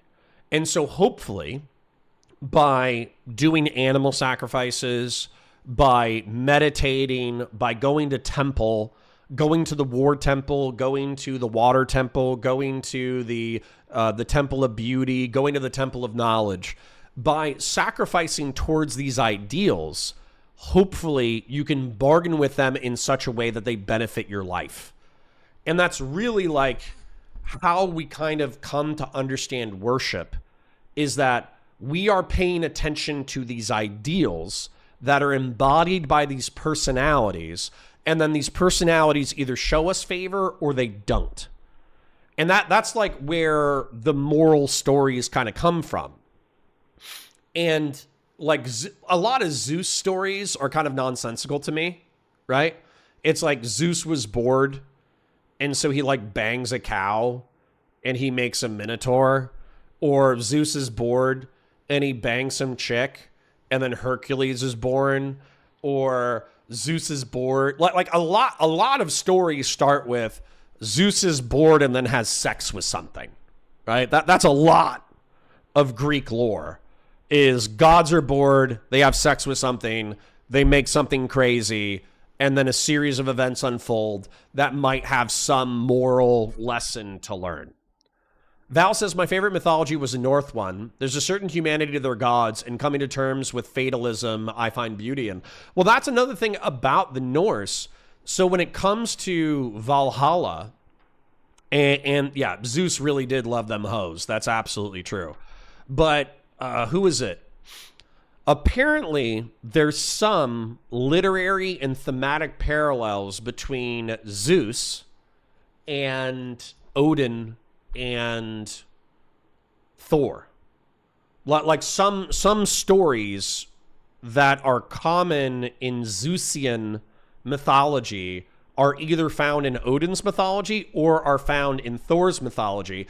And so there's actually, like, let's take a look at the geographic area real quick. Where is it? Israel on Google Maps.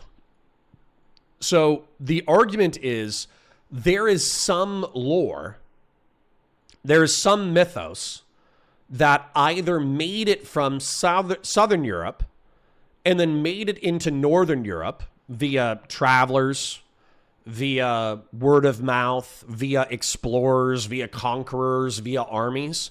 There are some mythologies from Southern Europe that made it into Northern Europe, and there's some mythology from Northern Europe that made it into Southern Europe. Okay? And so the pagan gods realistically are kind of understood to just be the natural state of things. There were these primordial forces that formed our universe. They were conquered by these immortal forces that then have, kind of enforced their order and patronize humanity. And they watch humanity like a TV show. And then you can patronize via sacrifice and via prayer and meditation. You can appeal to these forces in order to assist you in your mortal life, right? That's kind of the intercession of the gods, right? The Blight Warden says a very Christian perspective of trying to understand how pagan faith worked. Book religious functions very distinctively because it doesn't really have canon without a fixed reference point. I read what you said. I didn't understand what you said, so I'm going to keep going. But the point is that the Romans kind of find the pagan gods, and they're like, this shit's dope. We're jacking this. And so, effectively, every god, like even Apollon, they got lazy with it. Apollo became the god of poetry, music, the sun, and archery, weirdly enough. Ares was the Greek god of war. Mars was the Greek god of war. Identical. Hephaestus, or Vulcan, the god of blacksmiths, which if you like Warhammer 40K, then obviously Vulcan is a wildly powerful blacksmith in Warhammer 40K mythology. Hermes, or Mercury, is the messenger. And then Poseidon, or Neptune, is the god of the sea. Okay? So, all right, so we're in the pagan world. We understand that there was this primordial past of forces that we don't control. We think, or we just created a mythology around forces that are more eternal than us. And then we try to sacrifice and worship these versions or these emanations of ideals and natural forces so they can intercede on our behalf. And the Jews say, no. So part of the Maccabean revolt, we went over this like last time or the time before, was a struggle between the Jews. I have not seen American Gods, but it was a struggle between the Jews and the pagans, because the pagans incorporated other gods into their pantheon when they conquered a territory. So when Alexander the Great and his generals conquered the Assyrians, conquered the Egyptians, conquered the Babylonians, conquered the Persians, what they said is either if there was a god who just didn't fit into their pantheon, then they were like, oh, he must be a local god. He must be a regional god. That's your version of the god. But if there was a war god, Hades is the god of the underworld, true. But what they said is, let's say that there was a Mesopotamian war god. And this is probably a bad example, but I just want to give you an example. Nergal, weird, is the primary Mesopotamian god of war, destruction, and death, often associated with scorching heat of the summer sun. As a major deity of war, plague, and the underworld, he was worshipped in cities like Kutha. Other significant Mesopotamian war deities, including Ninurta and Zababa. Okay? So what the Greeks would say is like, oh, you worship Nergal? We got Ares. And so like your mythos is different than ours, but either Nergal is a regional war god that you can keep worshiping if you want, we don't give a shit, or Nergal is just a part of the, he's just a component of Ares, right? And so as a result of that, the syncretic, I'm going to Google this word real quick because I think it's an important word. The syncretic nature of Greek religion and later Roman religion is the merging, blending, or unification of different, often contradictory beliefs, cultures, and philosophies or practices into a new cohesive system. And so the Greeks were incredibly syncretic. They tried to be tolerant and incorporate whoever they conquered into their culture. However, this is where the Jews become a problem. The Jews say, fuck you. Okay? Ares, Mars, what was Jupiter, Connor? I think Jupiter was Zeus. Is Jupiter Zeus? Yes, Jupiter is the Roman equivalent of the Greek god Zeus. Jupiter and Zeus are the same thing. So the Jews say, fuck you. Pagan gods are made up hoodoo voodoo bullshit. We are not going to sacrifice to your pantheon. We are not going to kneel to your pantheon. We're not going to go to your temple. We're not giving you animal sacrifices. We're not giving you shit. Okay? And the reason why we're not giving you shit is because our God is the real God. And this is just fucking hoodoo voodoo, fucking pagan, happy-go-lucky horse shit. So don't ask us to worship your gods, because we're not going to. And on pain of death, the Jews refused to worship the Greek pantheon. What was Ra in Egypt? He was the sun god and the god of like falconry and hunting. So weirdly enough, I think there's a Roman god of hunting. Roman god of hunting. Diana. But I thought there was a male god. Male Roman god of hunting. Silvanus? Interesting. Maybe it was Apollo. Male Roman god of... Oh, I need Greek god. Male Greek god of hunting. Orion. Orion the archer. Orion's belt, for those of you who don't know. There's a ton of astrological phenomena named after Greek and Roman gods, right? So, yeah, but clearly Artemis was female, so Artemis is not Ra. I was looking for a Ra equivalent. So I would say Apollo, since he was a sun god, and Ra was arguably also partially a sun god. The Ra and Apollo are probably... if I was a Greek and I conquered Egypt, and they were telling me about Ra, I would be like, oh, yeah. Ra's just like Apollo, right? Artemis is a female, though. Artemis, she's a huntress, right? She's a huntress. So anyways.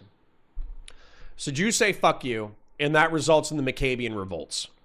So the Greeks say, well, you want to fuck on us, we're going to fuck on you. We're going to destroy your temple. You can't worship your weird monotheist god.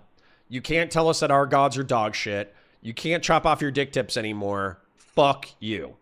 And the Jews are like, our god's the real God. All your gods are fake as fuck. Fuck your gods. We worship the one true God, and we'll fucking kill you. And that results in the Maccabean revolts, where the Jews end up successfully rebelling against the Greeks, but then they also get the shit stomped out of them. Okay? So that happens prior to Jesus Christ. Now, there's an interesting prophecy about the Messiah for the Jews. And I would have to take a look. What is the prophecy of the Messiah in Judaism? In Jewish tradition, the Messiah, the Mashiach, is a future human king from the Davidic line who will restore Israel, build the third temple, and usher in a worldwide era of peace and divine knowledge, Olam Haba. He is not viewed as a divine being, but a leader who will gather the Jews to Israel, enforce Torah law, and end the wars. Okay? So he has to be descended from the line of David. He has to unify the Jewish people. He has to build the third temple, because I think the temple was destroyed. When was the second temple destroyed? In 70 AD. Why did the Romans destroy the second temple? The Romans destroyed the second temple this is the Common Era, apparently. The Romans destroyed the second temple to crush the first Jewish-Roman war. Netanyahu! Is Netanyahu descended from David? Is Netanyahu descended from David? There's no verifiable evidence or mainstream historical consensus that Bibi Netanyahu is a direct descendant of King David. While DNA tests have indicated some Sephardic ancestry, Netanyahu is primarily Ashkenazi. Is Netanyahu religious? Bibi Netanyahu is considered a secular Jew rather than a religiously observant one, though he frequently utilizes Jewish history, heritage, and biblical references to support his political goals and justify his policies. And so that's kind of an interesting thing about Jews in the modern era, although I do want to keep it in the ancient era. They appeal to this more from a secular lens. They don't believe, at least I don't think, a lot of how do I phrase this? I'm appealing to an ancient sense of prophecy, but a lot of modern Jews are secular. They think that even the Abrahamic God is a mythology very akin to the pagan gods. And the reason why it has value is not in a literalist interpretation that God picked one Semitic tribe in the ancient world and then he favored them above the rest of humanity.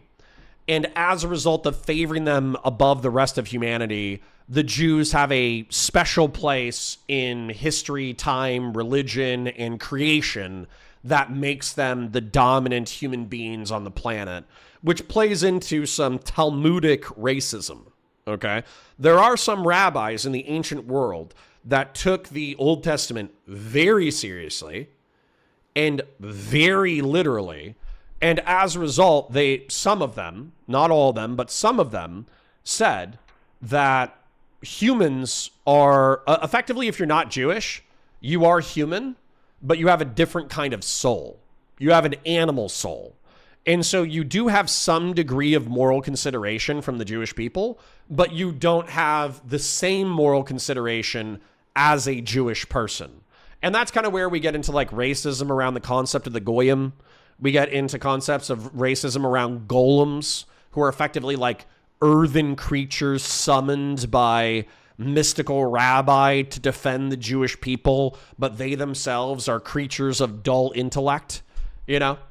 Yeah, Fellrunner says the Talmud is not a rule book. Correct. The Talmud is effectively a bunch of fucking Jewish nerds arguing with each other, right? It's just a bunch of Jewish nerds arguing with each other. So, AK Batusai says, real Jews are even more base because they believe they can't even build the second temple themselves, or it's taking the credit away from God rebuilding the temple. Yeah, there's definitely some literalists amongst the wave of secular Jews. So, what happens is the Romans not only conquer the Roman Western Empire, and they also conquer the East. And the reason why they conquer the East is not only are they paying tribute to Alexander the Great and his amazing, his amazing conquest, there are also things in the East that are worth their effort. There's trades and spices that are making their way across the Silk Road, and they come into Europe via Persia. So controlling Persia and Babylon is good for trade with the Far East, which is slow, but it's good. Then controlling the Anatolian Peninsula, Turkey, is also good because that gives you a good foothold into the east besides the Bosphorus River. Egypt is famous for its grain. It is the breadbasket of the ancient world. When Rome said the way you distract the masses is through bread and circus, effectively like bread in colosseums, the wheat that they used in order to power their army, in order to power their navy, in order to power their civilization, in order to keep the masses pacified, was substantially raised in Egypt. And so the Roman Empire becomes like a multi-industrial, military-industrial complex, imperial power in the ancient world, which is part of the reason why it's so fucking fascinating. And what's interesting about Jesus Christ is oftentimes people just kind of like picture Jesus operating in the ancient world as if it was like Narnia, as if it was some kind of fantasy world that we had no historical understanding of. But that's not even true. Julius Caesar and Jesus are almost historical contemporaries. Okay? So take a look at this. When did Julius Caesar live and die? When did Julius Caesar die? 44 before Christ. 44 before Christ. Do you understand how small 40 years is in history? Do you understand how little of a gap that is? Who ruled Rome? What was Augustus's rule time period?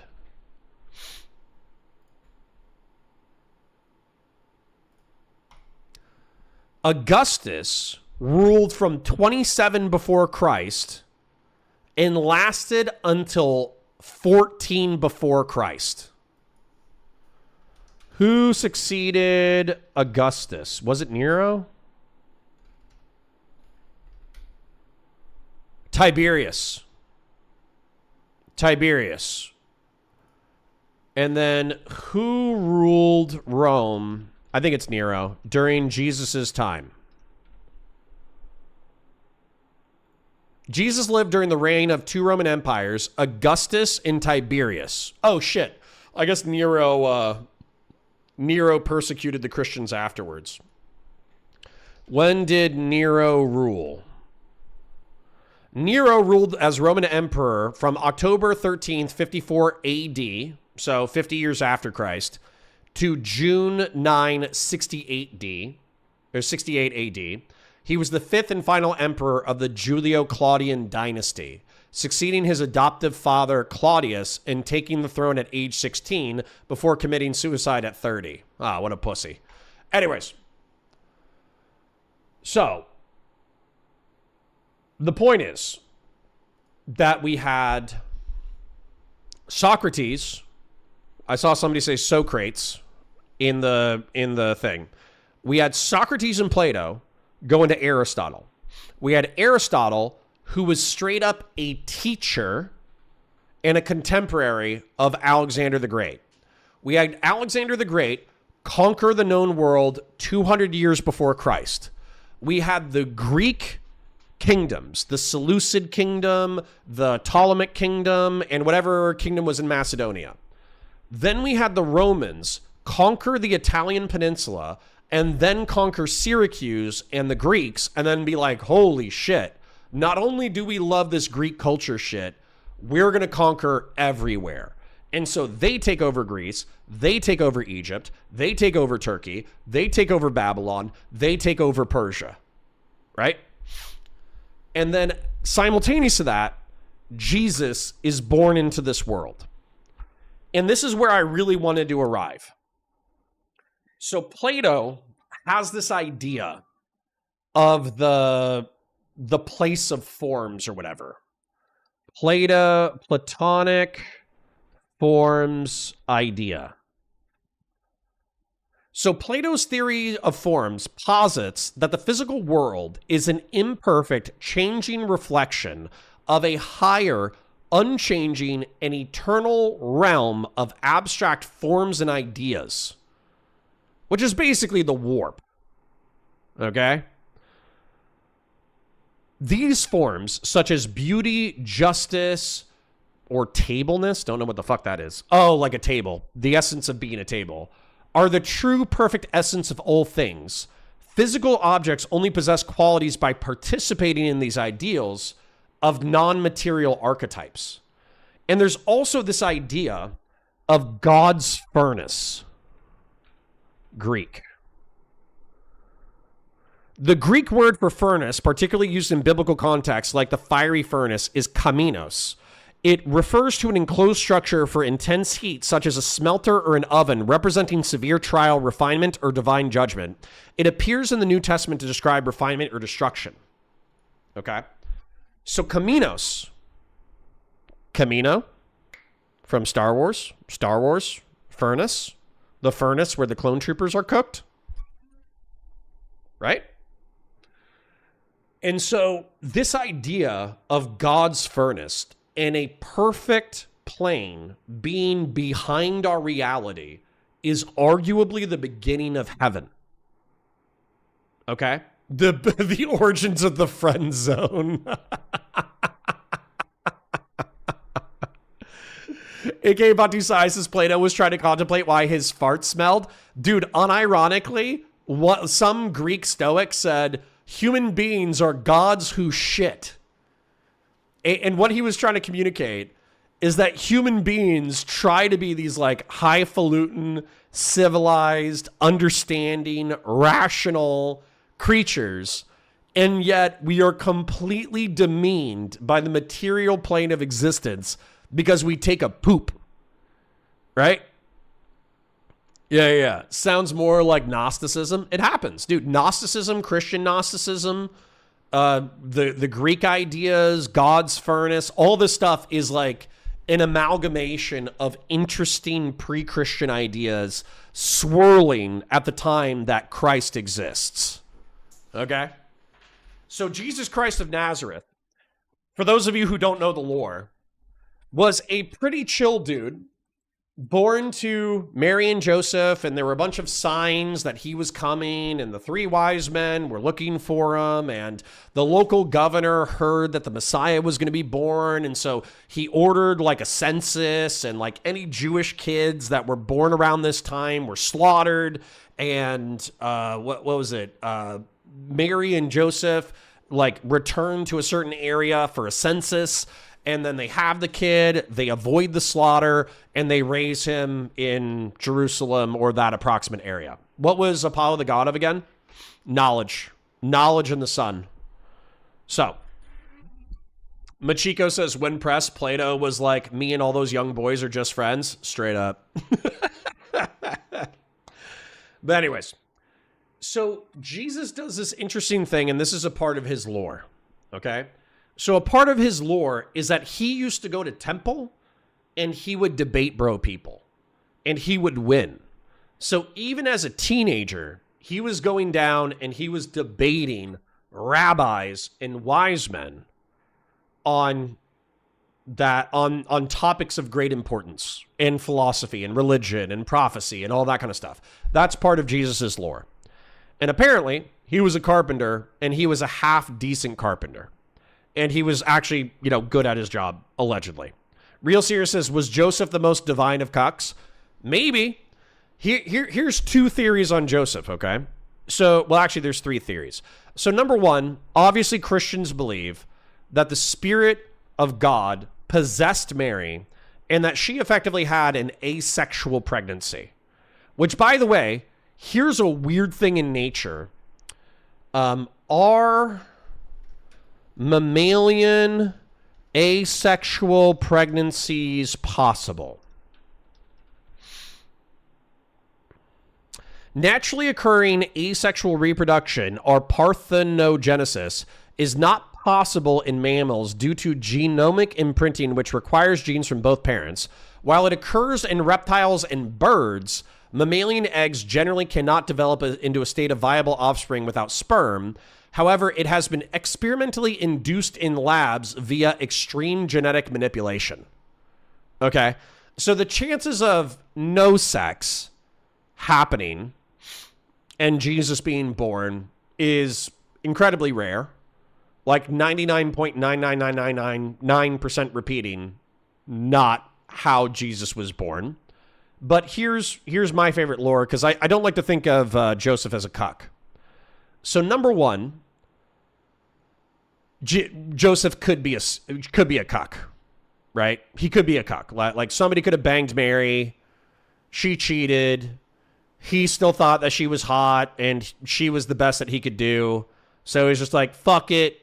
Even though it's not my kid, I'm going to raise the kid. That's one option. The other option, which I think is funnier, is that Mary and Joseph had premarital sex. And as a result of premarital sex, they knew they would get in trouble for having premarital sex because you're not supposed to have premarital sex. And pregnancy is obvious evidence of premarital sex. So maybe Joseph hadn't paid the dowry yet. Maybe the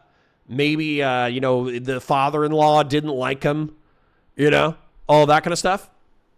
And so as a result, he was like, yeah, let's just claim claim divine intervention. Joseph and Mary were fucking banging on the side.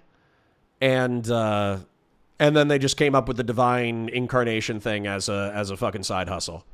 Fellrunner says, you fucking missed it, dude. What the fuck? Use proper nouns. Artemis broke the record. Okay, well, on my live stream, it's still not even at the moon. Oh, shit. Did he slingshot? Did they slingshot? These aren't even good camera angles.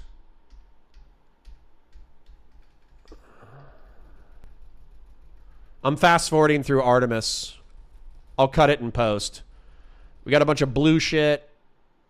Blue shit. Oh, was that from getting on the other side of the moon? 80, 90. Dude, on my side, they haven't even done it yet. They haven't even gotten around the moon, but the moon did look different. Why would they point cameras at the fucking moon? Can you imagine spawning an entire religion over being too horny? I can. I can and I do. It broke the Apollo record? Well, dude, it's been 50 fucking years. If we don't break the record, I would actually be pissed. Where's the slingshot?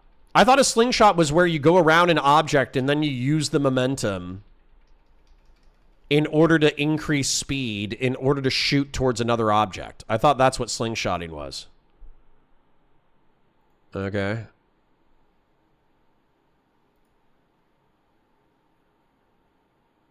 Is this a 3D rendering or is that outside camera? Here's the one with the crew. Dude, they need to fucking...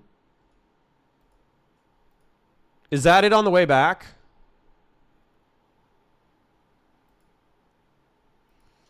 All right, well, I'll give him some react emojis, okay? I'll give him some react emojis. Here you go. Oh, look at that. Look at that. We got loves. We got smiley faces. We got confetti. We got worried faces. We got hundreds. Yeah, I'm looking for an Armageddon style sling. Yeah, dude, I want them to be like 10 feet off the ground. You know? It'll be done at 7. Okay. All right, well, anyways. Back to miraculous conception, okay? So anyways, regardless of how Jesus is conceived, he's conceived, he becomes a teenager, he starts debate broing the rabbis. The rabbis are like, damn, this kid is smart. And that's pretty much the lore. Then Jesus starts doing something called laying on of hands, where he puts his hands on people and then he miraculously heals them. How old is chiropractic? Chiropractic medicine. In my favorite theory, so chiropractic medicine wasn't invented until 1895. How old is massage and chiropractic treatment? So my favorite theory is that massage and chiropractic are thousands of, because it says that massage is ancient, right? So I think Jesus was an ancient chiropractor. I know this is like a weird theory, and I don't really care that it's a weird theory. You can believe it, you can not believe it. If you believe Jesus Christ was the Messiah, that's cool. If you believe he wasn't the Messiah, I don't care. Who gives a shit? I straight up think that Jesus was a chiropractor and or a massage therapist. And he was a pretty talented one. So he probably learned some like hoodoo, Indian, Buddhist, chiropractic, and massage practices. Then he had people come to his practice in the ancient world. And then he laid his hands on them. And then that healed them. And if we have modern motherfuckers who are still talking about healing people through the laying on of hands, massage therapy, and chiropractor bullshit, then to me it makes sense that he was a deeply philosophical, intelligent massage therapist, chiropractor who started working on people in the ancient world, which boosted his rep substantially. Right. Maybe if Jesus didn't just debate lepers and poors and actually debated the temple priests, things would have turned out differently. You say that, allegedly he debated the priests. He's a chiropractor who could multiply food and raise the dead. Allegedly. Jesus Chiropractic release compilation, unironically, if Jesus came back and he was like, bro, I was a dope-ass chiropractor, I would be like, Jesus, please give me some chiropractic massage. When I was like 10, my mom took me with her to the chiropractor and they snapped her neck and I started crying because I thought they killed her. That's one hell of a chiropractor to fix blindness. Correct. Lepers really just need a good neck adjustment. That's what I said. That's what Jesus said, matter of fact. He's like, hey, this whole skin disease that's going to kill you, you just need your C4 and C3 aligned. I still forgot what Apollo was known for. I already said it, man. Apollo was the god of the sun and knowledge and I think archery. What was Apollo the god of? Couldn't you have just Googled it with the amount of time that you typed it into chat twice? Prophecy, healing, archery, and the sun. I've told you 2 or 3 times. Okay? Machiko says, I'm okay with Jesus not being a debate lord. Well, he ultimately debated himself into an early grave. Okay? And for those of you who don't remember, I had this chart about moral philosophy and the way we interact with each other. And the pagan massacre was the worst thing that you could do to another human being or tribe. And what I brought up to this is back when the Jews were operating in the Old Testament prior to Jesus Christ, no, Hermes was the messenger god. Wrong. We literally read that earlier. Connor, I forget what was Apollo the god of. I'm going to find you guys and strangle you. So he's the god of strangling. He's the god of strangling YouTube chatters. So, Jesus, well, actually, hold on. Let me finish up the moral analysis of the ancient world. So what used to happen back in the day, okay? What used to happen back in the day is if you're a pagan and another pagan tribe comes and fucks your shit up, let's say somebody bangs your wife, kills your kid, kidnaps your daughter, does something wild. If your tribe is more powerful than the other, if your tribe isn't that powerful, you probably take it like a cuck. You probably just get your shit kicked in. If your tribe is more powerful than the other tribe, then you get your boys together. Was there a god of rage baiting? Probably Hades and Mars, also Ares. Ares and Mars are the gods of anger and murder and death and war. And then Hades is the god of the undead. And Hades liked to rage bait the other gods a lot. Apollo was the god of sex. No, he wasn't. That's Dionysus, you ignorant fucks. God, I hate you guys. Greek male god of sex. Eros is the primary Greek god of love, sex, and desire, known as Cupid in Roman mythology. God, you guys just love to fucking piss me off. Apollo was just hot. Okay? You just think Apollo is hot. Apollo statue. Okay? Apollo is not the god of sex. You just want to have sex with him. Probably because he has an inoffensively small wiener. Okay? So, I mean,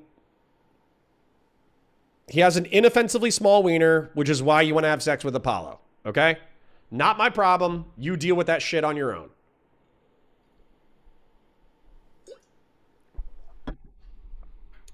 That's your cross to carry. So anyways,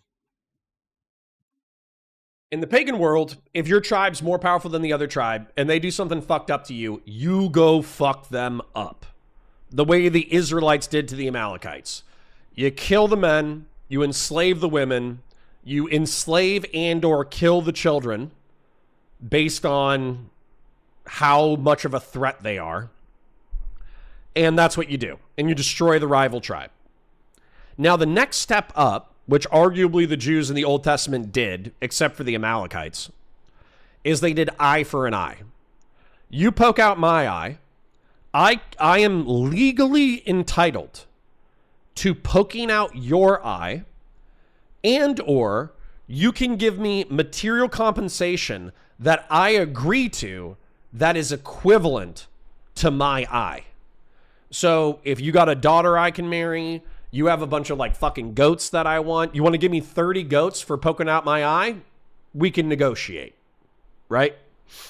And so that's eye for an eye. So arguably, eye for an eye, which is Old Testament moral systems, is better than the vicious pagan violence of the ancient world.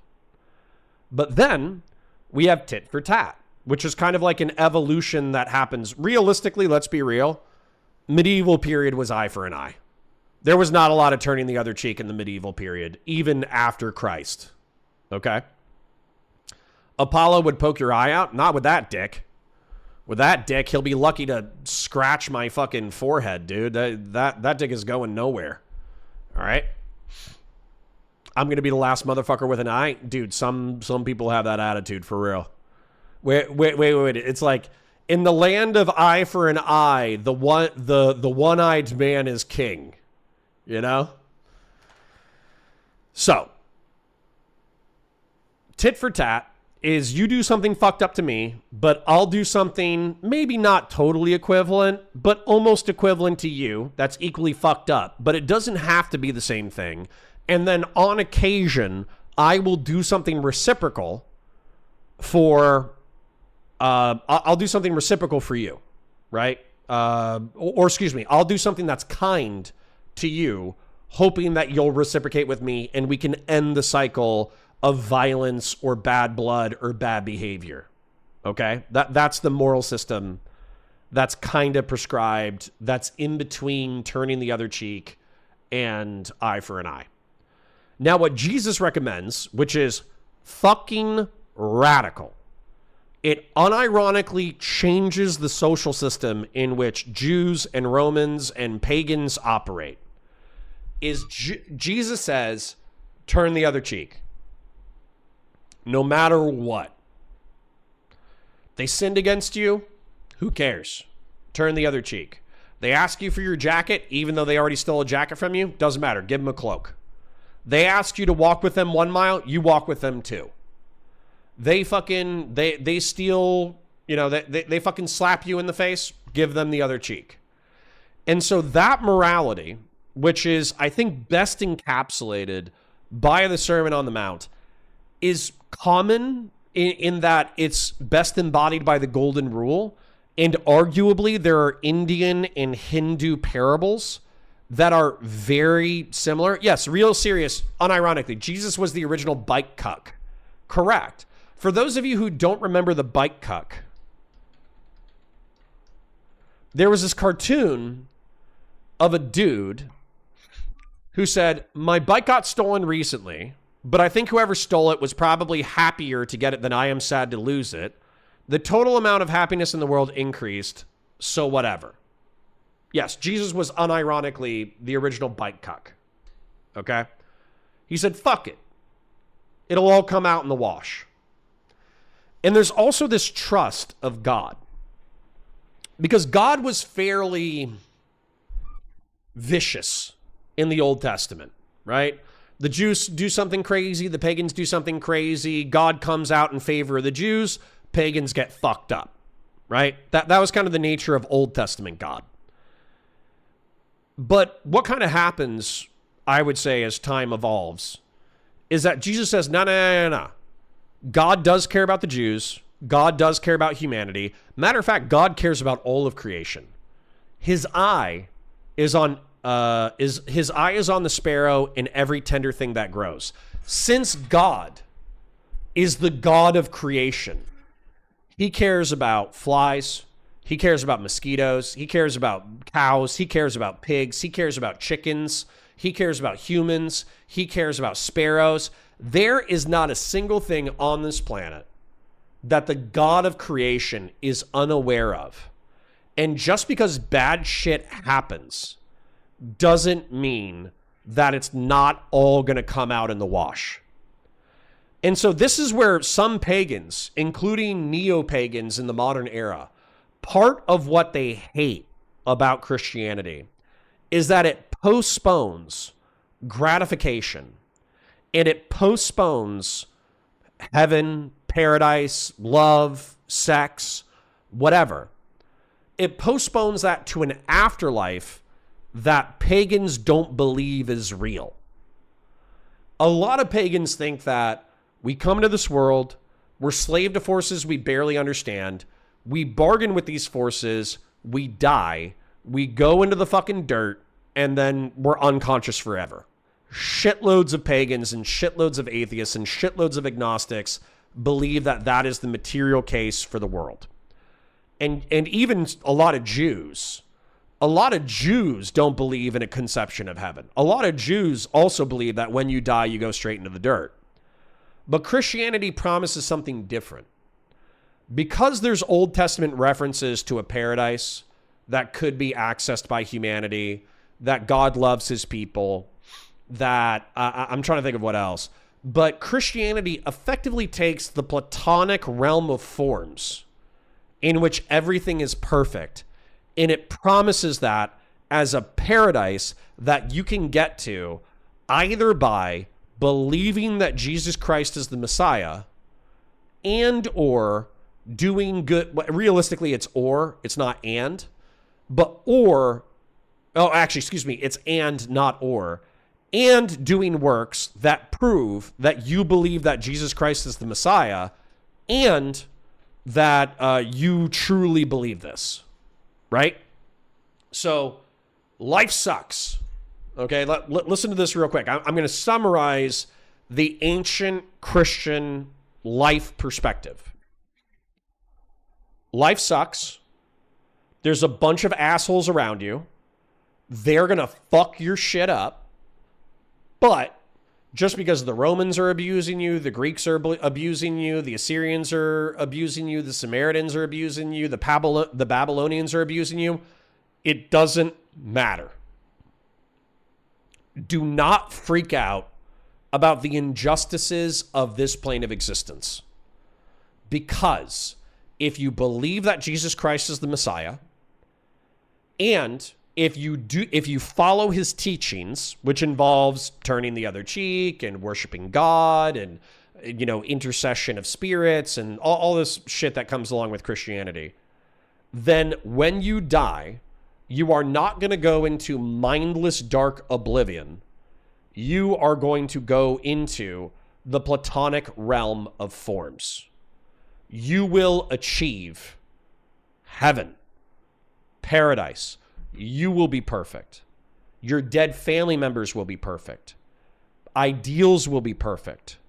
This realm, what you and I presently occupy, is a shadow of the world to come.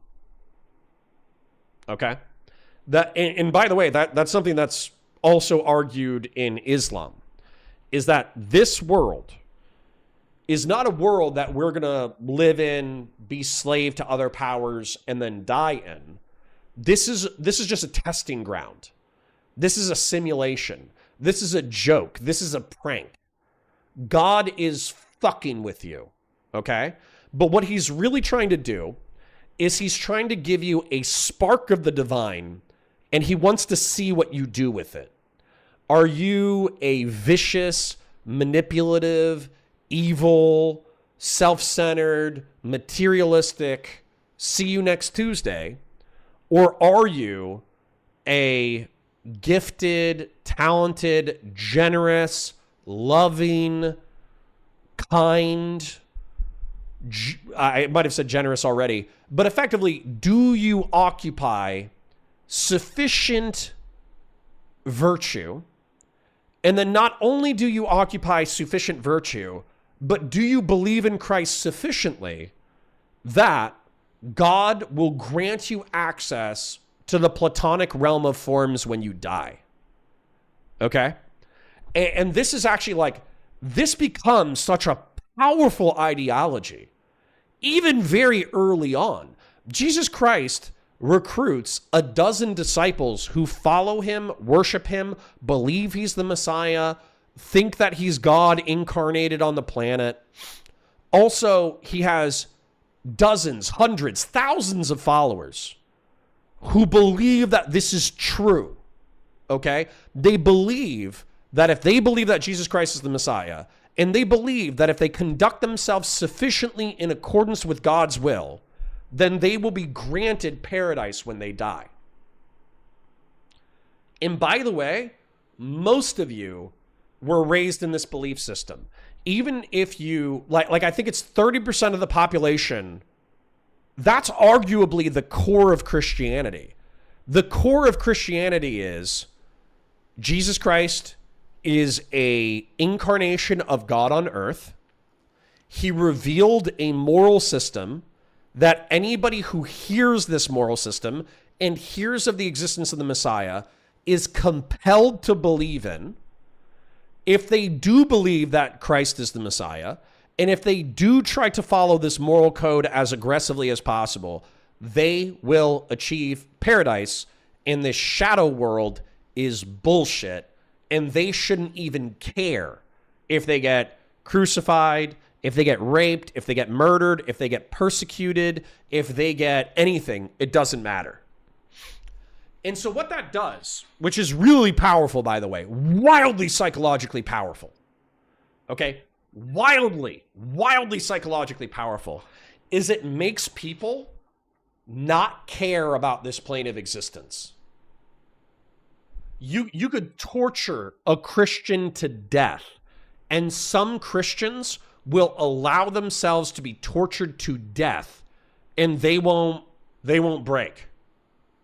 And the reason why they won't break psychologically is because they fundamentally believe that they are being tested by God, and the way that they perform defines how they get into paradise. And that's where a lot of, so obviously Jesus Christ dies, which is supposed to be his bargain between Satan, a corrupted force in the planet. So, sorry, I should probably do some Satan lore before we wrap up real quick. So I'm going to blow Connor's mind right now. From 19 to 21, I was a Sunday night service teacher. Nice. Hooligan based. Okay. But let's break down some Satan lore real quick. So Lucifer, the light bringer, Satan, Shaitan, I mean, he's called like a whole bunch of things. Okay. And Satan, allegedly, was a god.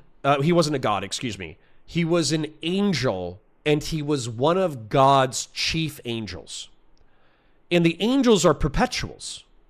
They're beings that are eternal. They are from the plane of forms. They're perpetual beings. They're immortal. Lucifer equals Prometheus. Arguably, yes. Because Prometheus, in Greek legend, which, by the way, I have Prometheus on my back, ironically enough, but Prometheus was a god or a titan who stole fire, which is representative of civilization and knowledge. And he took civilization and knowledge and he gave it to humanity. And for that crime, he was punished and he was chained to a rock, and vultures and or eagles ate out his vital organs every single day. He was punished for centuries or millennia for giving humanity the gift of knowledge, the gift of light, the gift of fire, and the gift of civilization. And so and Satan also, the serpent in the creation story, he arguably gave humanity the knowledge of good and evil. Other creatures, and this is really weird because it feels philosophically true. I don't know if you guys agree with this, but for me, this feels philosophically true. I don't think my dogs understand good and evil. Their only moral intuitions are about what keeps them alive and what instincts are helped in order to keep them alive. Same thing with birds. Same thing with sharks. Same thing with fish. Same thing with a bunch of dull creatures. They don't seem to have a moral compass besides survival. And if they engage in infanticide, if they engage in slaughter of another species, if they play with the dead, if they rape a corpse, if they shit where they eat, none of them seem to really process that with a sense of guilt, right? They know act right, not act up. Kind of, yeah. Yeah, dogs do understand that they're good boys. That's true. I actually do think there's not a more noble spirit than many dog spirits. Whatever consciousness occupies dogs, and that consciousness in the trapped form of a dog, in my mind, has a lot of human characteristics that are incredibly noble. Like, I almost feel like dogs sometimes adopted the best human traits better than humans, which is interesting. Yeah, conservatism, there's some moral intuition in animals when it comes to fairness. Yes. Especially social species. Yes. Yes, yes, yes. And so, sorry, I need to get back to Satan real quick. So Satan arguably says, and this is kind of where I'm going to wrap. Satan says, well, I'm perpetual. I'm stronger. I'm faster. I'm smarter. I understand creation. I understand the nature of reality infinitely more than any of your stupid fucking toy humans. Right? That's actually like Satan allegedly resents mortal humanity's position within God's love, because according to Satan, he is a higher creation than humans. And God says no, okay? Angels and perpetuals were created to serve creation and to serve humanity. You are not better than humanity. You are humanity's servants. And for having the balls to stand up to God and say, fuck you, I'm better than humanity, and arguably trying to overthrow God, or at least defy God's will, he was cast from the plane of perpetual forms, and now he haunts our plane of existence, trying to convince us to do evil.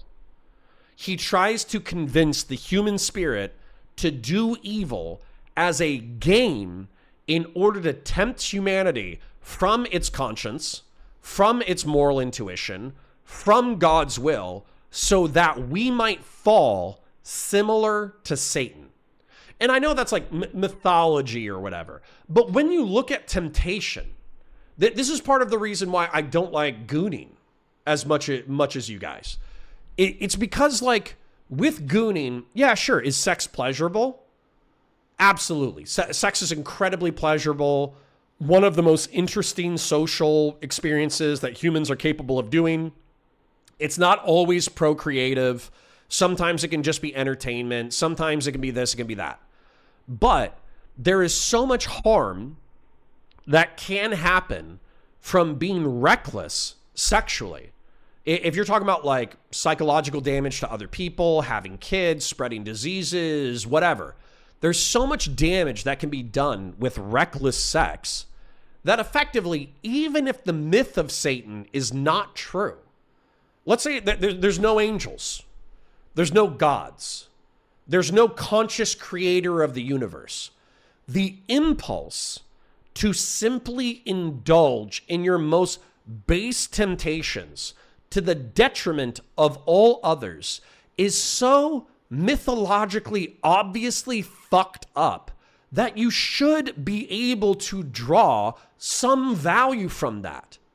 You should be able to draw value from not being a base level, intuitive, animalistic fucking retard.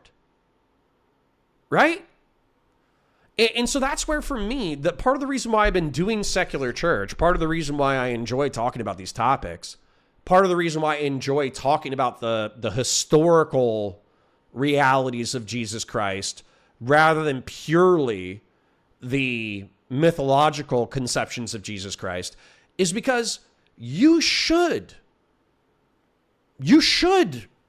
realize something from that. You should learn from temptation. You should learn from the mythos of Satan. You should learn from the moral prescriptions of our ancestors, because they probably had something to say about existence, and they probably knew more about existence by the time they were 30 than we knew by 30, because they don't just have the accumulated wisdom of their generation. They have the accumulated wisdoms of centuries of wisdom. And the centuries and millennia of wisdom that is trapped within religious books, you don't have to take it literally.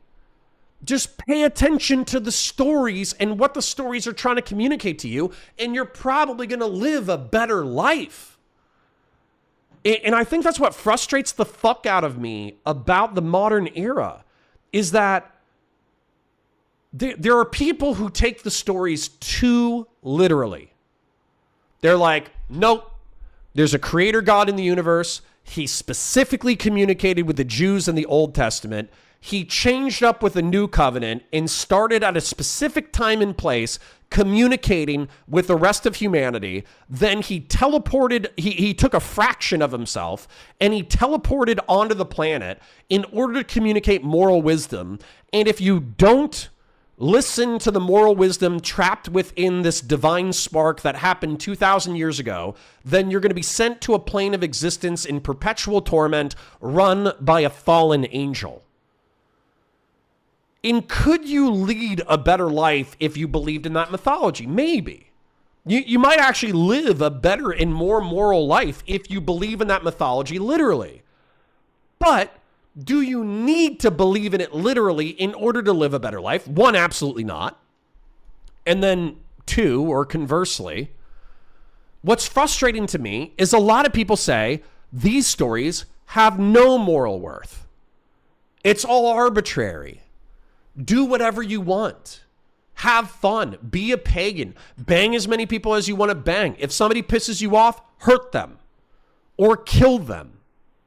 Right? There are so many pagans in our society who claim to be Christian or claim to be atheist or claim to be agnostic, but they're still slaves to the gods.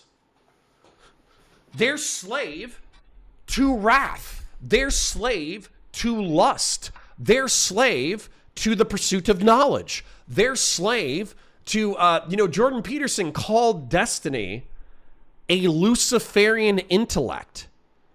And so what's so interesting about that, if you understand the story of Lucifer, is that Lucifer did not want to serve humanity and he did not want to worship God. He wanted to serve himself.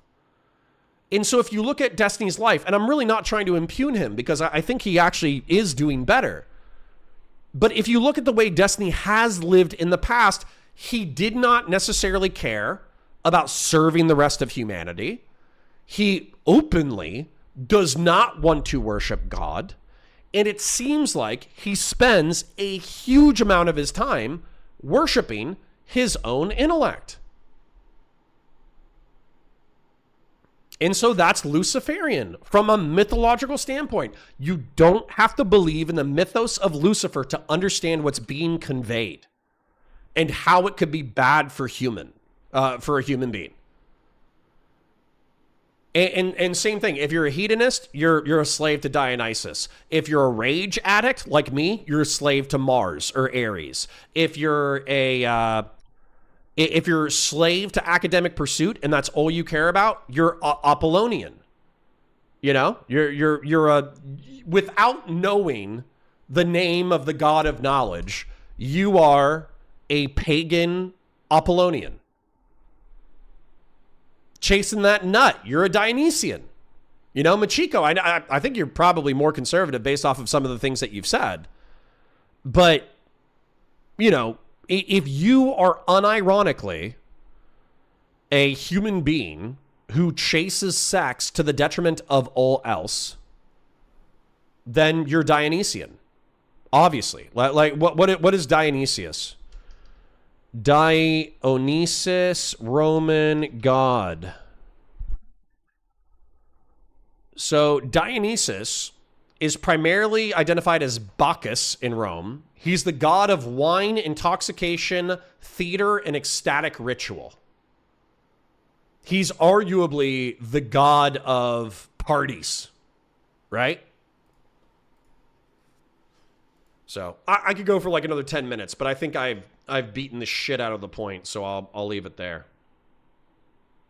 So anyways, know what you worship. Okay? Know what you worship. How do you spend your time? Do you worship your family? Do you worship the creator God of the universe? Do you worship rage? Do you worship sex? Do you worship what do you worship? Right? And that's going to tell us that's going to tell us how to live your life. Yeah.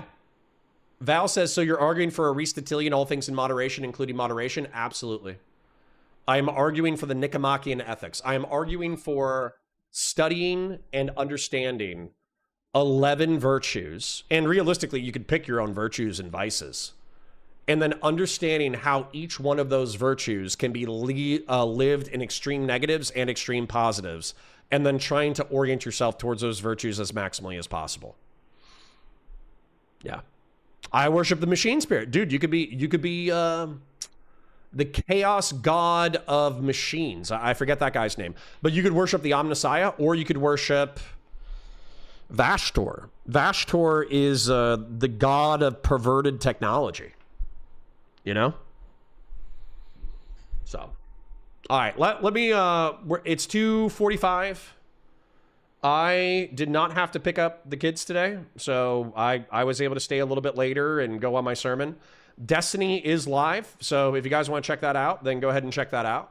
I'm going to go ahead and thank the people who have supported the stream, because we did have a decent chunk of support, even though we're down in the 40s. Unfortunate, but I am doing a rant about the Greek gods while Destiny is live, so I don't expect everybody to stick over for that. But let me go ahead and thank the people who have supported. So Fellrunner for $10 says, this is the best stream. Thank you, and thank you for the donation. Grassroots with the 50 says, Eddie Izzard, talking about Kali, you should be the god of creation and destruction, because if you create something fucked up, then you should be able to destroy it. Thank you for the oil today, King. Grassroots with the 20, Grassroots with the 10, Old School with the 5, Fashion 40 with the 2, Real Serious with the 100 Argentinian pesos times 2, Fashion 40 with the 2, Anonymous Chatter with the 2, Grassroots with the 20, Ranger Nation with the 5, Owlishness with the 5, Ranger Nation with the 5, Real Serious, Grassroots with the 10, Grassroots with the 20, Grassroots with the 50. Oiling the fuck out of today, Grassroots. Thank you. I appreciate you, King. Real Serious with 100 Argentinian pesos, $2 from Larry Hutchinson, $5 from Larry Hutchinson, $5 from Fellrunner, Grassroots, Old School, Grassroots, Fashion 40, Patriarch, Vazraka, and Fashion 40. Thank you, kings and queens, for the financial support today. And everybody was watching Artemis 2 beat Apollo. Good. Unork for 5 says, good stuff, especially the good part. Thank you. Well, I tried to... Unork, can I ask you before I leave? What do you think is the good part? So, in my opinion, because I talked to Horse God and Fellrunner yesterday about this, what we did is we know that we took a 30% hit for metrics in order to do... What is it? In order to do Secular Church and Rhino. And so what Horse God and Fellrunner suggested is, why don't we flip it where we do a Rhino in the morning, Fashion 40 Fashion 40. We do a Rhino in the morning. We do a React Andy segment immediately after that, so we can take advantage of the metrics while everybody else isn't live because they're bums and they don't wake up until noon. Then, why don't we do a Secular Church segment at the end? That way the true cog, the people who actually like the Secular Church, can take advantage of it, and we maximize our stats in the morning. So tell me, what was a good part in your opinion? Fashion 40 says Secular Church was a vibe. I try to make it a vibe, man. I try to make it a vibe. So, Conserve says, I worship family, nature, and video games. That's not a bad mix. Coffee Margin says, Connor, trying to teach streamers morality. Mission impossible, but worth it, I guess. Listen, it's a fool's errand, but I must try. Hooligan says, I should explain to you ancient cynicism and how it overlaps with Christian morality. Do it. Send me a DM. Machiko says, tell your kids this stuff. I do, and I will. Secular church was a vibe. Cool. You shouldn't think about your production a little better. No shade. But some of the best talking you did was with Google image search results on screen. Conserve, can you expand a little bit before we wrap? Because I am kind of speaking extemporaneously from in a chronological perspective based off of the topics that I want to talk about. So obviously we could like outline it, make it better. Shit, I could even script it.